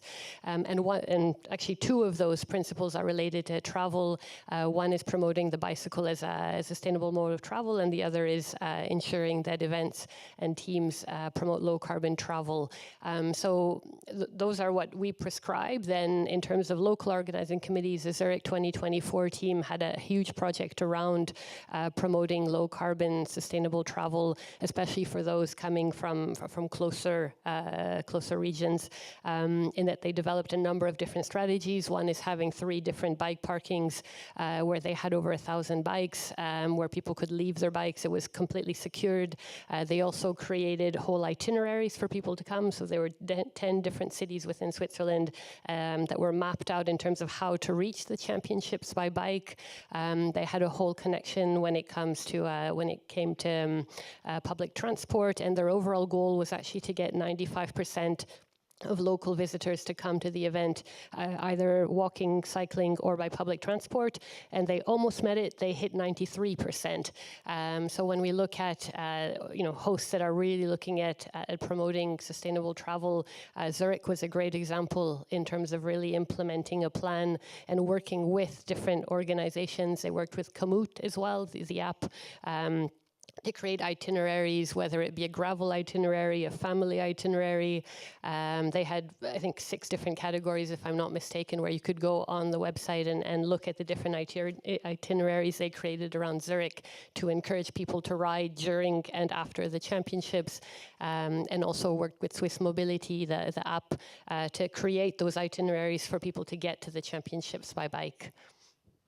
Fantastic. So cycling to the event.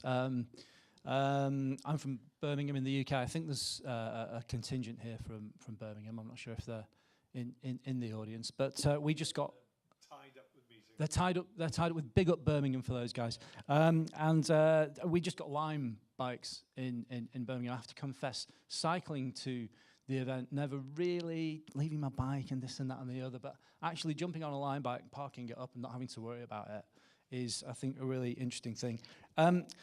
Sam, how can we capitalize on event goer travel behavior change? Anecdotally, happy fans that arrive early spend more money, I believe. But yeah, how do we capitalize on event goer change and make it work in terms of return on investment? Yeah, so we've been challenged for a few years with growing demands of people coming by car, because as you mentioned, car is king. We have to educate our people from the early bird to the late arrival to how to get to the venue in time and what is the most optimal way. A lot of people in our neighborhood, we're in urban zones, they grab a car, they drive up, they put Waze on, they drive to the front door and then expect to get a parking spot. That's not happening. You don't allow people to park outside the building? No, it's not possible. Some of them leave their cars anywhere they can, but you notice they arrive at the venue frustrated because they spend an hour in the car trying to get there, and when they finally enter the venue, they see another queue. They're done with it. So they're just getting to their seat and it's over for them, and they try to enjoy the show. What we try to do is facilitate these people and these visitors to having the information up front and in time, and getting the information read by the people. They need to know that it's faster to just grab the training hint to our venue than drive there, finding a car park, or take the car and try to mitigate the last mile in an eco-friendly way. How do you? Because people get bombarded with messages, don't they? Yeah. When you sign up for something, how do you get through that noise?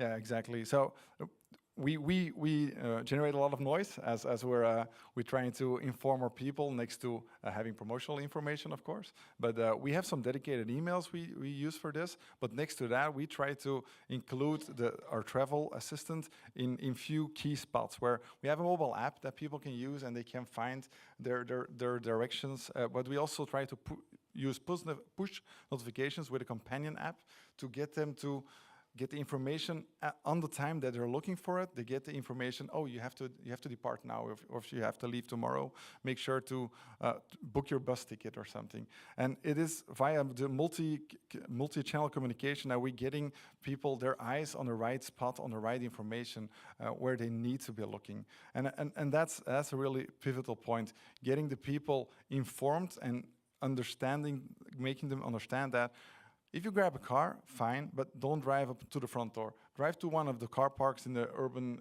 areas, in the suburbs, and grab a tram. You'll be 30 minutes, maybe an hour earlier. You'll enjoy the show, you'll grab a drink, and have a good time. And when that's over, the second part of that challenge comes is making sure that person gets home safely. And that's actually something that comes up a lot. People don't want to take a train because they're like worrying, oh, I'm not going to get home, how am I going to get home? Making sure that the people can see the traffic plan to and back, and making them at ease that there will be opportunities to get home. That makes them grab another drink and maybe take the time to go to the merch stand, because they know, oh, if I wait an hour, it might be less busy and I still get home. And that's a pivotal thing to work on. I know that last train home syndrome is kind of a syndrome, isn't it, that we all have to battle with. And I know that some of the data that's captured when you engage in this type of travel demand management can be used to negotiate deals with train operators. We've got a load of data about people who want to travel home late. There's a business case. I just want to talk a little bit about the behaviour change piece again. I'm on my way, LJ, I'm on my way. Isabella, that video that you put up front was brilliant. And can you explain a little more about what UCI is doing to create that sort of legacy impact after the event and ensure continuation of behaviour change? Yes, so the basic premise is that we represent a sport that is one of the healthiest and most sustainable forms of transport. So it's a privilege, but it's also a responsibility. And we see that responsibility in terms of our events as well, where we can use our events to have a much more impactful legacy that can transform societies, and we can also get more people cycling thanks to our events. So kind of based on that idea, the UCI created the UCI Bike City label many years back. It was relaunched in 2015, and the idea with the label is that we give it to cities that host UCI events, but also have very clear strategies to promote cycling amongst the population. It's based on 10 criteria, the 10 actually that you saw in the video.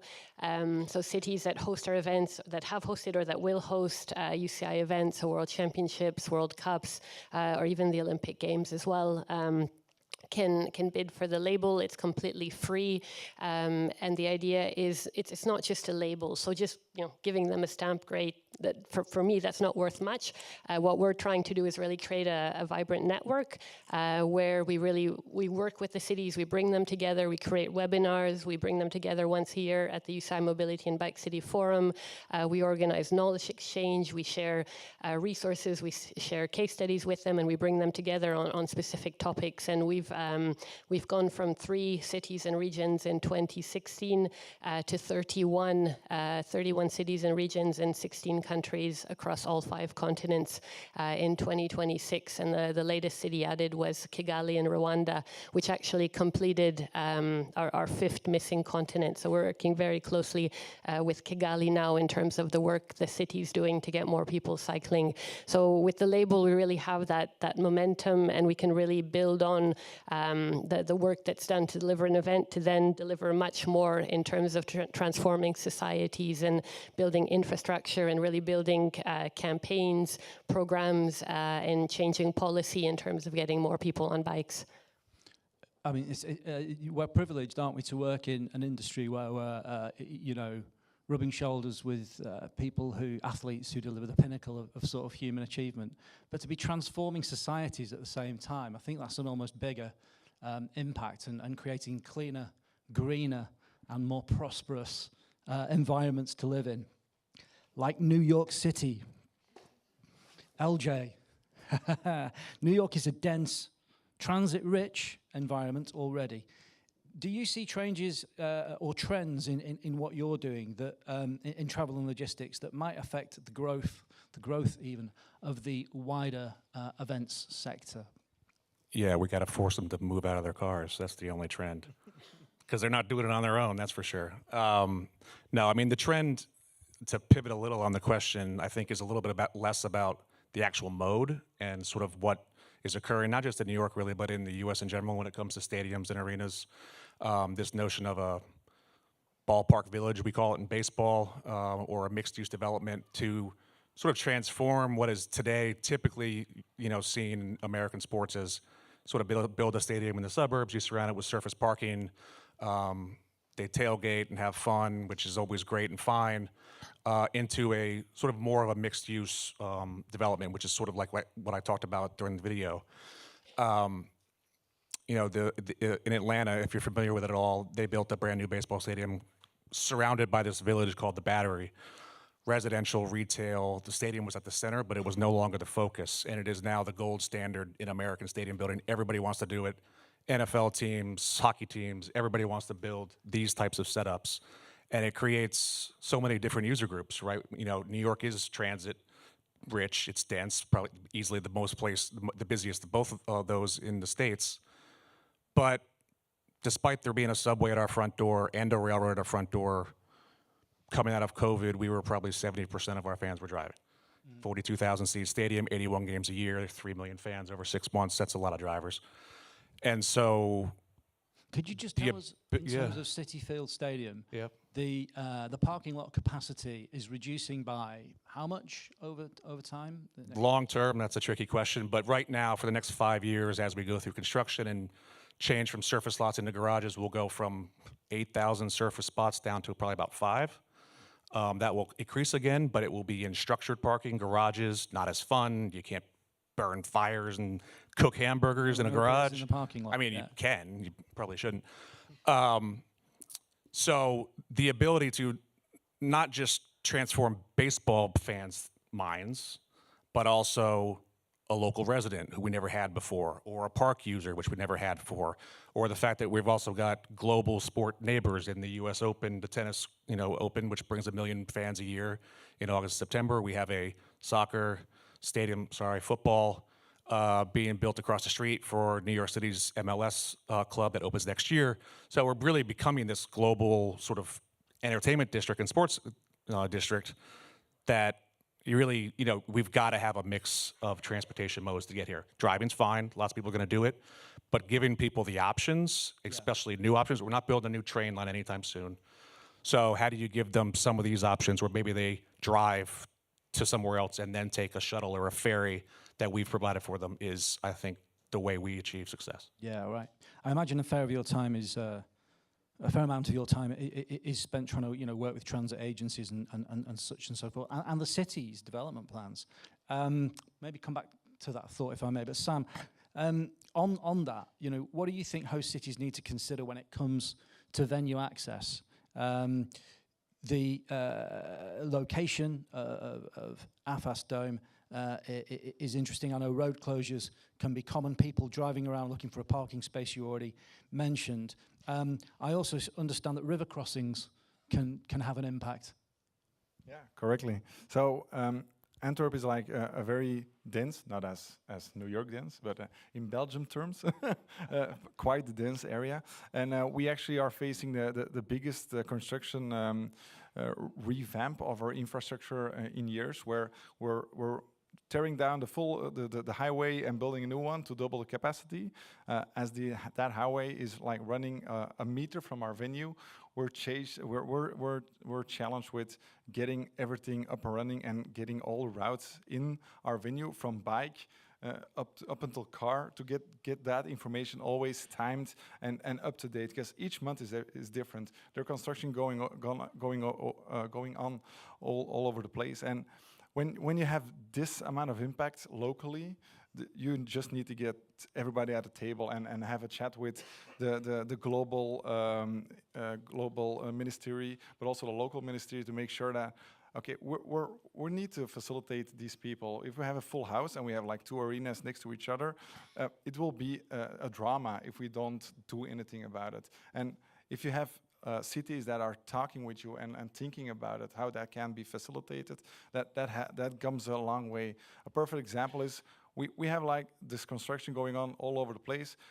we have had some talks a few years ago, which created park and ride spots all outside of the city, which allows people to just drop your car over there, hop on a 20-minute tram line, and you're inside the venue. It's amazing. But when you get all those things set up, and then they come by your desk and tell to you, yeah, oh yeah, by the way, you know the tram line that we worked so hard on, we're gonna do some infrastructure work on it, and it's fully closed for 6 months, then you're like, okay, we're having a problem now, because that's something that it was upcoming, but it's like the public transportation, they did their thing, and they were like, oh, urgent fixes needed, and we're in urban development, and all cities are growing, and mobility needs are growing, but if you do like a cut like that, yeah, you really need to think of alternatives. And I like the way you're thinking about, yeah, we need a ferry. We actually also added that. We didn't have the ferry. We reintroduced the ferry in our local city just to getting those people from one side of the Schelde in Antwerp to the other side. So making sure that they can cross the river, because it seems like a simple thing to do, but if the major artery is cut in two, I imagine. there's no road. yeah, and we ain't swimming. Okay, yeah. Oh, well, could we add that in the travel route? Swimming? Do you know what? I actually tried to get. Oh, where was it now? I used Apple Maps, and it literally told me to swim across the river. I love Apple. Don't get me wrong, Apple. Sticking with waterways for a minute, LJ. The City Field Ferry is something that you. I'm not sure. Did you commission this? How did this come about? You convinced them to put a new ferry service on. How did that happen? And how do people find out about it? This new ferry service and the coach services and the discount trains you do. So ferries, discount trains, all sorts going on. Yeah. So the first question, yes. I mean, we're obviously on the water. You have to have that to have a ferry.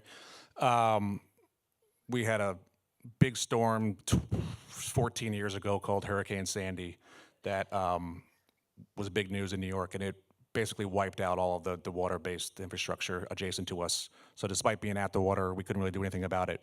So yeah, we commissioned a private ferry operator that typically runs commuter-based ferries from largely suburban places, so bringing commuters and workers from distant New Jersey or Connecticut or other places to Manhattan, usually for work purposes, and we commissioned them to run 2 routes for us from, again, largely car-based communities who would otherwise have driven to Mets games.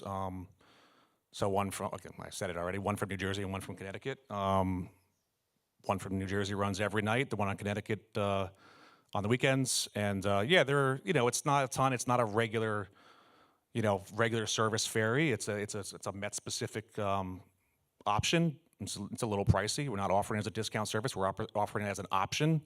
Who doesn't like being on the water and having a beer in your hand and going to a sporting event, right? So it's a great thing.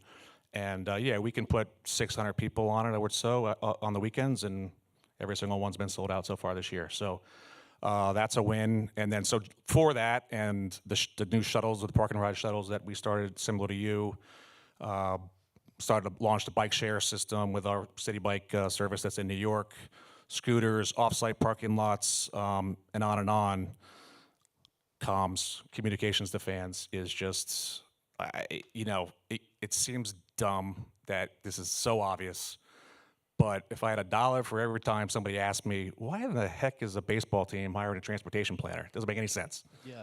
And it's because nobody thinks about it, nobody does anything about it. It's just assumed that this is how Mets fans for the last 60 years have done it, and so I have to not only convince fans, but my own organization that there's value here, and that the fan experience starts at home.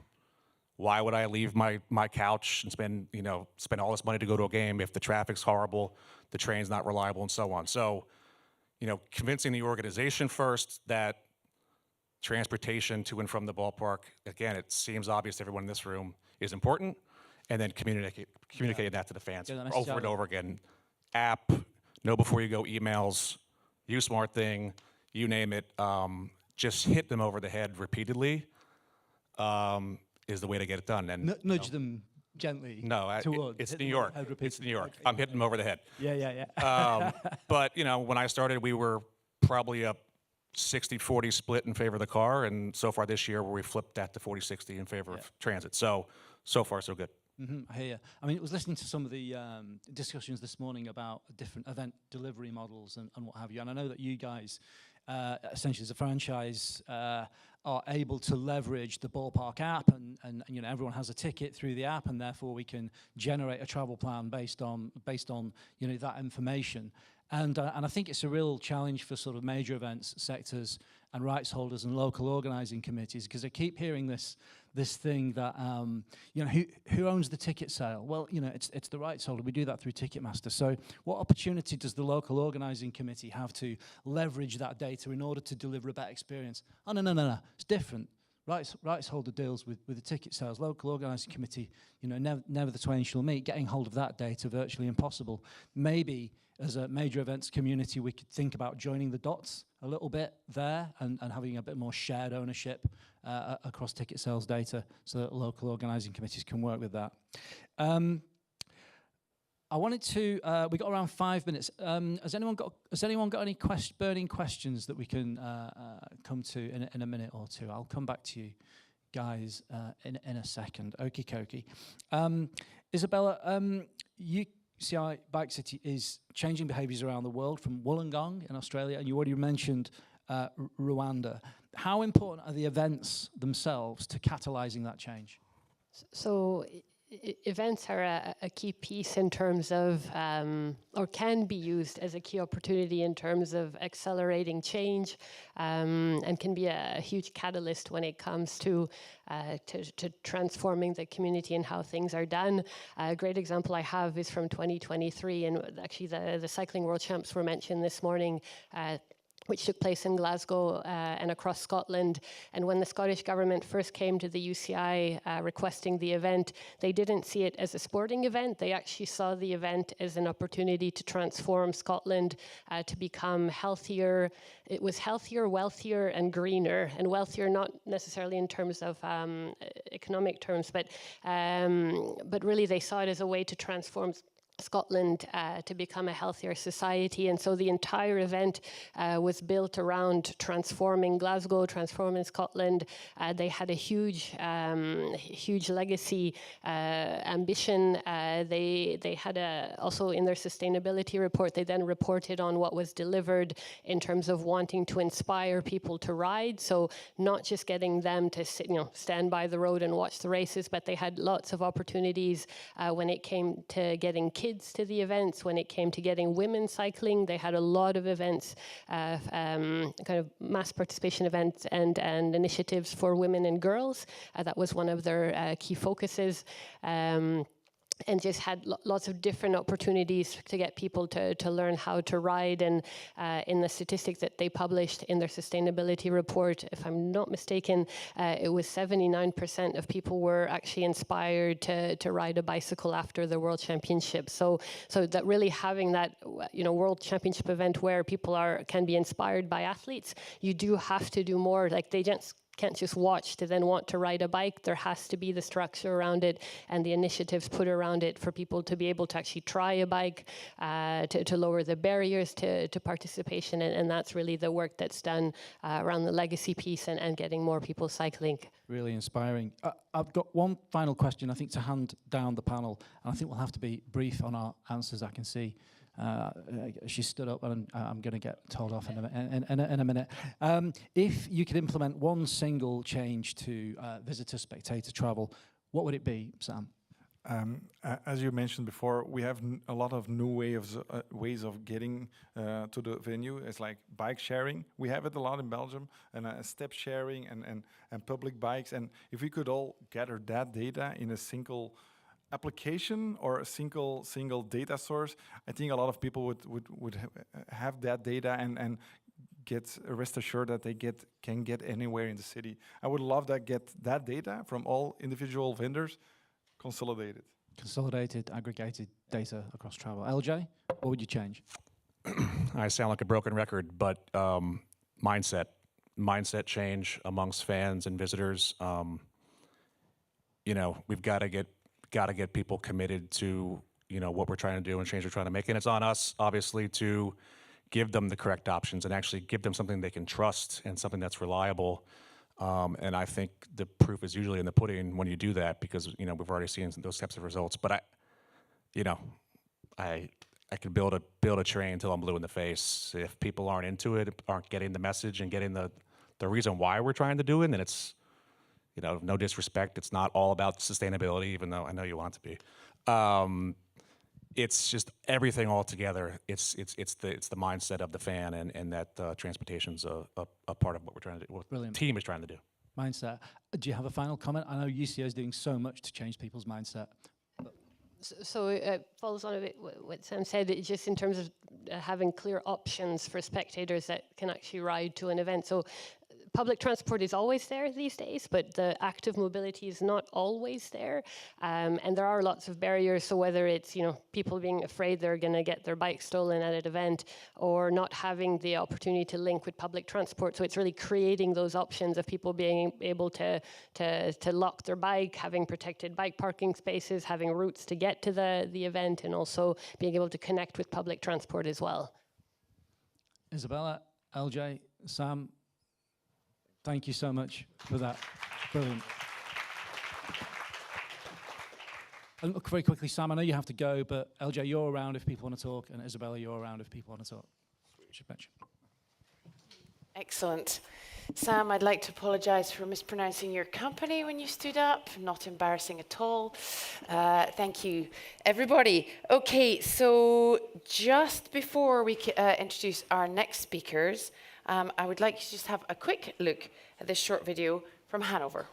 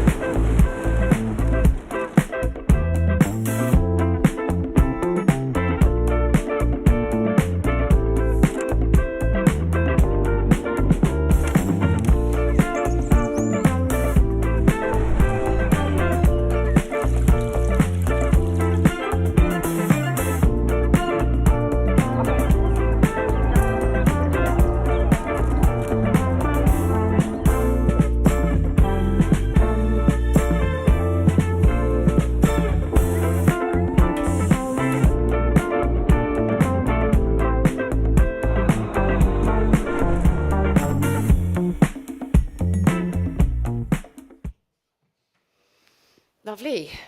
Right. Please welcome. Now, I haven't actually met them. Are you here?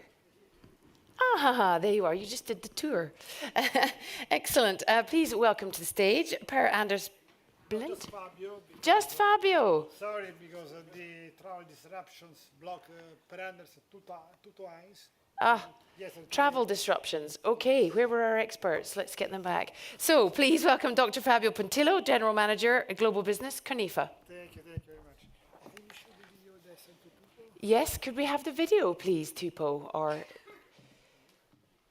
chaps? Okay, just coming, and you'll have a microphone. Okay, video's just coming. Thank you.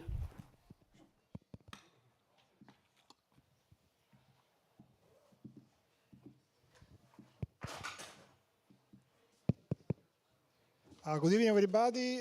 My name is Fabio. I am General Manager of the Conifa. Conifa means a Confederation of Independent Football Associations.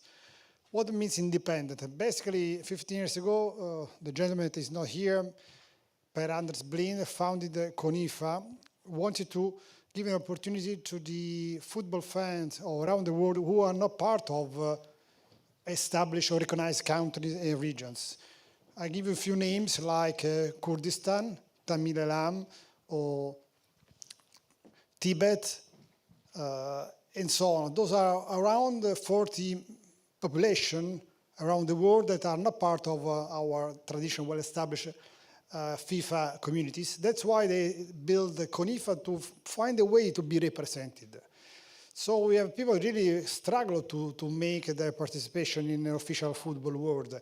That's why CONIFA helped them to be represented. So CONIFA is not a confederation to show the best football. They show the best feeling, will to be represented, to show themselves, their identity through football. Football, it's basically a means to give them the opportunity to show their existence. They want to make part of the football because they love football, but also they want to show who are there, and that they want to be part of sports international world.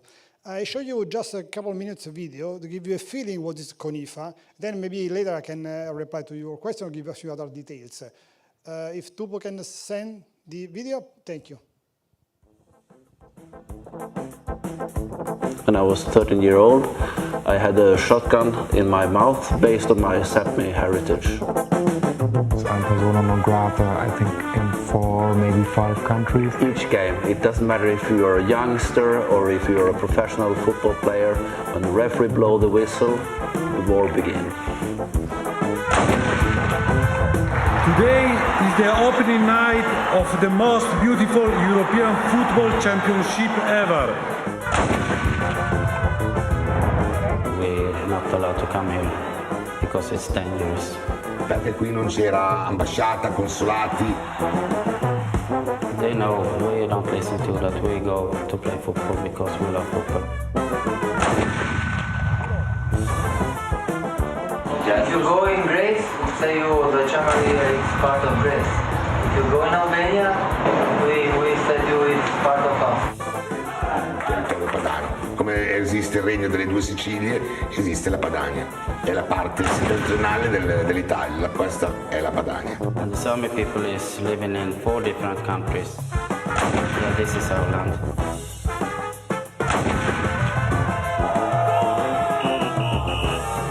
Number 9, Marco Van Basten Sema. Number 10, Samuel Troca. Noi siamo italiani, siamo un po' viziati, siamo belli. Non oso immaginare andare in Somaliland.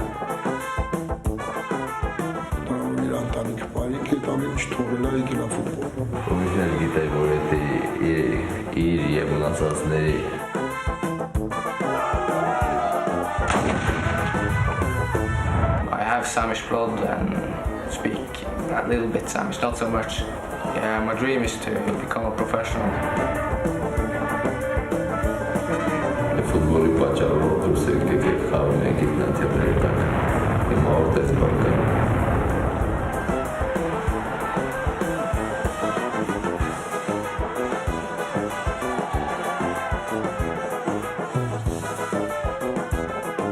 It's not a small World Cup for secondary people.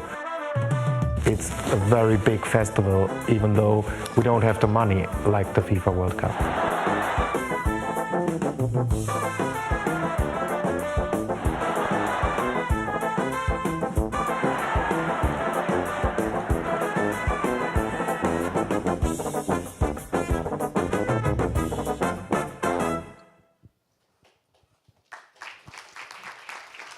Thank you.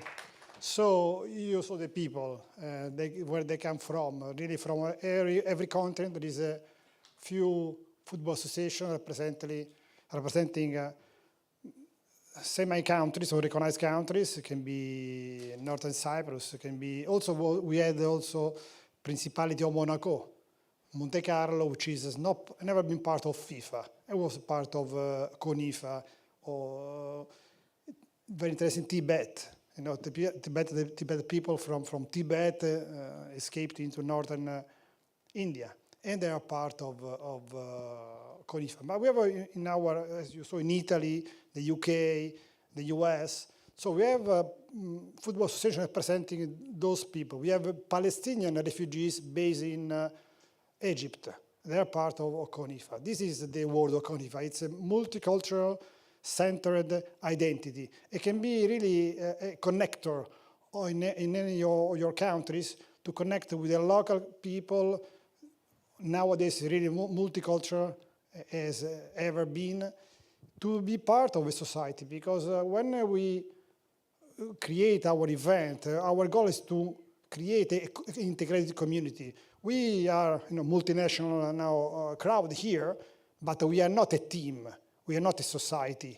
So our goal is to make different people with different background a common culture, a common identity for a common goal, which is playing football to achieve an identity, a sharing a passion. So my message is think about CONIFA if you can work in your regional countries or sports, to use sports as not as a goal, but as a means for human development, which is the goal of CONIFA. And this is just my message. I hope that can help you to see sports with different angle from the business that we are used to do. Thank you. Any question? Happy to do it, or I pass to the next audience.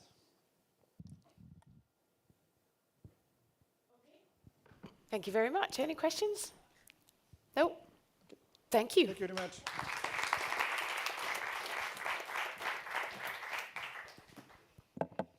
Okay, ready? You're all here very promptly. Excellent.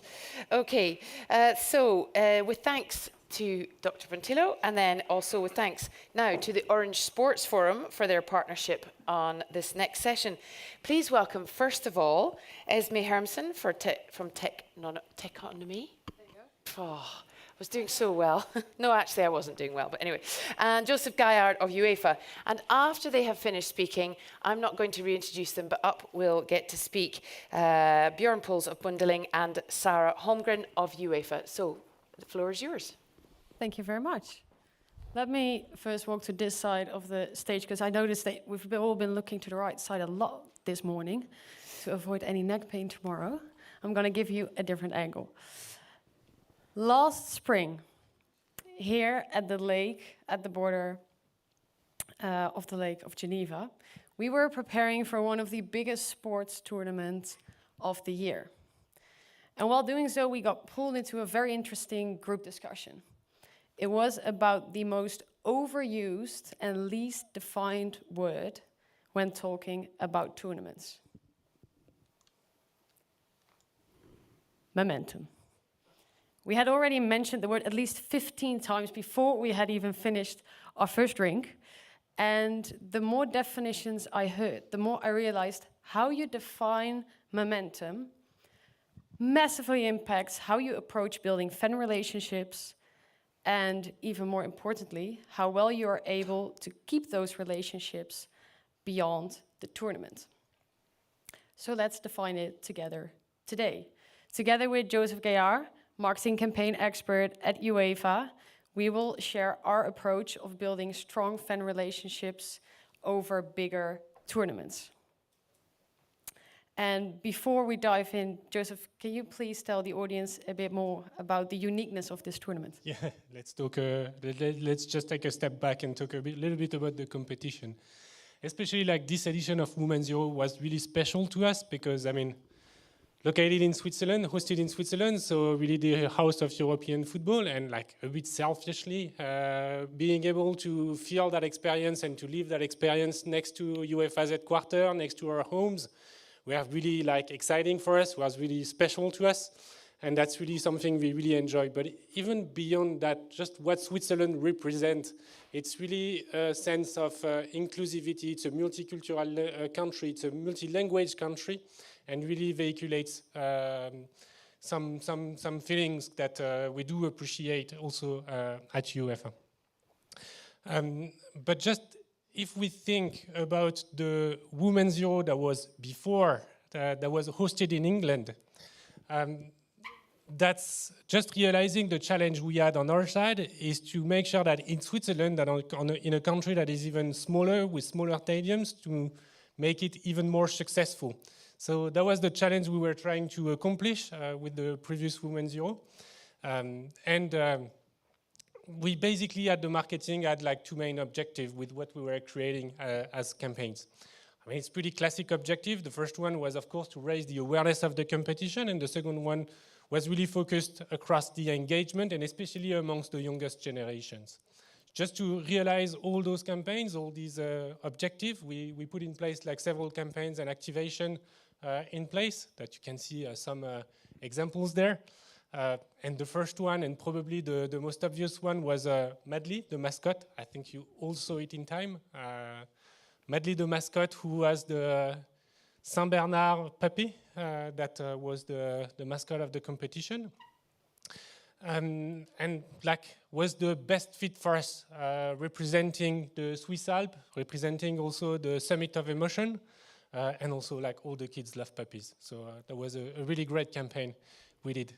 But also, for example, the hashtag Summit 7 with the national pride Alissa Lehmann, a famous women's player, was basically a social media engagement campaign. The idea was really to engage with the younger players, to invite them to create videos and post it on social media, with of course a reference to our different pages. But you have also UEFA in schools with also the collaboration with Alissa Lehmann, engaging with the parents, with the children, with also the teachers, but also a lot of different activations like the We Play Strong initiatives, or even the very first Women's Euro fantasy game campaign we ever did. But all those activations were actually moments that caught the attention of the European fans. But on our side, it was really how do we turn those moments into meaningful engagement, meaningful interaction. Really the approach that we took for those campaigns is to make sure we engage a discussion with those users with very highly personalized messages every time we were talking to them. The approach that we have internally is really to try to think not by push messages that we're usually doing in marketing, but more pull information, trying to understand what they want to see, how they want to engage with us, and really showing that information to each users. And that's really like alongside with Techonomy that helped us along the way by creating the strategy with us, implementing it, and also executing the campaign that we actually realized a very successful campaign. So before we dive into how do you then personalize that one-to-one communication with your fans, let's talk a bit about reach. So we see different campaigns, and we see the one-to-one personalized communication as complementary to bigger reach campaigns. About 5 years ago, that's all Momentum really was.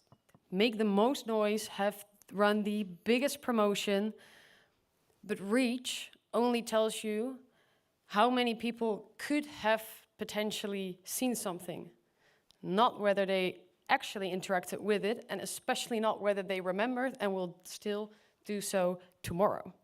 So we see this clear shift. Building fan relationships is about interacting personally with your fan in a way that your interaction will be remembered and continues.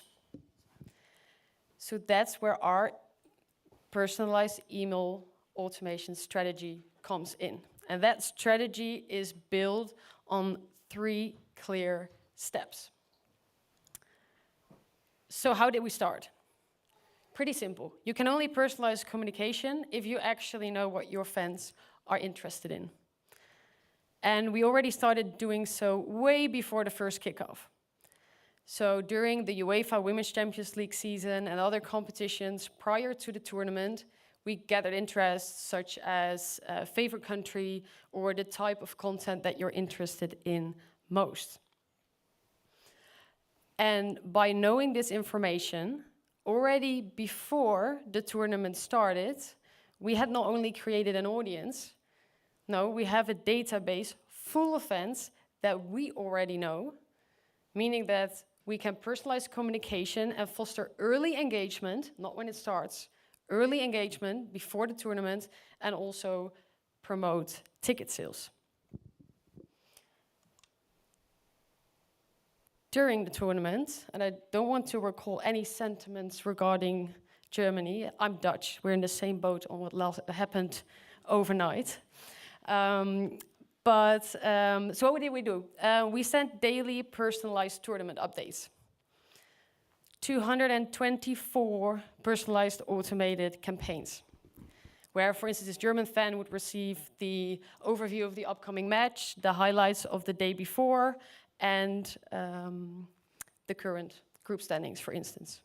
Same holds for the review campaign, but there we also added 2 gaming interaction elements to, again, increase that level of interaction that we have. We did that with a very small team. All it took was having the right smart personalization logic in place before the tournament started. And the proof, we actually ended up sending less campaigns than for the Women's Euro 2022, but we were able to increase engagement with more than 135%. What personalization meant for us is less noise, more meaningful interactions with the fans. Yeah, that's the thing, is the Women's Euro competition, but any competition like this that actually stands for a short period of time, the final is not the end for us, it's actually only the beginning. Why the beginning? Because we receive a massive amount of new traffic, of new people that are just curious about this new competition, finding some information. So really the idea, we talked about the momentum, is how do we turn this momentum of traffic, this peak of traffic, all these casual visits, all these opportunistic visits sometimes, just to check like one result or play one game, into actual loyal users to our next competitions, so to the Women's Champions League, for example, but also to its partner and all the campaigns that are going to continue there after. Yes. And if we then deep dive that definition of momentum, what we, from the collaboration we have and from a personal point of view, is momentum is not 3 weeks of noise during a tournament. Momentum is something you create continuously between you and each fan in a way that that interaction that you have with them is continued every day of the year. And this is also an advantage because getting to know your fans doesn't ask you to be big. Old momentum was never fair. You cannot outshout a country or a federation that is 5 times your size. But to get to know your fans, sometimes being smaller can actually even be your advantage. So if you start to apply the definition of momentum like this, and you build your very own database, your own fan base, momentum becomes something doesn't become something, it actually stops being something you react to, it becomes something that you control. Thank you.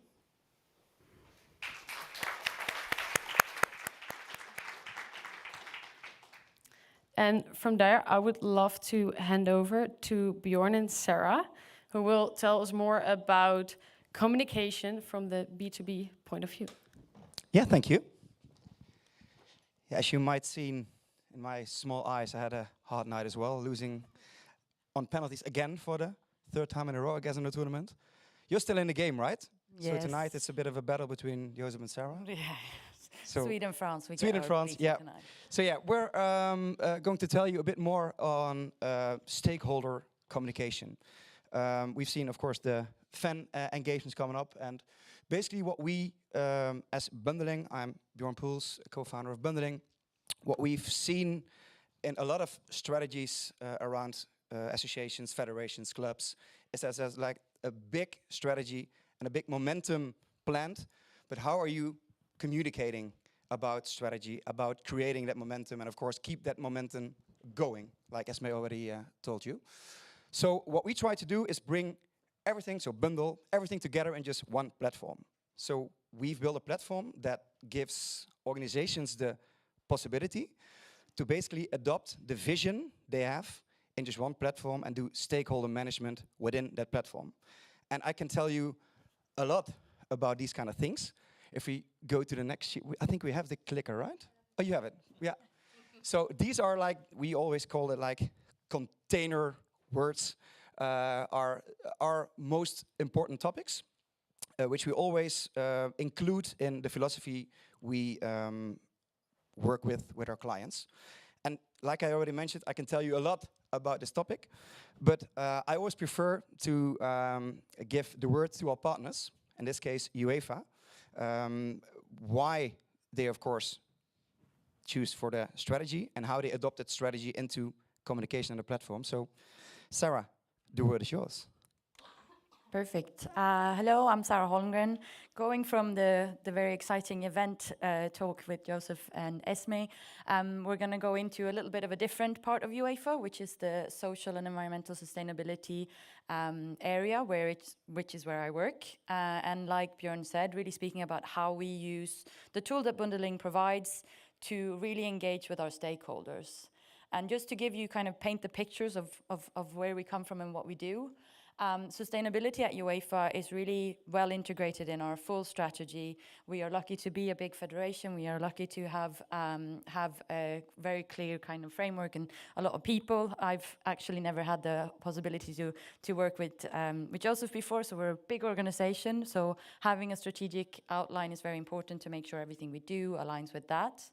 In our UEFA strategy, sustainability is really integrated through all of it. We have values of respect, equality.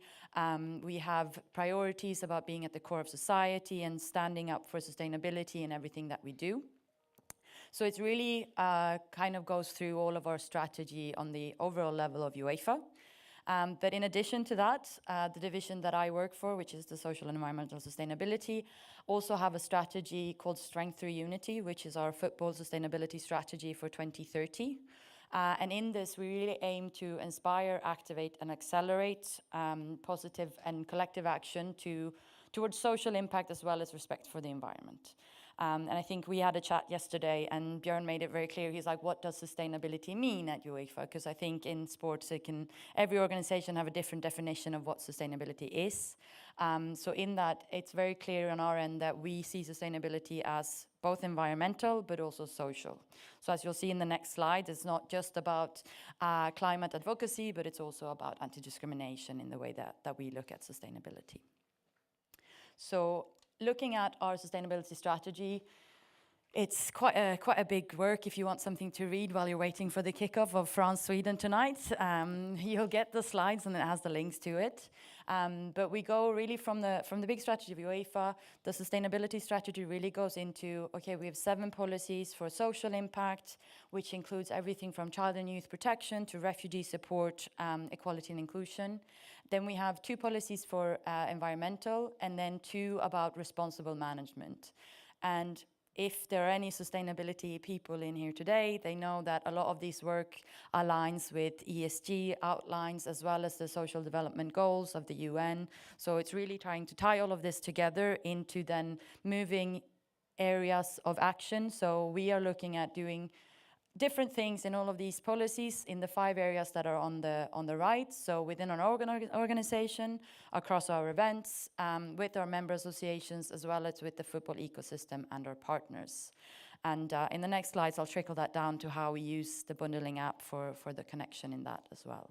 Yeah, because I think you have a lot of things to share. And I think the most important one, which we had in the discussions, is how can you, of course, share content, share knowledge, but also not only share, but also get information out of the community and adopt the questions or the best cases of the community, the practical part basically, into the platform, right? Because I think that's the most important aspect of the platform.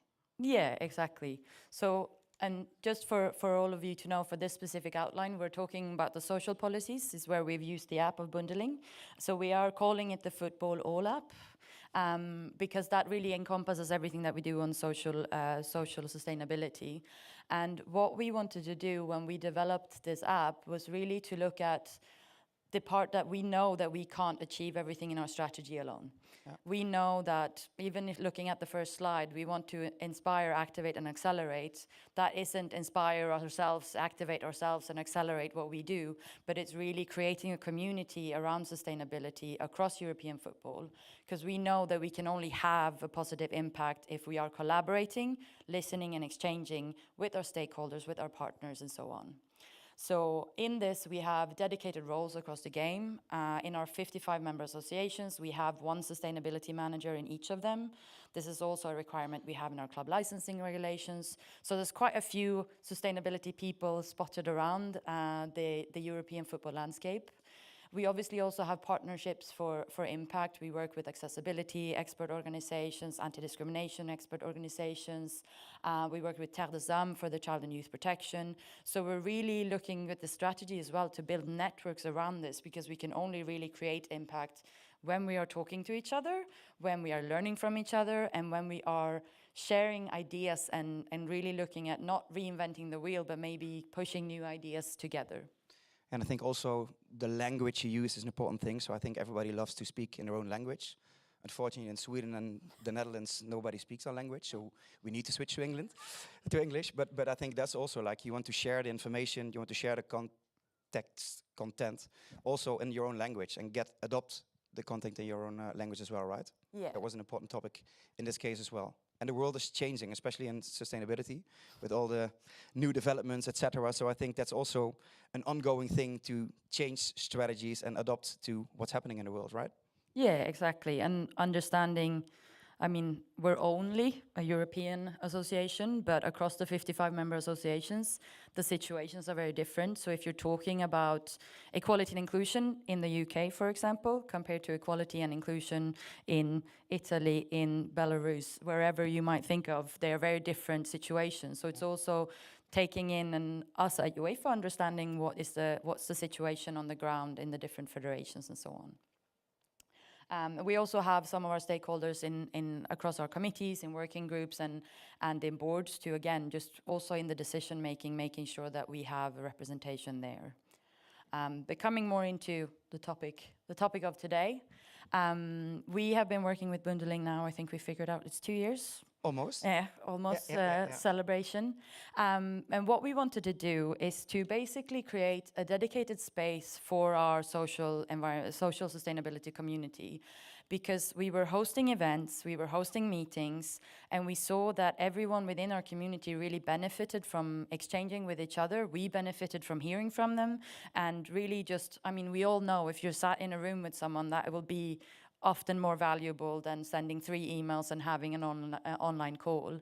But we wanted to make sure that we could leverage that momentum, as we already said, so that we can go through every day of the year as this community. We're not just a community on the days where we meet at the big forums or the workshops, but we are a community every day. And we wanted to do that by providing really an easy-to-use app for that purpose, and a platform that really anyone can use, whether you are 21 or 56, and whether you have done a lot of app work before, or if it's the first app you ever use. And we really found that in Bundeling, where we developed an app where we are really aiming to create this continuous and proactive exchange. And there's a web version coming up as well, right? So that's also an important topic to mention, that it's usable on every device. Yeah, and which we can see, again, we didn't think of this beforehand, but we have had, since we launched the app, we have had some federations saying the regulations for the IT tools that we work with stops us from downloading the app, and we have a web version. So we're also learning as we go on what's needed to make sure that everyone has access to it. But Bundeling has been super supportive in making sure that we can get there and that we have all that we need. And it's working well so far. If anyone's interested in seeing it, I have it on my phone, so I can show you a little intro later if anyone wants. If there are any sustainability people in the room, I'm happy to add you to the app as well if you want to share and see how it works. But I think that's an important thing that we've seen over the past years, is that you've got a lot of communication tools about certain topics, like in this case, sustainability. So once it becomes on top of your mind, you want to know, okay, where should I go to find some information referred to that topic? And that's what we try to create to keep that also momentum going, that when you think about sustainability within your job related to the UEFA, you know, that's the way we should go and ask for answers on questions, or even find best cases. I think that's working really well if I look at the partnership. Yeah, and I think, I mean, we already know that some of the users are really happy that, okay, maybe I am moving from point A to B, but I remembered like I wanted to read something in one of the documents and I don't have my laptop, but you just open it on your phone, the documents are all there, they know exactly where to go. It's about learning to always think about that and to do it and to get everyone involved in it, but it is definitely helping us to make sure that everyone knows where to find things. And again, like just a little thing of we have users who are writing their posts in their native language and the app automatically translates it so that everyone understands, which again, it might be a small thing for some, but for others it's not. The language levels across the federations that we work with differ. It can differ between the staff in the same association as well. So just that feeling of being able to, okay, well, we have users in France that write their posts in French, and then there's automatic English translation. If my phone is set to Swedish, the translation comes in Swedish. So there's all of these things that just makes it a bit more accessible as well. Easy to use, that's, I think, the key. Yeah. You have some examples, right, of, I think, a nice use case within the... Yeah, so we have had, we've seen quite a lot of good cases, and one thing that we wanted to share is just something that we hadn't really, we didn't think about it even in the process of developing the app. We were kind of so set on this is going to be a way for us to communicate with our community. That's the sole purpose. Like we will get through to this. But one really positive benefit that we've seen is that we've had, for example, in March, one of our partners had their week of action for accessibility. So we asked users on the app to post what they were doing in their clubs, in their federations. So we got people posting. So in Athens, the club was doing different things about inclusion for disabled people. We had in Italy, they were really amping up their audio descriptive commentary for their matches. And then Accessible themselves also shared about a collaboration that they did with the Croatian Federation. And by the fact that we already had our comms colleagues using the app, they actually knew what was going on, and they came to us and said, look, we want to post this on UEFA.com. So they actually wrote an article for UEFA.com just based on what was on the app. In the previous seasons, we've always had to go to them, say, look, this is happening. Can we write an article? What do you need from us? Then we had to go to the clubs, to the NAs to get it. And they kind of had to go 17 different steps in different directions to get to something. While here, our comms colleagues saw it on the app, and they've used that as a direct channel to finding out what happens. They knew the name of the people who were in charge of the different activities. They said, could you put us in touch with them? We will write this article. We will check everything with them. So it really streamlined that process, making sure the job is easier for us and for comms, but it also means that comms has a bigger kind of, it's easier for them to also emphasize what's happening on social sustainability. So that's really been something that we've seen as a very positive, and our comms colleagues are very happy. So we had to add 3 more comms colleagues onto the app, which is a very positive problem. Actually, you're right, and I think speaking about reaching out to the right persons with the right content at the right moment, like I already mentioned, I think good to see here is that there is like a label functionality that allows segmentation by users themselves, but also by UEFA as the platform admin. So in this case, you see Football for All Abilities. That's one of the few topics where people can get the information from, or maybe can attend to those groups, right? Yeah. Yeah, and we also use this because in the beginning we also wanted the app really to be kind of a comms tool, but as we had one of our bigger meetings, we actually also used it as an event app, which was super useful, both to boost the use because the people who were coming to the event hadn't really signed on to it yet, and then we made them only use the app for programs and timings and updates. But it also meant that the people who were already on the app already knew how it worked. We were chatting with them and using the app that way as well. And that's really easy because it was just a specific label. So the other users of the app couldn't see any of this, but the people who were actually at the event could see a separate section to it. So bundling's really helped us kind of find the way of, okay, what's for everyone? What's for some parts of the community? How can we be a very open and inclusive app while also providing specific services if, for example, we have our disability access officers and they are having a webinar, then we can create a specific section for that where they can find all the materials. Those who are not DAOs will not have access to it. So it really gives us that flexibility as well of just kind of finding out, realizing what we need, working with bundling. We have your poor colleague Luke, he has a meeting with us every Monday at 2 o'clock, where we put up what we need, what we want, where they can inform us what's happening.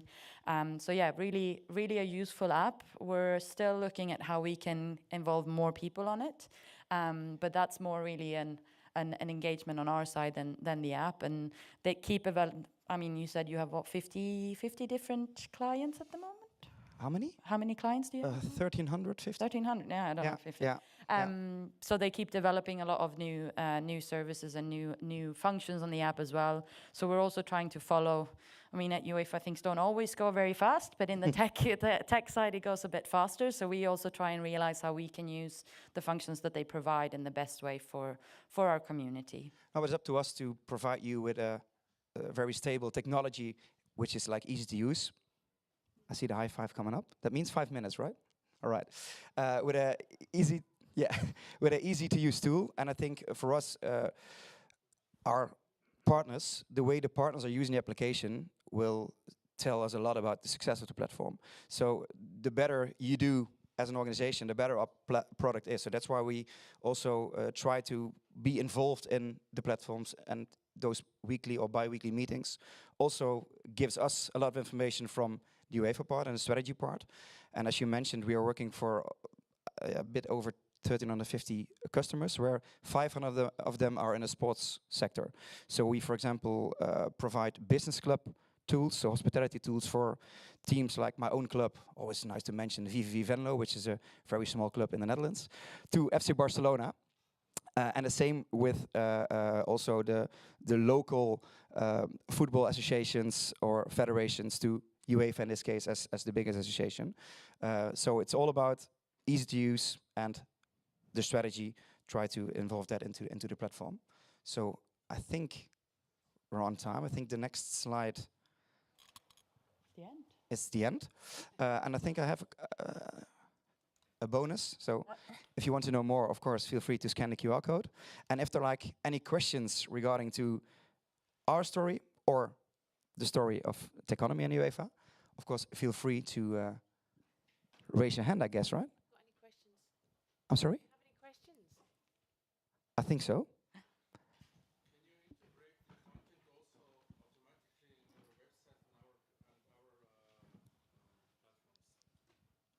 Is that a question to the UEFA or to bundling? To me, all right. Sorry, did everyone hear the question? Okay, one more time. Alex Kramania, Foot Golf. Can you integrate the content also automatically in your website or in social media? Is this possible? Yeah, we can integrate to almost every popular CRM system or content management system. Yeah, so we like to work with a single point of truth, which might be the tool you're already working for, to get as less action from your side to get the most content out to the most specific person. Next question. I saw here some cases you have also on your website. Yeah. So let's say a small club, how much is the percentage or how many users they are collecting? It depends on the club, of course, but the good thing for us, we always try to integrate we call it like company critical tools. So for example, let's mention VV Venlo as a small club. All their events, all their ticketing management of the B2B part is integrated in the platform. So without using the tool, they're not able to attend events, not able to use the network like they want to, and the ticketing. And I think that's what we try to achieve, to be as company critical as possible. So the download and the usage rate of our clubs within the sports is almost 100%, because they need to have the tool to get access to events in stadium. Okay, one more question. Can you integrate also other services in your app in? Yeah, we're completely OpenAI, so we can easily integrate software, apps, platforms, whatever. But I think we can just have a chat afterwards and discuss that Please as well, of course. Find me. Thank you. Any more questions? Maybe also to Esme or Josep? It's a long day, I guess. Yeah, it's the coffee break, so bad luck. Yeah, no, it's good. It's good. All right, well, if there are no more questions, thank you very much. Thank you. Thank you. Round of applause. Don't go anywhere. I would just like you to hold your seats for another 45 seconds while we have a very quick look at the final of this video from Sport Events Finland. And then we're going to take a coffee break. I'd like you to be back in here, if possible, please, at 4:25 so we can start. We've got 3 really, really interesting sessions to finish us off for the day. Thank you for still being here, and let's go to Finland.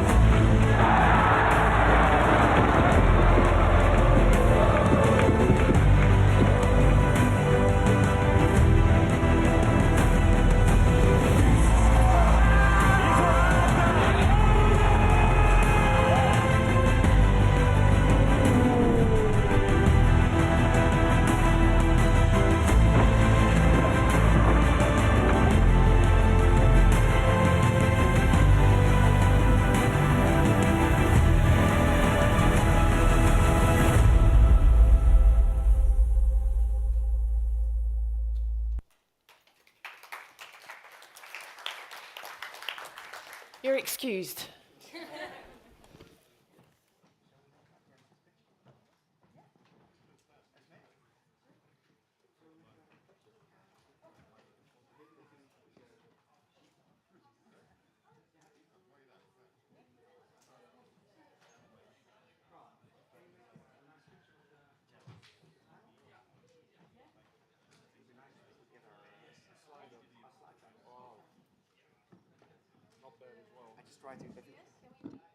Is it still working? Yeah? I'm looking to the technical department behind us. Is it possible to put our first sheet back on the screen? Then we can make a proper picture. Hopefully.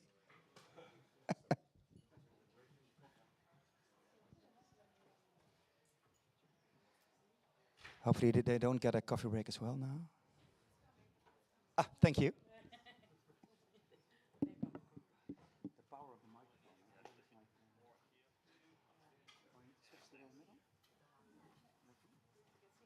I mean, where we're all on? There's too much bundling.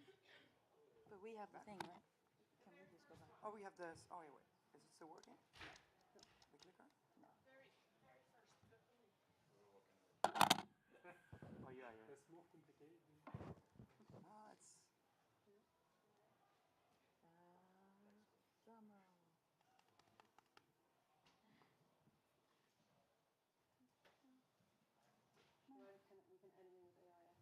Yeah, exactly.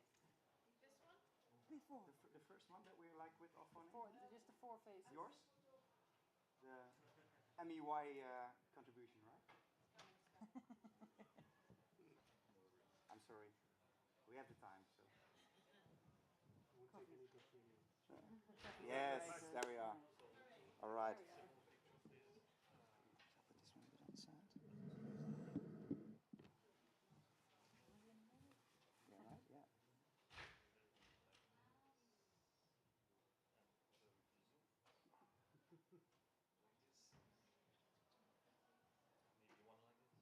Instagram.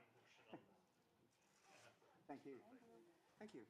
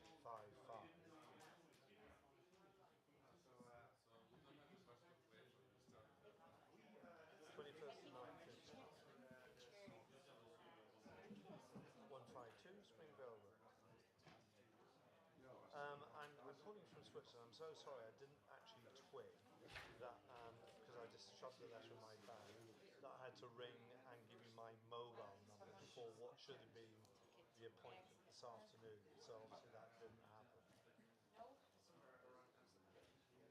I think it was down for your time, 2 o'clock today, I think, but I missed that I had to call you to confirm the mobile number.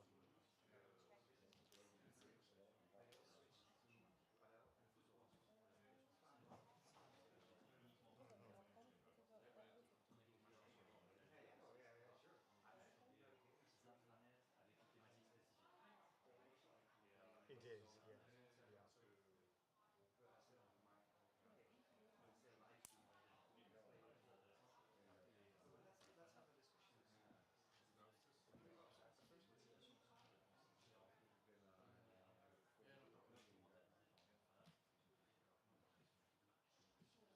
Right, let me just have a look at my phone. If I'll just move my phone away from my ear. The 7th is fine. What time do you have it down for? Everywhere. Right, have a look again. 7th, 9:30. I can make that happen. That's absolutely fine. Yeah. No, I had a meeting. Sorry about that. Oh, no. Yeah, were you on stage? We were just on stage about the UEFA. Right. The user case with the UEFA platform. Yeah, okay. And also, I'm not familiar now. No. So that's what. We're for over 500 clubs and federations as a part of our platform. We did the UEFA sustainability case. Our job for every association, federation has a strategy. But how do you communicate that strategy to these stakeholders? Is that? That means reading. Thank you. I'll just put that in my diary now then. 9:30 on the 7th. Yeah. Okay. Thanks indeed. Appreciate it. Sorry to mess you around. Okay. Bye bye. Bye bye.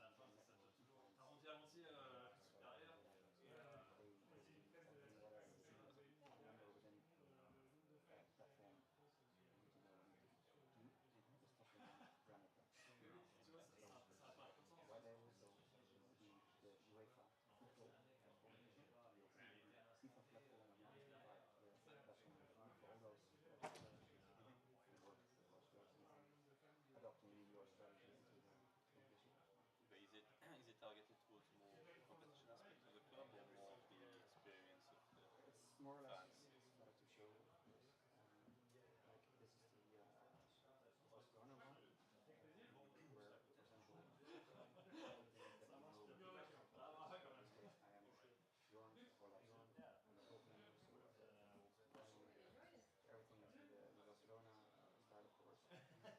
Great videos, but also share knowledge and interact with people. So what we now do is often send, but you also want to have feedback back and adopt the process. So if you look at, for example, the system, Borussia Dortmund, for example, their network, they have all their partners in there, but also their events. So they're now at the end of the season.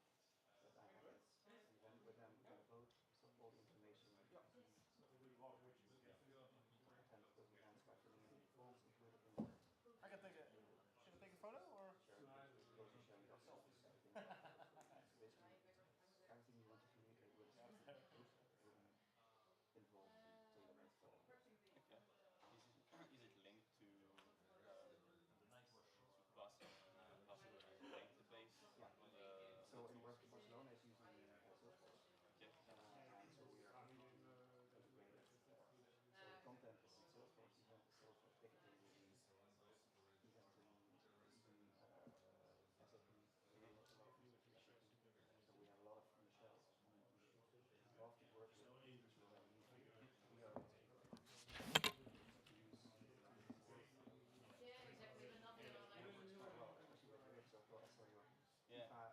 we are might be possible to discuss what is the strategy, how do you develop the strategy Yeah.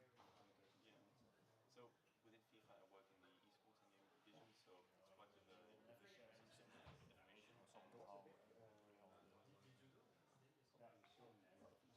Yeah, plus, it's, they do other types of titles, but they operate within the same scene, let's say. But within the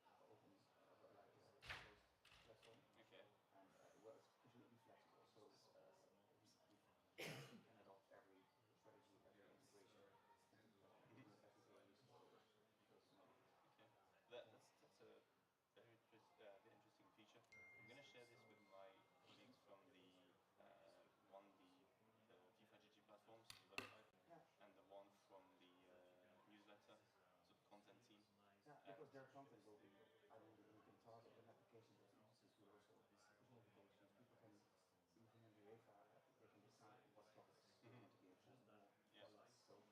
So our main aspect is always like reach out to the right people at the right place at the right time. Okay. And do that on a platform that you know, okay, if I have any questions or whatever, I know that I need to go to the FIFA app because I can find it. Okay. Yeah, that's interesting. I'll check it.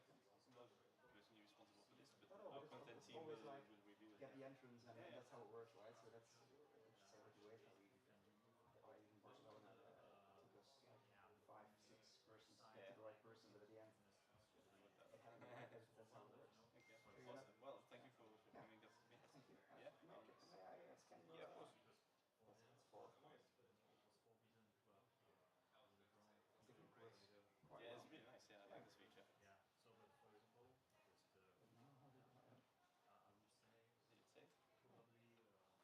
Maybe it's a bug. Click on create contact message.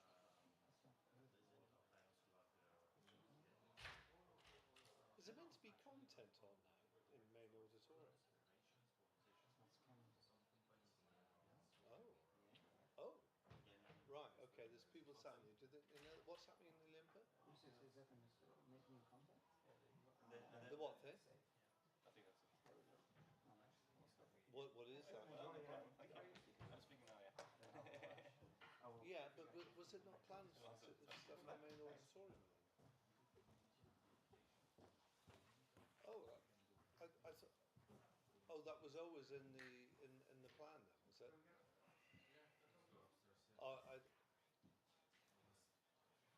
Yeah, but my question was there not content planned for the main auditorium till 4:45?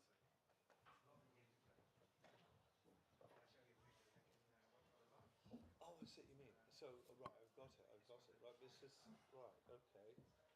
Yeah, okay, right. Okay, right, okay. So that's why I've just read it. Yeah, not to worry. I'm on my way back up. Okay, cheers, bye-bye, bye.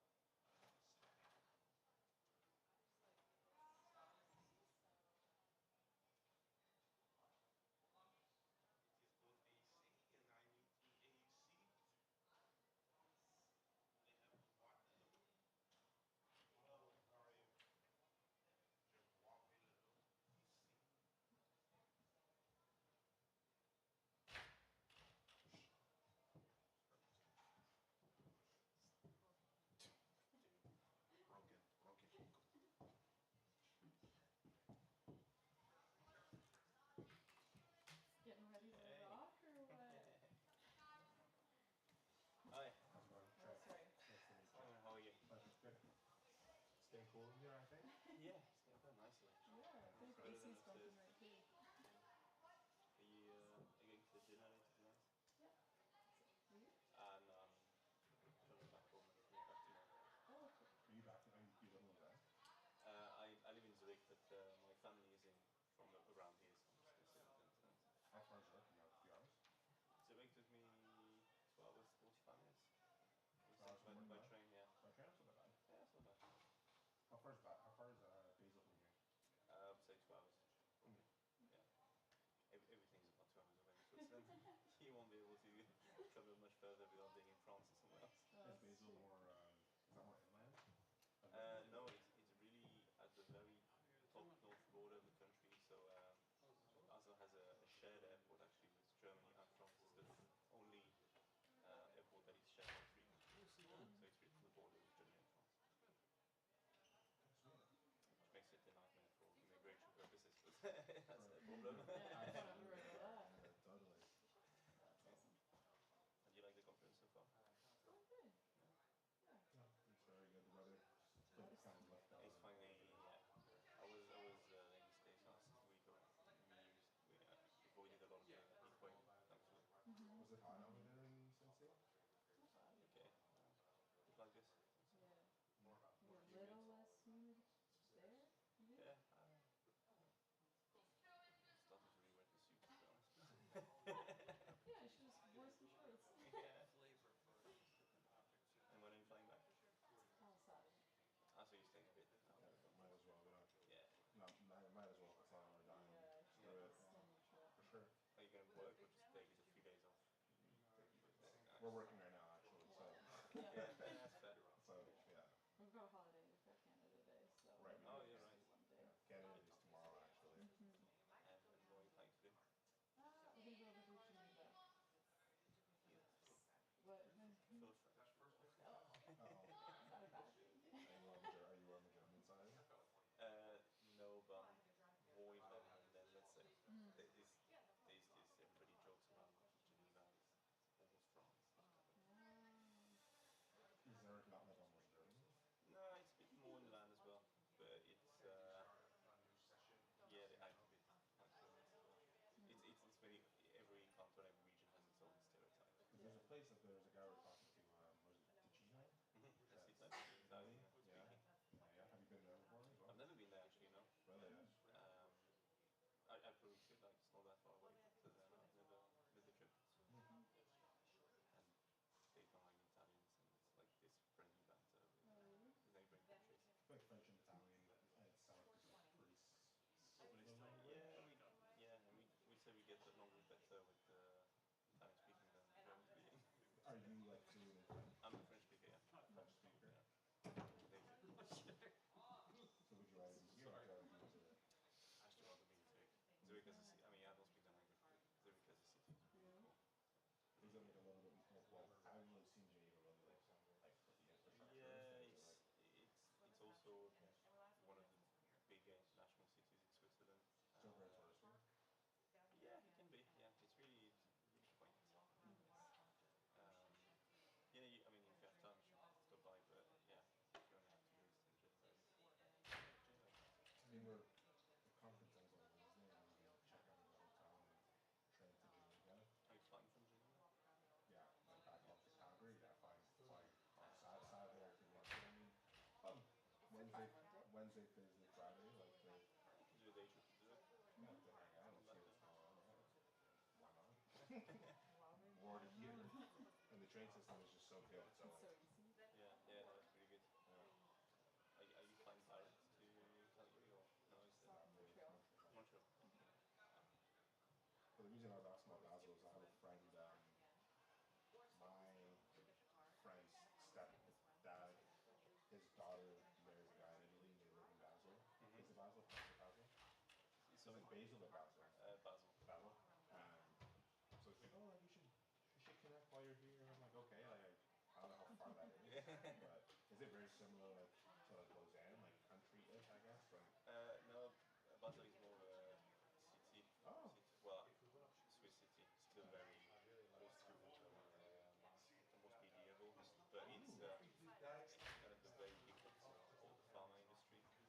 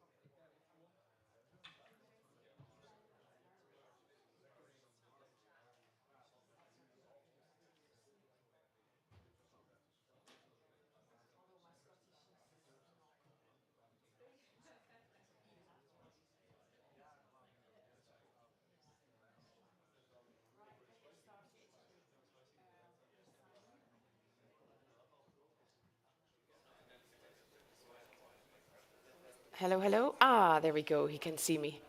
I can't see you, that's why. All right, good afternoon, everybody. Right, well, we've got 3 really exciting presentations coming up this afternoon before we head off into drinks and dinner. So without further ado, I am going to introduce you to Simon Birchall, who's the eFootball manager at FIFA. Simon, over to you.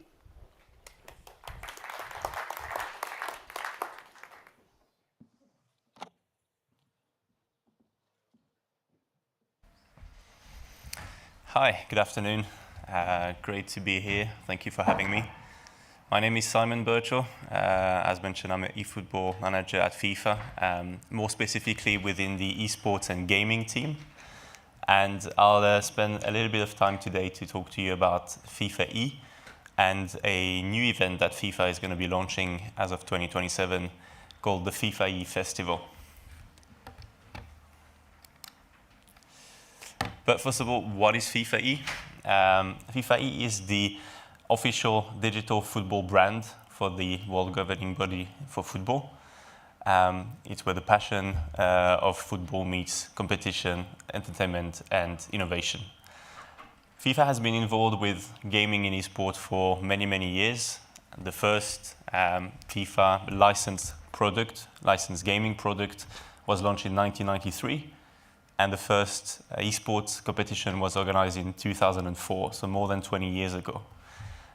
What's important to note is that since 2024, digital football is now officially part of the FIFA statutes as a sport, on par with football, beach soccer, and futsal. What used to be kind of a mean to get people into football from where they were engaging, so bringing people from gaming to football, is no longer the case. Digital football is now, in and of itself, the destination.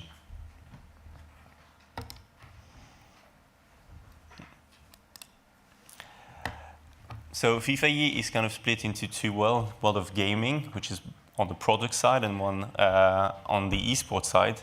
You can see here elements of the newly launched FIFA Digital football portfolio. This was released a few months ago.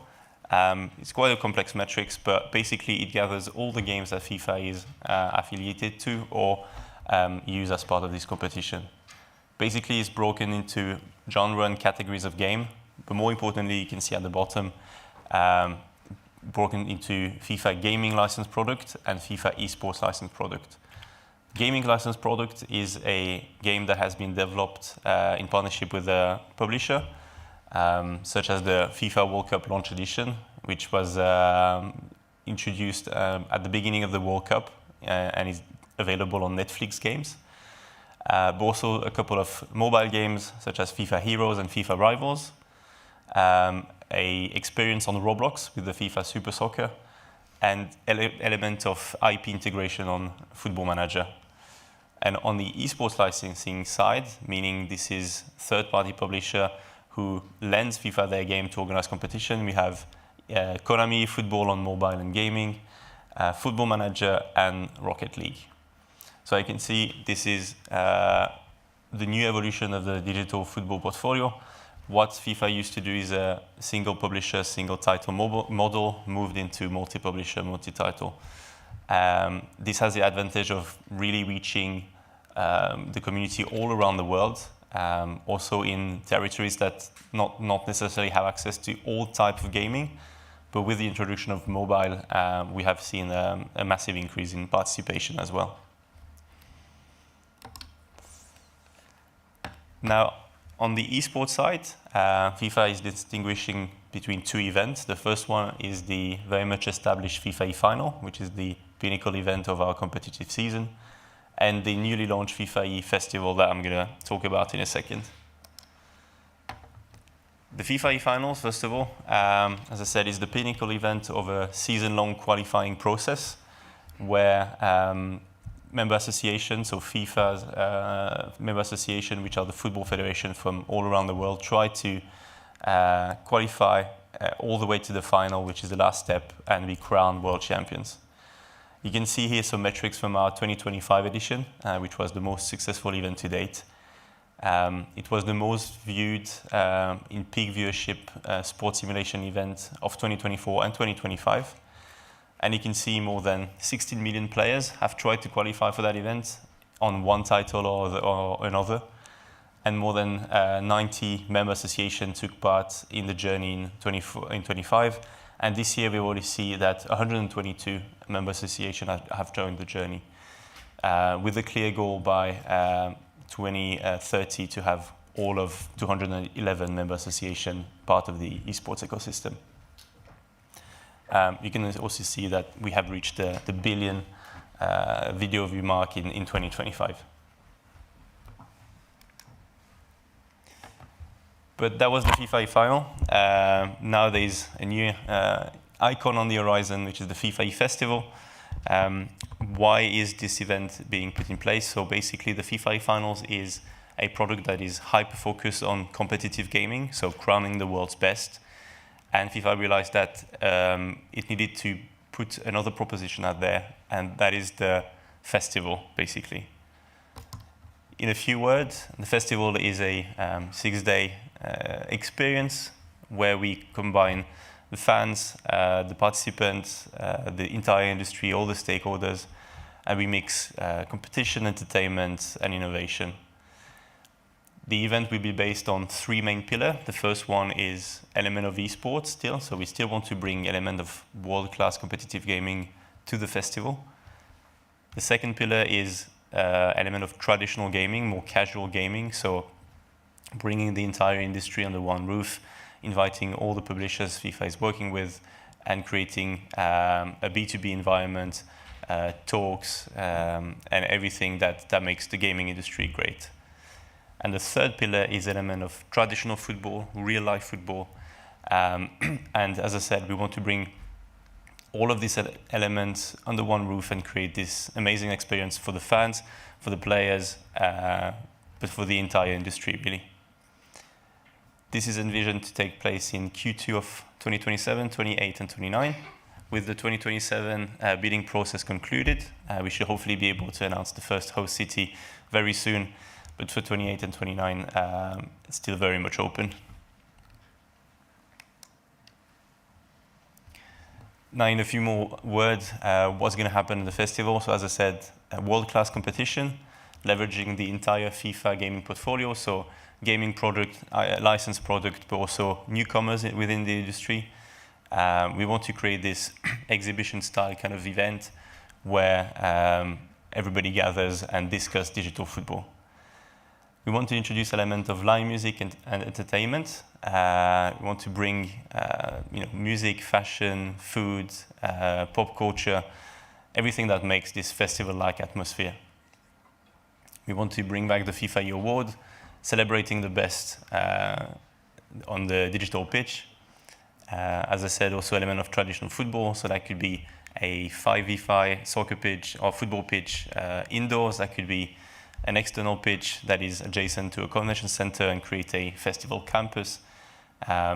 This ultimately will depend on the final host destination, because what's really important for us is to create a program that is very unique to that final destination. FIFA Gaming House will be everything related to gaming, casual gaming, innovative, and we'll have tech showcases really to push digital football forward. Now, I know in this room there are a few host cities looking for their next event. So hosting the FIFA eFestival, what does it entail? Well, basically, there's a lot of advantage to host this festival. I'm not going to go through all of them, but I want to bring your attention to top right, which is the co-branding. Basically, we want to make the host city part of the narrative when we talk about the festival. So if it was to be held in Lausanne, it would be called the FIFA eFestival Lausanne 2027. We also want to bring elements of the host city culture as part of the branding of the event, so we would develop a branding that is unique to that host city. You can also see bottom right, a successful bid will come with a commercial partnership position, presenting partner position, which is premium on the local strip, meaning that the host city will receive association right with the event, with FIFA E, but also promotion, marketing, activation rights and everything it entails. And in the case of a nations-based competition, the host country will automatically qualify just like any other FIFA competition. Now, what FIFA is looking to find in a host city basically can be summarized in 3 points. We want to shape digital football together. We want to find a host city that has both an esports and a football ecosystem that is already present and mature in the country or is on the way to get there. It's very important for us to get to the people we want to reach out. Finding the right places will be a main point. Then a committed partner. As I said, we really want to onboard the city with everything we do, drafting the agenda drafting the program of the event, being part of its narrative. Every event that will precede this one will be on the road to Lausanne 2027, for example. And every measure of promotional support in the country, administrative support, and the activation of the entire local community. So they could be grassroots event that is taking place ahead of the event that are concluded at the FIFA festival. There could be gaming competition taking place ahead and concluded at the festival and so on. And finally, strategic alignment with the host city. The FIFA's mission is to make football truly global, that is on the physical pitch, on the digital pitch, and make it accessible to all. That's what the federation is striving for. So finding a partner that works with us on that objective is very important to us. So that was, in a few words, the introduction of FIFA E and the FIFA E Festival. If you have any questions, I'm very happy to answer them.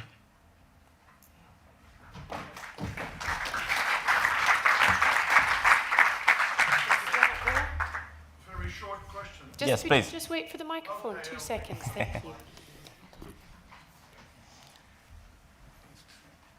Very short question, thank you. What would be the fee E for the FIFA E for a host city?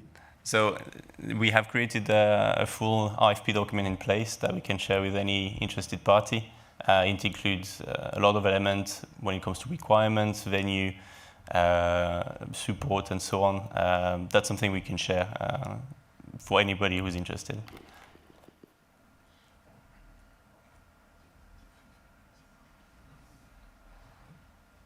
Okay. Oh, one more. Any more? Down here, please. Just so we understand, it's being live streamed for people not here, so that's why we're using the microphone. I'm a university professor from China, and I do research on esports for more than 10 years. So I care about too many issues about esport. As we all know, Kosti Coventry became new president of IOC. She changed the policy of esport in IOC. Especially, he canceled an important contract with Saudi Arabia for the Olympic esports games 6 times, $2 billion US dollars, $2 billion US dollars. So IOC get lost for too much money. But she decided for IOC, sometimes maybe esport is dangerous. Because not like in FIFA, because your real games, FIFA World Cup, is easy to earn too much money. Maybe this World Cup, I get information from the media, 13 billion US dollars. So it's a great fortune for FIFA. But for IOC, 4 years, maybe one circle, 4 years only, 7.5 or 6 billion. So IOC is very difficult to earn much money. So sometimes IOC wants to attract esports to join Olympic Games. But for the IOC member, they don't like, because they think esport is only maybe hand-eye coordination games, and it's not sport, no physical exercise, too many maybe harmful to their body and health. So for IOC, it's very difficult to make a decision without any hesitation, because they want to earn money, but they worry about, just like Thomas Bach said, if we encourage too many young people play esport, maybe we'll more couch potato and less athletes. For Olympic Games, it's a big difference. It's a big difference. It's the greatest dangerous. So I want to know, for the FIFA, esport is only a maybe marginal game, and earn a little money is enough. And you want to just attract young people to like football and know anything about money. So for IOC, for FIFA, different situation. I want to get some information from you. Thank you. Well, I'm not in a position to comment on the IOC's behalf. What I can say, you did touch upon the nature of the game that are used on the different events. Maybe what's important FIFA to specify is that it is not so much e-sport in the traditional sense of the word that other competition can do. It is very much digital football. So all the titles that are used at a FIFA event are related to football in one way or another. So we have titles that are sports simulation. Konami Football is really a recreation of what you would see on the pitch, and you control a player. It's very realistic. But you have also titles that have more of a fantasy element, like Rocket League, which can be argued to be football because it's still two teams and a ball and a net, but it is not realistic. You also have managerial title like Football Manager, which is not a simulation of what's happening on the pitch, but more happening in the locker room. So basically, FIFA wants to bring all of these genre of titles that are related to football in one way or another to its FIFA community. Again, can't really comment on the IOC plan and recent decision, but on FIFA, that's also why we want to find host city that can support us in creating this sustainable event where we find the right community on site, we find the right partner within the host city to help us promote, to help us put together a great show.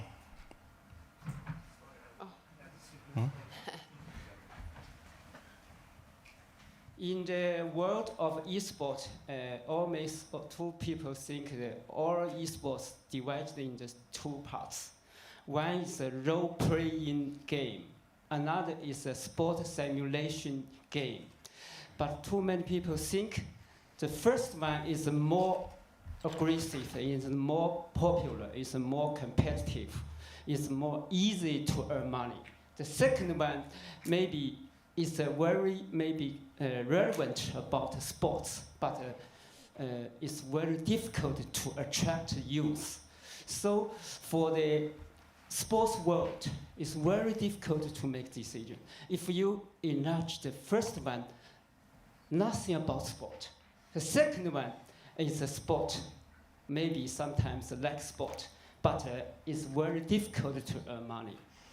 Did you maybe face some challenge about that? I chose some game, maybe it's not sport, it's not football. But the second one is football, but it's very difficult to earn money. Do you face the situation like that? Well, FIFA's mission is really to put, as I said, because of now digital football is part of the FIFA statute, it is officially mandated to put together this competition for all of its member associations. So we've seen this year with 122 of its member associations activating the esports program. We see that there is a real interest in the scene. football federations from all around the world have identified the digital football segment as of interest and as of a priority for them. We can see they all invest massively into the scene. So FIFA's mission is to put this competition together to crown the world's best. And again, it is difficult to compare it to a traditional esports competition that is run on a completely different commercial structure. Okay. Oh, one more very quick question.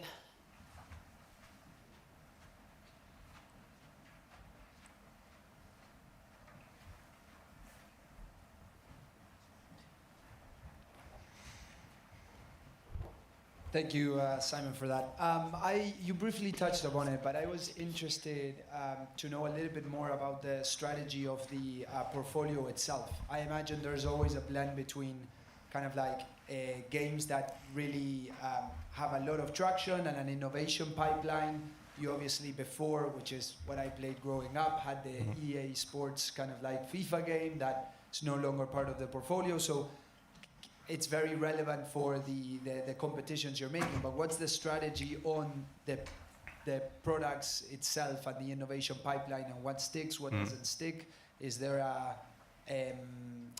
basically what's the strategy on that? Yeah, I mean, this would be more a question for my gaming colleagues. I'm rather on the esports side, but I think the easy answer is to say that FIFA's mission is to make football truly global. So finding this mix of games where they vary in both platforms, genre and popularity within certain demographic has really helped this mission to reach the community from all around the world. We've seen in the last two years high increase in participation in Africa, in Asia, that did not necessarily engage as much as the title that was used previously. So one part of the strategy is really to amplify the reach, amplify the touch point with everybody around the world. So you will be releasing new games in the portfolio as you go, or? Potentially, if there is a game that has been identified as relevant, it will be considered for integration in the portfolio, yes. Thank you. I think that's all we have time for. Thank you very much, Simon. Thank you.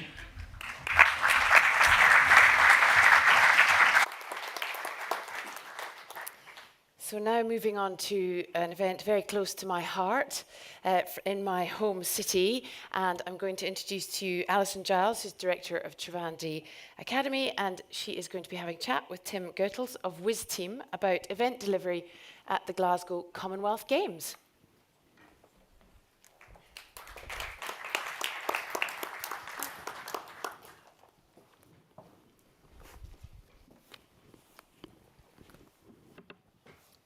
Okay, so here we go. I hope you guys have still a bit of energy to go.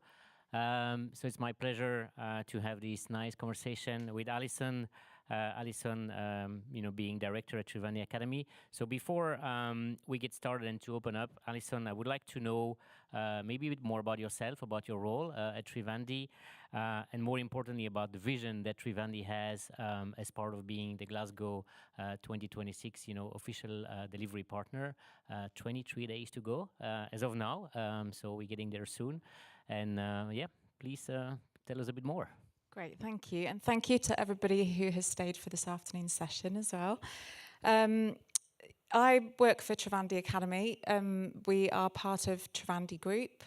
Trivandi are specialists in the strategy, planning and delivery of major events.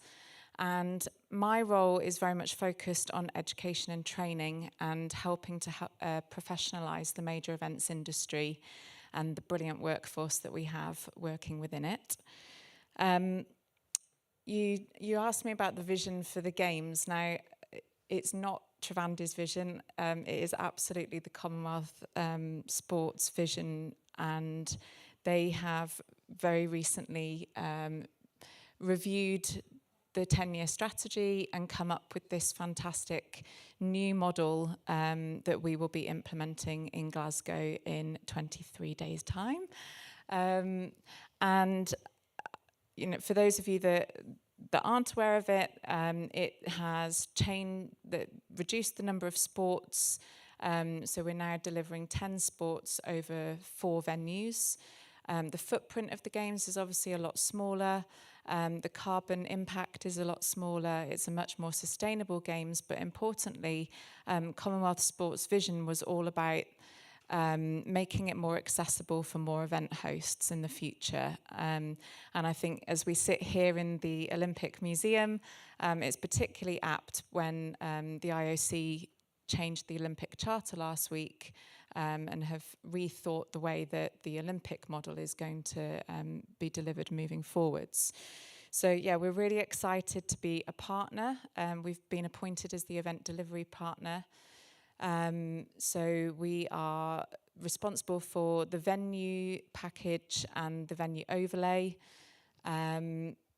We've been very busy over the last 12 months, and we're just delighted to be working so closely with Commonwealth Sport and Glasgow 2026 to make their vision a reality. Yeah, amazing.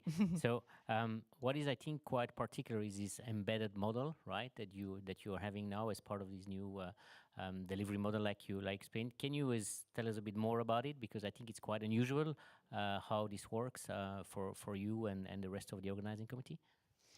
Yeah, sure. So right from the beginning of our appointment, which was about 12 months ago now, we have been sat in the organising committee side by side with all of the team there, and that has been absolutely fundamental to how we've been able to deliver in such a short amount of time. You know, most of you will know that a normal multisport games is delivered across in some cases 7 or in some cases 10-year cycle. We've had 22 months since the games were appointed to Glasgow, and as an EDP, we've had 12 months. So yeah, the clock has been ticking right from the beginning, and it's been really important that we, as I said, have been side by side, living and breathing this event with the organising committee and Commonwealth Sport, to make it a reality, to be part of the problem solving, and looking at all of those solutions. Yeah, great. So now that you've told us a bit about the why, can you tell us a bit more about the how? What is, like, for the people that don't know what the academy is really about? Can you tell us a bit more about how it concretely works with you guys and the rest of the teams? Yeah, sure. So as I said, my role is very much focused on the training and education. Now, in order to deliver this new model, at the pace that we've had to, it's been absolutely paramount to work to train local people to get up to speed, understand exactly what's needed, and deliver brilliantly in their roles. So I have the privilege of working with all of the newcomers to the industry, to those that have had some experience but are looking to develop their careers, and also with our leadership as well, really helping them understand the nuances of this particular model, of this particular games, and how that needs to be delivered. So we've developed some e-learning that introduces every single member of the workforce, so not just the EDP team, but the full organising committee and their suppliers, so that they have a baseline understanding of what do we mean by a multisport games, what do we mean by logistics, transport, sustainability, and why is that important? Why is operational readiness important? Why do we need you to think about that right from the beginning of your role? That has been fundamental in getting this team up to speed really, really quickly. It also means that people aren't working in silos, that they understand why another team is asking something of them, and how it all fits together in this holistic model. We've also been working to with Glasgow, and particularly the Scottish Skills Development Authority, to upskill local people that have previously had challenges to entering the workplace. Glasgow has quite a high unemployment rate, so really providing opportunities for those local people. And we've created a secondment programme, so we've been working with partners from around the world and giving an opportunity for experienced professionals to come and get experience in Glasgow and enhance their careers even further. So that's been a really successful program. Yeah, we're part of that. We have our own Rob, which is going to be your talk director in a few weeks as well. So that's great. Great. I guess this is where the one team, one dream comes into place, right? Yeah, absolutely. Yeah, and you know, we all have to work together towards that shared vision. And yeah, there's no divide between the EDP and the OC. It has to be intrinsic, definitely. Okay, great. So maybe to conclude, can you tell us a bit more about the legacy element? Because I guess that's also an important part of, you know, when the games are over, can you tell us a bit more on how that works? Yeah, and I think this is a really good example. You know, Glasgow 2014 created a fantastic workforce. Many of those that started on Glasgow 2014 are now part of our leadership team. That our operations director started his career in Glasgow in 2014. So it's been great in that Glasgow's got that foundation. We're helping build on that. But it still requires newcomers to the industry. And we hope that through the training programs and the knowledge share program that we're working with the OC on as well, that we can ensure that the games live on beyond the 3rd of August. And obviously when the next events roll into those venues, it's actually in the people that the legacy lives on. And many of those, I'm sure, will go on to successful careers that, you know, we've all been able to enjoy. So, yeah, it's a really important and fundamental part. So Glasgow needs now to bid for the next event so that they can keep continuing with the people you guys have trained quite well. Absolutely, and so we cities which are around, feel free to bid. Great. One last thing, maybe when we were discussing and preparing a bit this little discussion, we were kind of, or you actually pointed out of something that was told, just before earlier on today about not, redoing the same mistakes. And I guess that's probably what this is all about, right? It's like, how can we keep knowledge across the industry, across the events, across the people? Yeah, we talked about it in one of the sessions this morning about why do we all keep making the same mistakes. I guess it's the transient nature of the industry that we work in. You know, we may have very good knowledge share programs in place within an organising committee or within a rights holder, but as soon as that event dissolves and the team disperses, then that knowledge and the tactile knowledge is lost. So that's something. Another reason why we set the Trivandi Academy up is to help all of the partners that we work with to really invest in that knowledge transfer process. For Glasgow particularly, we've committed to writing a white paper at the end of the game, so we'll be sharing that knowledge. And I think we're all scared of it, aren't we? We worry about what our competitors might find out, but actually we only get better as an industry if we all contribute to it and we all learn from each other. And that way we can work together to raise that bar. So yeah, it's something we believe in wholeheartedly and are looking forward to working with our partners on that as well. Great, amazing. Any final words for you or? Just we're looking forward to seeing some of you in Glasgow in a few weeks' time. Couple of days. Yeah. Book your tickets if you haven't done so. Yeah, we're not selling tickets through our platform, but you can get your accreditation through our platform. Does anybody have any questions back there? Thank you.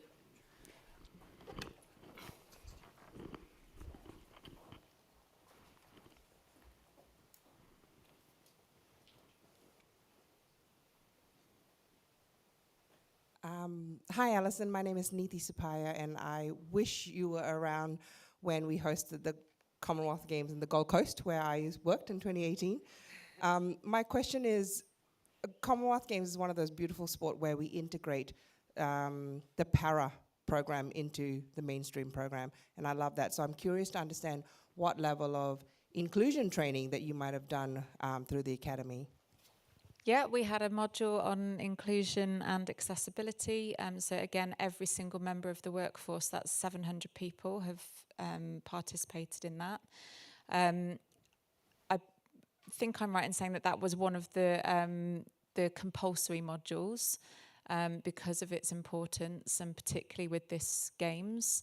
And it's something that we want people to be more aware of as they then go on to the next Games and the next one after that. And thank you for doing that. So the follow-on question is, to what extent do you know if you've done any inclusion training with specific regards to the non-visible disability? So I represent a cohort of athletes with intellectual disability, and quite often inclusion disability programs don't cover that as much. And yet this year at Glasgow, we've got an additional event in the 800. So fantastic, but I'm worried about, well, not worried, but I'm curious to know whether the volunteers and the officials and all that have had that ability to put on a different lens when an athlete with an intellectual impairment enters the arena. Sorry, can you repeat the last bit again? So the question is, to what extent do you know that your inclusion disability program or training has also then talked specifically around the inclusion of people with intellectual impairment, or the athletes that are coming to your games? Yeah, so all of the training was designed so that it was relevant to the Games. And as you said, the program does absolutely include a variety of different disabilities. So we wanted to make sure that was represented. And we work with subject matter experts on each of the modules and the course content to make sure that all of that is captured. So, yeah, I'm amazing. confident. I can't wait for your white paper, and thank you so much for doing that. Thank you. Another question over here? Yes, it is you. You mentioned the time to deliver was very short for this event. You know, do you think that is a model? I know it's not ideal, but is that a model going forward, especially when, you know, there's concerns around costs? Is that something that you would say we could do again, or is it going back to that longer term planning period, and you think that 4-year plus is really the way to do things? That's a good question. I mean, the costs reportedly have been cut by 60% as a result of doing it in this short time frame. You know, that's huge. That makes it more accessible to more hosts. So I think, yeah, there should be some really interesting learnings that come out of this. I know that there's Darren Hall's doing a session tomorrow as well, so hopefully we'll hear some more about that tomorrow. But yeah, I'm sure we'll increasingly all be pushed to deliver in shorter time frames. Yes. Yeah, I can testify on that one as well. Any more? All right. Thank you very much to you. Alison and to Tim.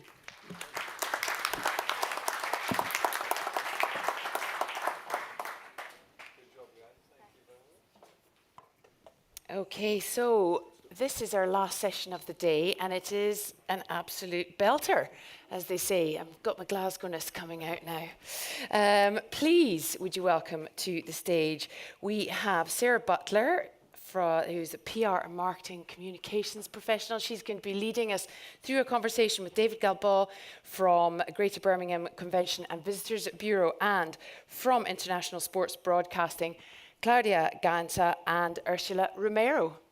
Please.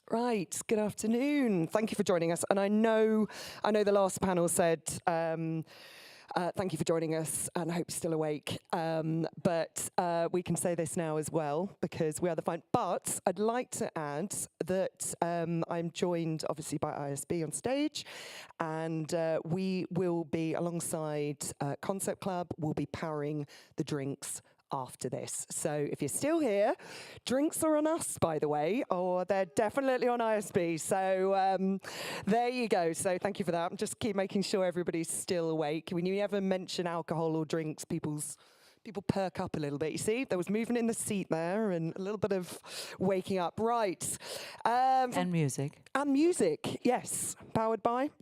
Concept Club. There we go.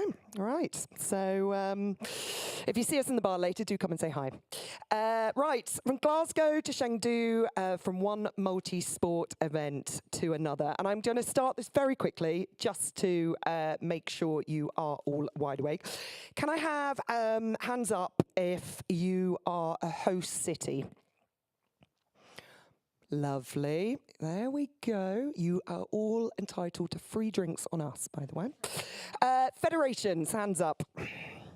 There we go. We're going well. What do you think, Claudia? Good? Good. Service providers. There we go. We've got some good numbers. There we go. And anyone else? There we go. Good, good, good. Right. I'm just going to get you on to... just a quick background about the World Games before we jump into it, just so for people that aren't too familiar, some people will be new to it. Since the very first edition, Santa Clara, USA, 1981, the World Games have become the second most important global multi-sport event in the world. The World Games is a multi-sport event for sports and disciplines that are not in the program of the Olympic Games. I'm having nodding. That's good. Not all of them. Some of them. Some of them. That's it. Keep correcting me. Every 4 years? Well, every 4 years, yes. except for one. Exactly, Right. which we're going to go into. We had a little pandemic. So. There were little pandemic. It's such a small incident. And the World Games is the international showcase that positions the world's best athletes, host city, and the partners and the sponsors at the heart of world sport. So that's just a little intro from you. I'm going to start with a video. And the last Games in August last year. And we have a nice little video just to give you a bit of a highlights of what we saw in Chengdu.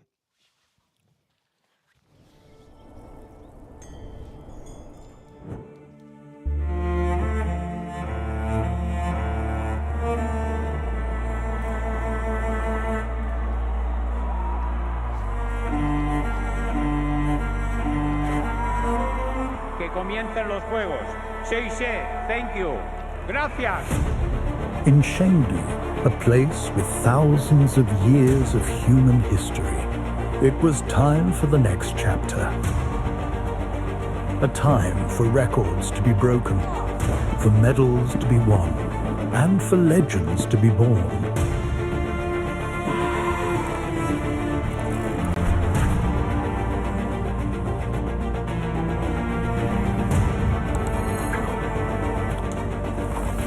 Where the world discovers new sports and new heroes. This is the World Games, where passion becomes legacy, and every moment matters.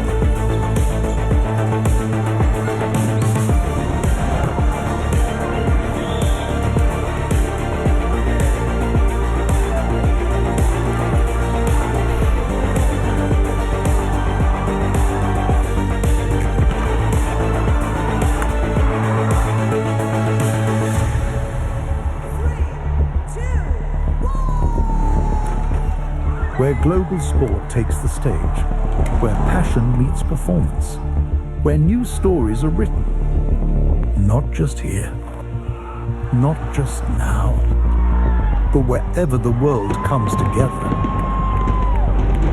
We are the World Games.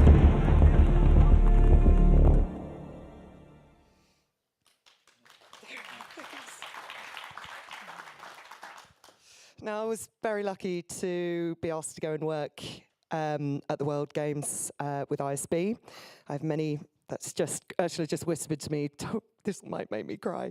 So we're going to start with Birmingham, Alabama.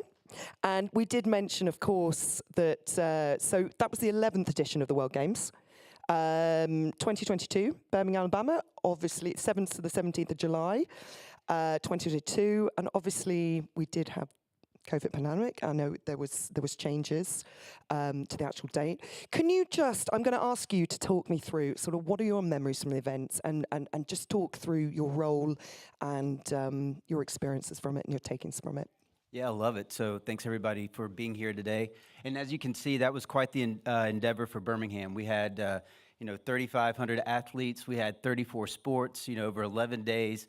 And just what it meant for our community was tremendous. So a lot of great memories. We were involved from the very beginning. We started the bid process in 2014. Ultimately, we were awarded the bid in 2015. And then, as you said, 2022 was a long runway, but we were very excited about hosting that. And just, I just remember just the sports. I mean, whether it was sumo or the Olympic medal match or the game with the U.S. women's softball team in Japan, that they got some revenge from the Tokyo Olympics. So that was very exciting for us. But, just the way our community came together as well and really came out and celebrated the games. And I really, I think the hospitality and what it meant to our destination really, I think, showed the athletes and everybody with IWGA and everybody involved with the event how important this event was to our community. I mean, I did read something that delivered by the World Games that said they believed it locally that it delivered a successful legacy for the city of Birmingham and has helped to place and redefine the city on the global map. I mean, that's what you were hoping to achieve, summed up in a sentence, really, isn't it? That's exactly right. I mean, I wouldn't be here today without us hosting the World Games. It really gave us an entree into international sports and international sports landscape and what that meant. So the fact that I'm here and actually leveraging the World Games to have other opportunities is paramount for our destination, and just really excited about what it's led to. Now, Ursula, I mean, we're going to move on to Chengdu. I mean, that video was put together by ISB, and you were the host broadcaster. You were also in Birmingham. Your experiences in Birmingham?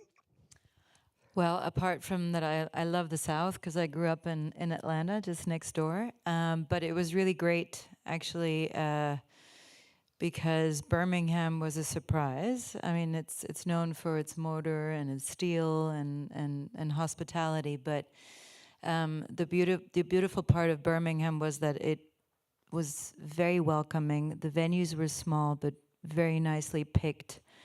I believe there was no new venues built specifically for the World Games. We had some very unusual venues, like the Sloss Furnaces we were talking about earlier for sport climbing, parkour and breaking. So it was an amazing setting in this beautiful old steel factory. It was an old blast furnace, but yes, yeah, close enough. So that's exactly right. And then we had, of course, an amazing football stadium that was used for the opening and closing ceremony, for drone racing. So it was just really cool city. Most of the venues were half an hour driving maximum. We were lucky enough that IBC was walking distance to many venues. So it was great. It was logistically, it was very easy. It was hot as hell. But it was great, and people were really helpful, especially coming out of the pandemic. We didn't know what to expect, and it was great. We did it on I would call it shoestring budget, but we managed to really pull it off and got some great pictures. All the venues were full. I think the athletes also really enjoyed it. Southern hospitality. So it's a real thing, guys. It's a real thing. So. It is a real thing, absolutely. Dennis, I believe you were there. I vouch for the heat, uniqueness of the venue. Yep. Hospitality, definitely. There we go. Summarise. Clearly a great impression. I mean, you mentioned as well that, I mean, Chengdu was a complete, I mean, I know when you mentioned the IBC, I know because I worked with you in the IBC and I know the distance between to any of the venues was quite extraordinary. How did you go from that setup from a host broadcaster in Birmingham into Chengdu? What were the sort of obstacles and how did you overcome them? Well, we had to obviously think about remote production, but then we also had to double up quite a lot because of the traffic and the distances. I mean, we went from how many inhabitants are there in Birmingham? Yeah, 1.1, 1.2 million. To So 22 million people city. And in Chengdu, they chose the outskirts because they wanted to show off the new areas. So we really... It was, some venues were an hour and a half sometimes, so we had to really think about logistics, and therefore we actually decided to do some venues remote from the IBC, which became our home, as you know. It was a very good IBC though, so it was easy to hang out there. And the venues were also really, really great. And of course, Chengdu is also known for its hospitality. It's a small, very small, but very friendly city, and people were just delighted to have us all there, and they really go out of their way, again, to help. So the enthusiasm of the Chinese when it comes to bringing people is amazing. So very similar heat as well. It was hot. But, you know, it was great. It was just the biggest hurdle was really the logistics side of things. So, yeah. Well, to me, I mean, I know that, and how we talked about it, was really, those games really took the World Games to like another level, both from a distribution point of view, technology, community, innovation, social impact, athlete-driven games. I mean, if we can talk about the innovation side, both from broadcast perspective, and then I'm going to bring in Claudia because I know there's one specific thing that really sort of changed the way that we engaged with fans. But I'm going to start with the broadcast side. Well, again, because of the whole logistics of it, we had to really rethink because we had a limited, I say, budget in Birmingham, which was also, we were able to pull it off, but we decided to really go for it. And thanks to the local organizing committee's help, we managed to increase our broadcast budget, actually due to the fact that the venues were so far away. We managed to convince them, and we were able to cover 90% of the World Games live, all the sports, to a proper broadcast standard. But then, of course, what do we do with all these beautiful images? So we decided together with the IWGA to not only go down the classic broadcast rights holder path, but also to create a dedicated OTT platform for the IWGA with an app. And what we wanted to do different there, rather than just having another streaming app, we just wanted to go the extra mile, include all the federations, include the athletes, which took some convincing, but we managed to convince the IWGA that it was really important to make the athletes the main focus. So all the athletes had a profile on the app. All the federations had a profile, have a profile. And I think the athletes were the ones who mostly appreciated it. As you know, we included podcasts to promote the athletes. We also included a studio show at the World Games in Chengdu, which we didn't do before. So we managed to do a little bit of an entertainment part as well. And we created a studio in the IBC where we invited athletes, federations, officials, opera singers from Chengdu, chefs. But it was, yeah, we really wanted to make it athlete-driven because there are so many talented and unknown, let's say, within the international community, athletes that really need to be heard and to be seen. And you made that possible with the wonderful podcast. But yeah. So For that was kind information, of our. I was the host of the podcast, just so you know. I had discovered a lot about sports that I'd never heard of before, but it was a wonderful way to meet some fabulous athletes and get to know some new sports. Yep. And that actually, Claudia mentioned it. It's a very good quote that she said. But you know, we had 4,000 athletes competing, which is a lot of athletes. And I think your words were we have 4,000 athletes, but actually they became 4,000 ambassadors. And I thought that was a lovely way of describing how the app and the the World Games Live, really sort of transformed the engagement side of things. Yes, I mean, there's quite a few federations here. You obviously represent your athletes, and that is your biggest asset that you really have. And we made sure with our OTT to drive that and to make sure that they promote the games, they promote their own sports. And get others involved. And I think, you know, we've spoken about it in another conference just earlier this month about the different pillars of communication and distribution. And again, most of the federations that we speak with, the challenge is penetrating the bigger picture, the audiences, the getting seen, basically, is everyone's challenge. And we have kind of divided this strategy into 5 pillars, and the 5 pillars are traditional broadcast, where you obviously will find mostly older audiences, but not always.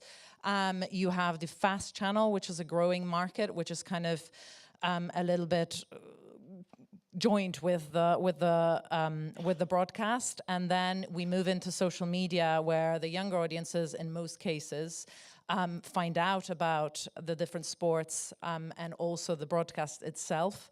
And then those who find out from the social media will either go through YouTube, which I consider a slightly other pillar than social media itself, and then obviously the OTT. So those are your 5 different ways of communicating to your audiences, and within that there are nuances also of the audio communications, such as podcasts, which you can then put on Spotify and other platforms.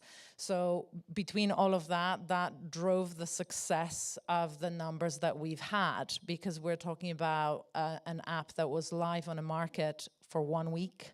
And it went straight to 1,000 hours of live hours, basically. And based on that, the numbers that we've received, at one point we were 75% better than all other competitors, and that includes apps like ESPN. So we're talking about large, popular multi-sport apps that we have managed within a week to surpass, based on athlete-centric social media strategy, as well as broadcast and OTT platforms. So we've managed to do that with our athletes, or with IWGA's athletes, who are promoting, with federations that we're helping to promote, and also with local Olympic committees, which were also taking the streams and promoting it further. So between all of that, we were able to deliver almost 1.5 million unique viewers within the 2 weeks. It's a really good number of audiences on a platform that existed a week before the games. No promotion.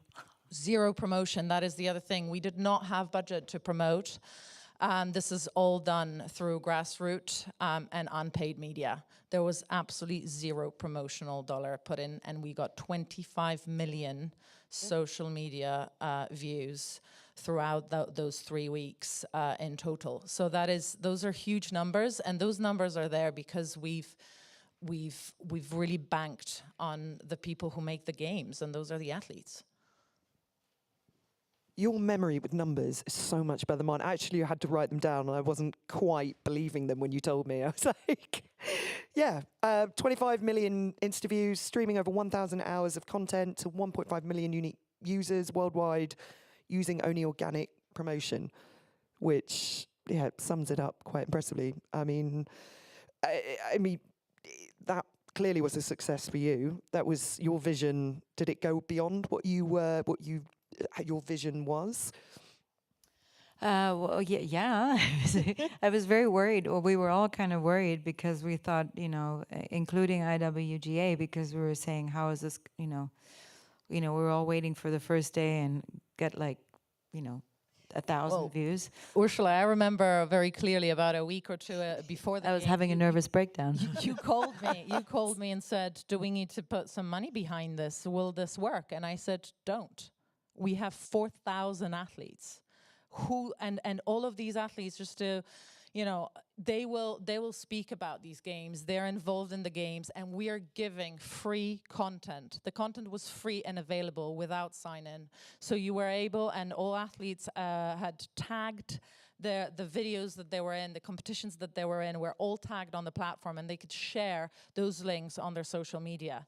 And rightly so, we managed to raise awareness of the World Games to really another level, due to really kind of focusing on the different pillars of distribution and doing it well, and making sure that nothing is left behind, no group audiences is left behind. So yeah. And actually, it's a shame. Well, part of the reason why we really pushed for that was because Birmingham, I think we had more hours than the previous games. And because of the time difference, obviously, but in the US, unfortunately, there was no national broadcaster except for, I think it was CBS that did highlights. Unfortunately, we were not involved in those rights sales, but it was a shame because obviously the enthusiasm and the love for sports in the US is massive. And we were literally getting phone calls saying, where can we watch? Where can we watch? Where can we watch? And if we would have had the platform in the US, it would have been huge for the World Games. And then going into Chengdu, it would have been, a game changer as far as that goes. But it was a shame because literally I'm looking at David, we're in quality control, getting federations saying, where can we watch this? Where, and it was a shame, which is why we decided to do that. Yeah, jump in on that a little bit for the sheer fact that, and you alluded to it earlier in terms of our budget versus Chengdu. You just referenced too, we were 1.1 million versus 20 million people in terms of a destination population. And then also the paradigm is quite different in the US versus, where you have the games funded basically by the government, right? So there's a completely different scenario. So I really believe like we did, outpunched our weight, in terms of what we were able to do with the World Games in 2022. But yeah, it's we didn't get everything perfect, but at the end of the day, I look back and just really excited about what that looked like, and I really think we moved the games forward. And then the next iteration did the same, and I think it will continue to do that. Yeah, 100%. Yeah. No, it's good. That's what I was saying. I mean, it was like Birmingham was one step, considering the pandemic, but the city and the venues and the sporting enthusiasm of the people. I just wish that we could have shown that to the rest of the world. And we do too. And we approach, we went to different people. So and you got to think of the times as well. Yeah. I mean, just when the pandemic and even afterwards, it was just a little bit different landscape. Yeah, so, absolutely. But yeah, you're spot on. The OTT will always be for you. Yeah, outstanding. Yes. Well, it was quite an interesting. Dennis was saying at the beginning of it, I can't remember which panel it was or interview, but it's the same with events, with sports. It's forever changing. Every event, every week, every month, like there is you have to be at the forefront all the time, and that's why Birmingham was one step up, and then you learn from those, you take the takeaways, you innovate, you bring in new technology. I know from a broadcast point of view, you brought in some new innovative broadcast technology to help grow the reach and engage with fans. Yep, we did. We obviously, according to the budget that we had, I want to be careful because it's always like, yeah, new technology, but we tried to add some little sparkle here and there to some of the sports. Wakeboard and water ski was one of our favorites because we used Arri cameras to produce the whole thing. We had leapers or strobe motion and some of the sports, gymnastics. wakeboard and water ski, parkour.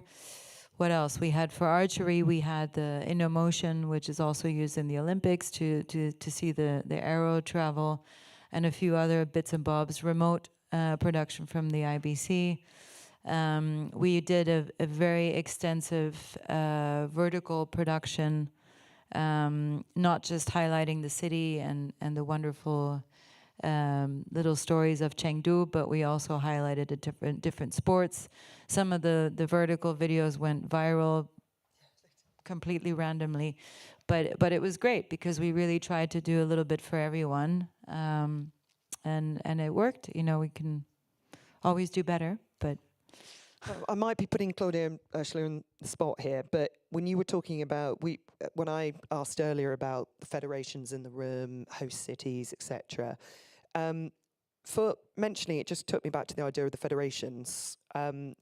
What do you think? I mean, you must have had conversations with federations about kind of what is preventing you from having an OTT platform. I don't know if federations in the room currently have one or they're thinking of them, but is it? I mean, from my point of view, is it staffing? Is it knowledge? Is it budgets? I mean, you must have had conversations with federations in the past about OTT, but is there anything that comes to mind of why? Because I know, just so that you guys know, if you are thinking, if there's any, come and talk to these guys, because the numbers, you mentioned David there, Ursula, Claudia, if you are thinking, please, at the drinks, which again, I'll mention that we're hosting, and drinks are all on us, please do come and talk to them, because there's many reasons why I think federations are hesitant to bring on an OTT platform, but from your results and your numbers. I think from the OTT platform side, I'd say, you know, coming from marketing world, I'd say you have to look at it a little bit as cost of marketing, marketing costs and reach, and potentially rethink the budgets that you're setting and where that money goes, because if you have the reach and if people can actually watch your sport through a platform, or you can join forces with other smaller federations if the cost of a platform, individual platform, is too high for smaller federations, it is all possible. And I think, you know, in today's world, the problem that we're having is that everyone is jumping on the wagon of OTT, which is fantastic. But on the other hand, if we're all tiny little islands floating around, it's very hard for the audiences to then discover your sports, or to be able to kind of cross-pollinate from one sport to another sport. And I think it is some food for thought that potentially join forces. It's kind of better to be together in some points. Yeah, that was I think we used that once, and I hate to use that term, but it's like the Netflix of sports, because when I start watching Netflix for something specific, then I go, oh, suggested to watch. And then if you're into ball sports and you want to watch your favorite team playing floorball, and then maybe all of a sudden you get a suggested to watch some other type of team sport, then you might check in, and then, you know, if you like what you see, then you might look up the team, or you might look up the federation, and then you might look up your favorite player, or, you know.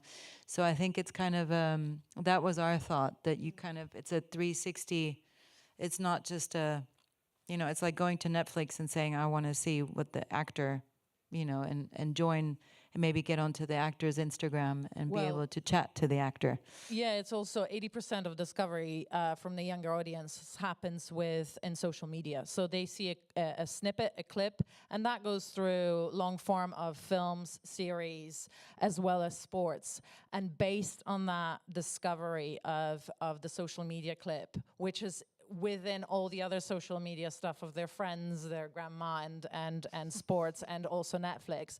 Everything is on Insta, for example, or TikTok. They will then go on and research if they are interested enough. And the same thing will happen if the platforms, or if the smaller federation would join forces into one bigger app. Again, that discovery will cross-pollinate between. So this is, again, something to have a think about. Yeah, that was our thought. Yeah, why don't we all join forces and create Right, I'm going to, I know we're starting to tick down with time. I'm looking across. Oh, we've got 10 minutes. Oh, that's good. I've got time for questions for you. So if you're still awake, start thinking about your questions. Ursula, I mean, I know it's your ISB is celebrating 30th anniversary. Again, which you'll be sponsoring the drinks later on. Put that in. Just sort of tell me, I mean, we were talking just, and I don't want to make you cry, because I know it's 30 years, and I know it's a succession from your father, and you've worked with your father for many years at ISB, and you've taken on his vision and the success. I mean, I think Paula mentioned to me earlier, we were just talking about the success of, you know, a company that's an independent company in this industry that's been going 30 years. Just reflects the relationships they've had over the years, the success, the partners that come back. And I think that's so important. You mentioned your father's name is on the board outside somewhere. It's in the museum, yeah. When you go into the permanent exhibit, it's somewhere in there. And I know, it's and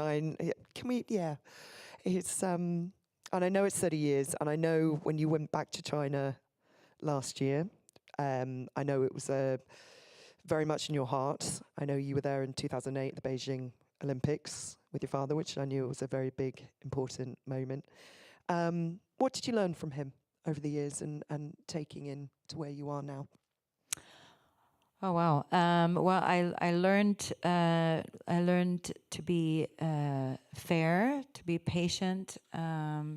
He wasn't very patient sometimes, but he was very fair, and he was always listening.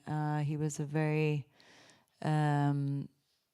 didn't make a difference whether you're white, green, blue, woman, man. He was always very, very much, if you do a good job, if you put your head down and you work, then he had a lot of time for you.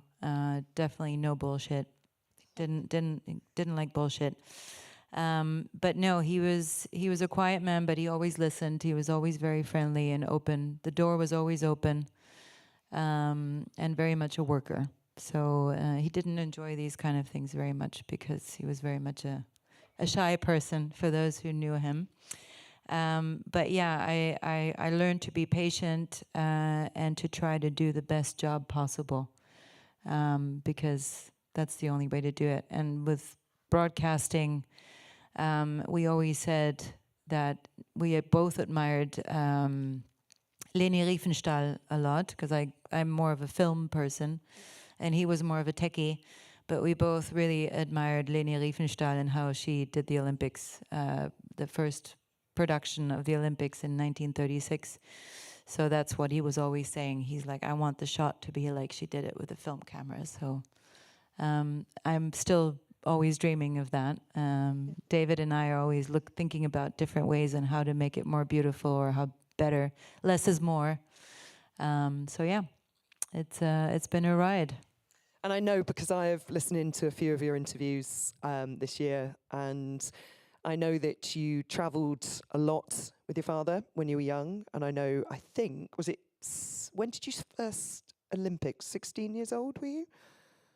No, my first Olympics was 1984. Okay, right. Yes, you can explain that better than me then. But I wasn't working. No, that would be extreme child labour. But my first Olympics working was 1996, yes. Yeah. So 30 years ago. There you go. And happy memories from that? Very happy memories. Yeah. Very, very good. Very hot, Atlanta. What is it Back with to this? Birmingham. It was sweaty and hot. No, but it was very, very good. I was working for German TV because they were part of the host broadcast team that was doing the 16:9 coverage. And I was part of that, so that was quite cool. And then, yeah, after that, it was every Olympics, 1998 in Nagano, and then 2000 in Sydney. And after that, I kind of became part of the furniture. What was the moment where you thought, I want to work in this industry? Was there any specific moment that you enjoyed and went, yep, this is for me? I think it was when I realized that my grades weren't good enough for becoming a vet. Right. Okay. And then I had an amazing. My first job was 1993 at the World Athletics Championships in Germany as a summer job as a liaison officer. And I was in the mixed zone interviewing, I can't remember, they needed somebody who spoke English or German, I can't remember. And I got to interview Carl Lewis, I think it was, and I was like, Just this a is full so name. cool. And I said, Dad, do I really have to study? You know, you can make money and you get to hang out with a bunch of cool people. And yeah, no, it was, so that's when I said I wanted to keep on working, but both my parents said you have to study. So I studied film and then carried on. Fair enough. I mean, I say this every time I interview, if I ever interview Ursula on stage, she's an absolute role model. I mean, there's very few female CEOs in this industry, and it's a pleasure to work with you. I'm just saying that again. We've got 5 minutes, probably got 4 minutes now. I'm having the 4-minute mark shown at me. If there's anybody in this room that would like to ask a question, either about ISB, 30 years, we'll leave the drinks questions to later, anything about OTT, Birmingham, the World Games, please put your hand up now. Brilliant. The man in the back, right in the middle at the back. Just to make it difficult for the lady to bring the microphone to you. By the way, there's an amazing, I forgot, the museum, what was it called, Barber Motorsports Museum. Yeah. Amazing. The largest collection of Amazing. motorcycles and vintage Lotus cars in the world. Yeah, special place. Very, very And we cool. have a European road track around at 2.3 miles You that can test the hosts Porsche. we host Indy races and a lot of other, sporting events out there. And then, yeah, we've got the Porsche driving experience. So good stuff. Thank you for that plug. I'll buy a drink later. Yeah, it's free on us, by the way. Yeah. Yeah, okay. Go for it. Thanks. So my name is Bas. I'm the founder of the emerging sports UFO Ring Cross. We have our tournament in Ya'an, which is a small city close to Chengdu, next week already. It's a small city, 1.5 million, so we have 60 teams from 20 countries. The question to the ladies of ISB is, how did you arrange the broadcasting and media strategy in China versus the rest of the world? Were that separate channels, or was that an integrated approach? Because I have some challenges with that topic.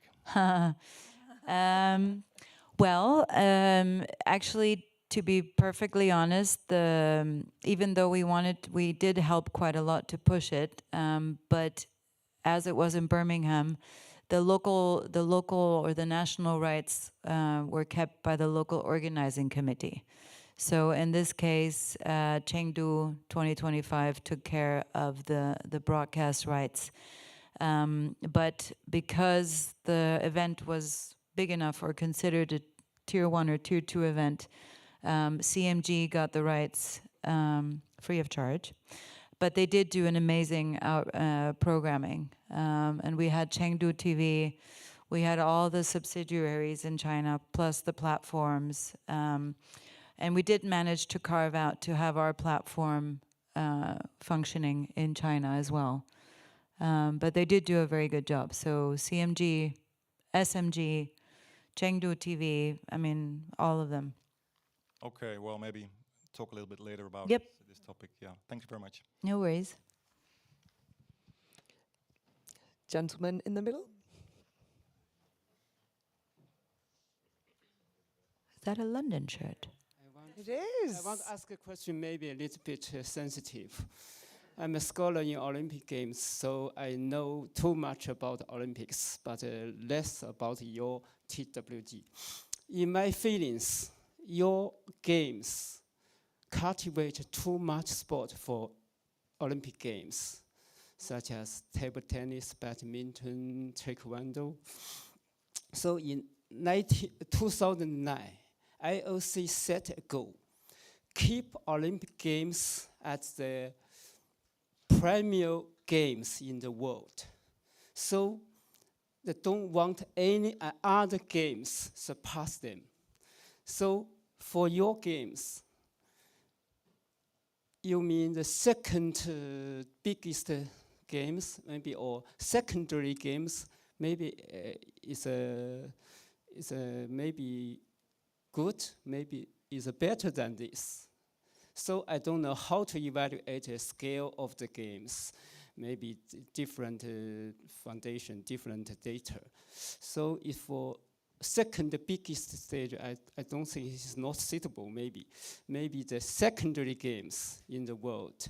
So another thing is too many games and too many sports want to become a powerful sport in the world. Sometimes maybe one of them, just like FIFA, maybe has surpassed the Olympic Games. They earn too much money than IOC. So for your organization, do you have some ambitions or desire to eliminate the maybe a little bit embarrassment the situation? Do you have ambitions? I can't speak on behalf of the World Games, and I don't think anybody on this panel can. Nope. That's probably a question for the World Games. Absolutely, we are not the World Games. Yeah, we can't comment on that. But it is true that it is the second largest multi-sporting event after the Olympics, and all the sports that are part of the World Games are also part of the Olympics. Not competing, but they are how do you call that? Affiliated. But you cultivate too much sports for them, and no beneficial, no return. I think it's unfair. Sometimes. Again, couldn't comment on it. Again, it's not, yeah. IOC always chose a new sport, yeah, but good sport from their games, and become the Olympic Games program. That's a good point. So next year we'll get you somebody from World Games contribute too much for IOC, I think, for Olympic Games. We'll just. It's very subjective. Have we got time for one more question? I think we're going to have to direct that to the World Games. Or Dennis? Good. We'll get you a response. Any Dennis other will. questions? Yeah, I'm not. One final question before we go out and drinks are on us. Okay, I think everyone's just ready for those I drinks. think we're ready for the drinks. You've been plugging them too much, Lovely, Sarah. Thank you. I know. Well, I'll wrap that up. Thank you to my wonderful speakers. Obviously, this has been an absolute pleasure. Thank you. And like I say, if you've got any questions for them, do grab them during the drinks. Sponsored by ISB, 30 years, and driven by a concert club. Have a good evening, and I hope to see some of you tomorrow. Thank you so much to everybody on the last panel. Hold your horses. Mine's a glass of rosé. Thank you very much. Thank you all so much for being here. It is drinks on the terrace in about 5 minutes, and then dinner at 7. Back here tomorrow morning. Thank you all so much for your time and attention. Go have a drink, sponsored by ISB. See you tomorrow. Bye-bye.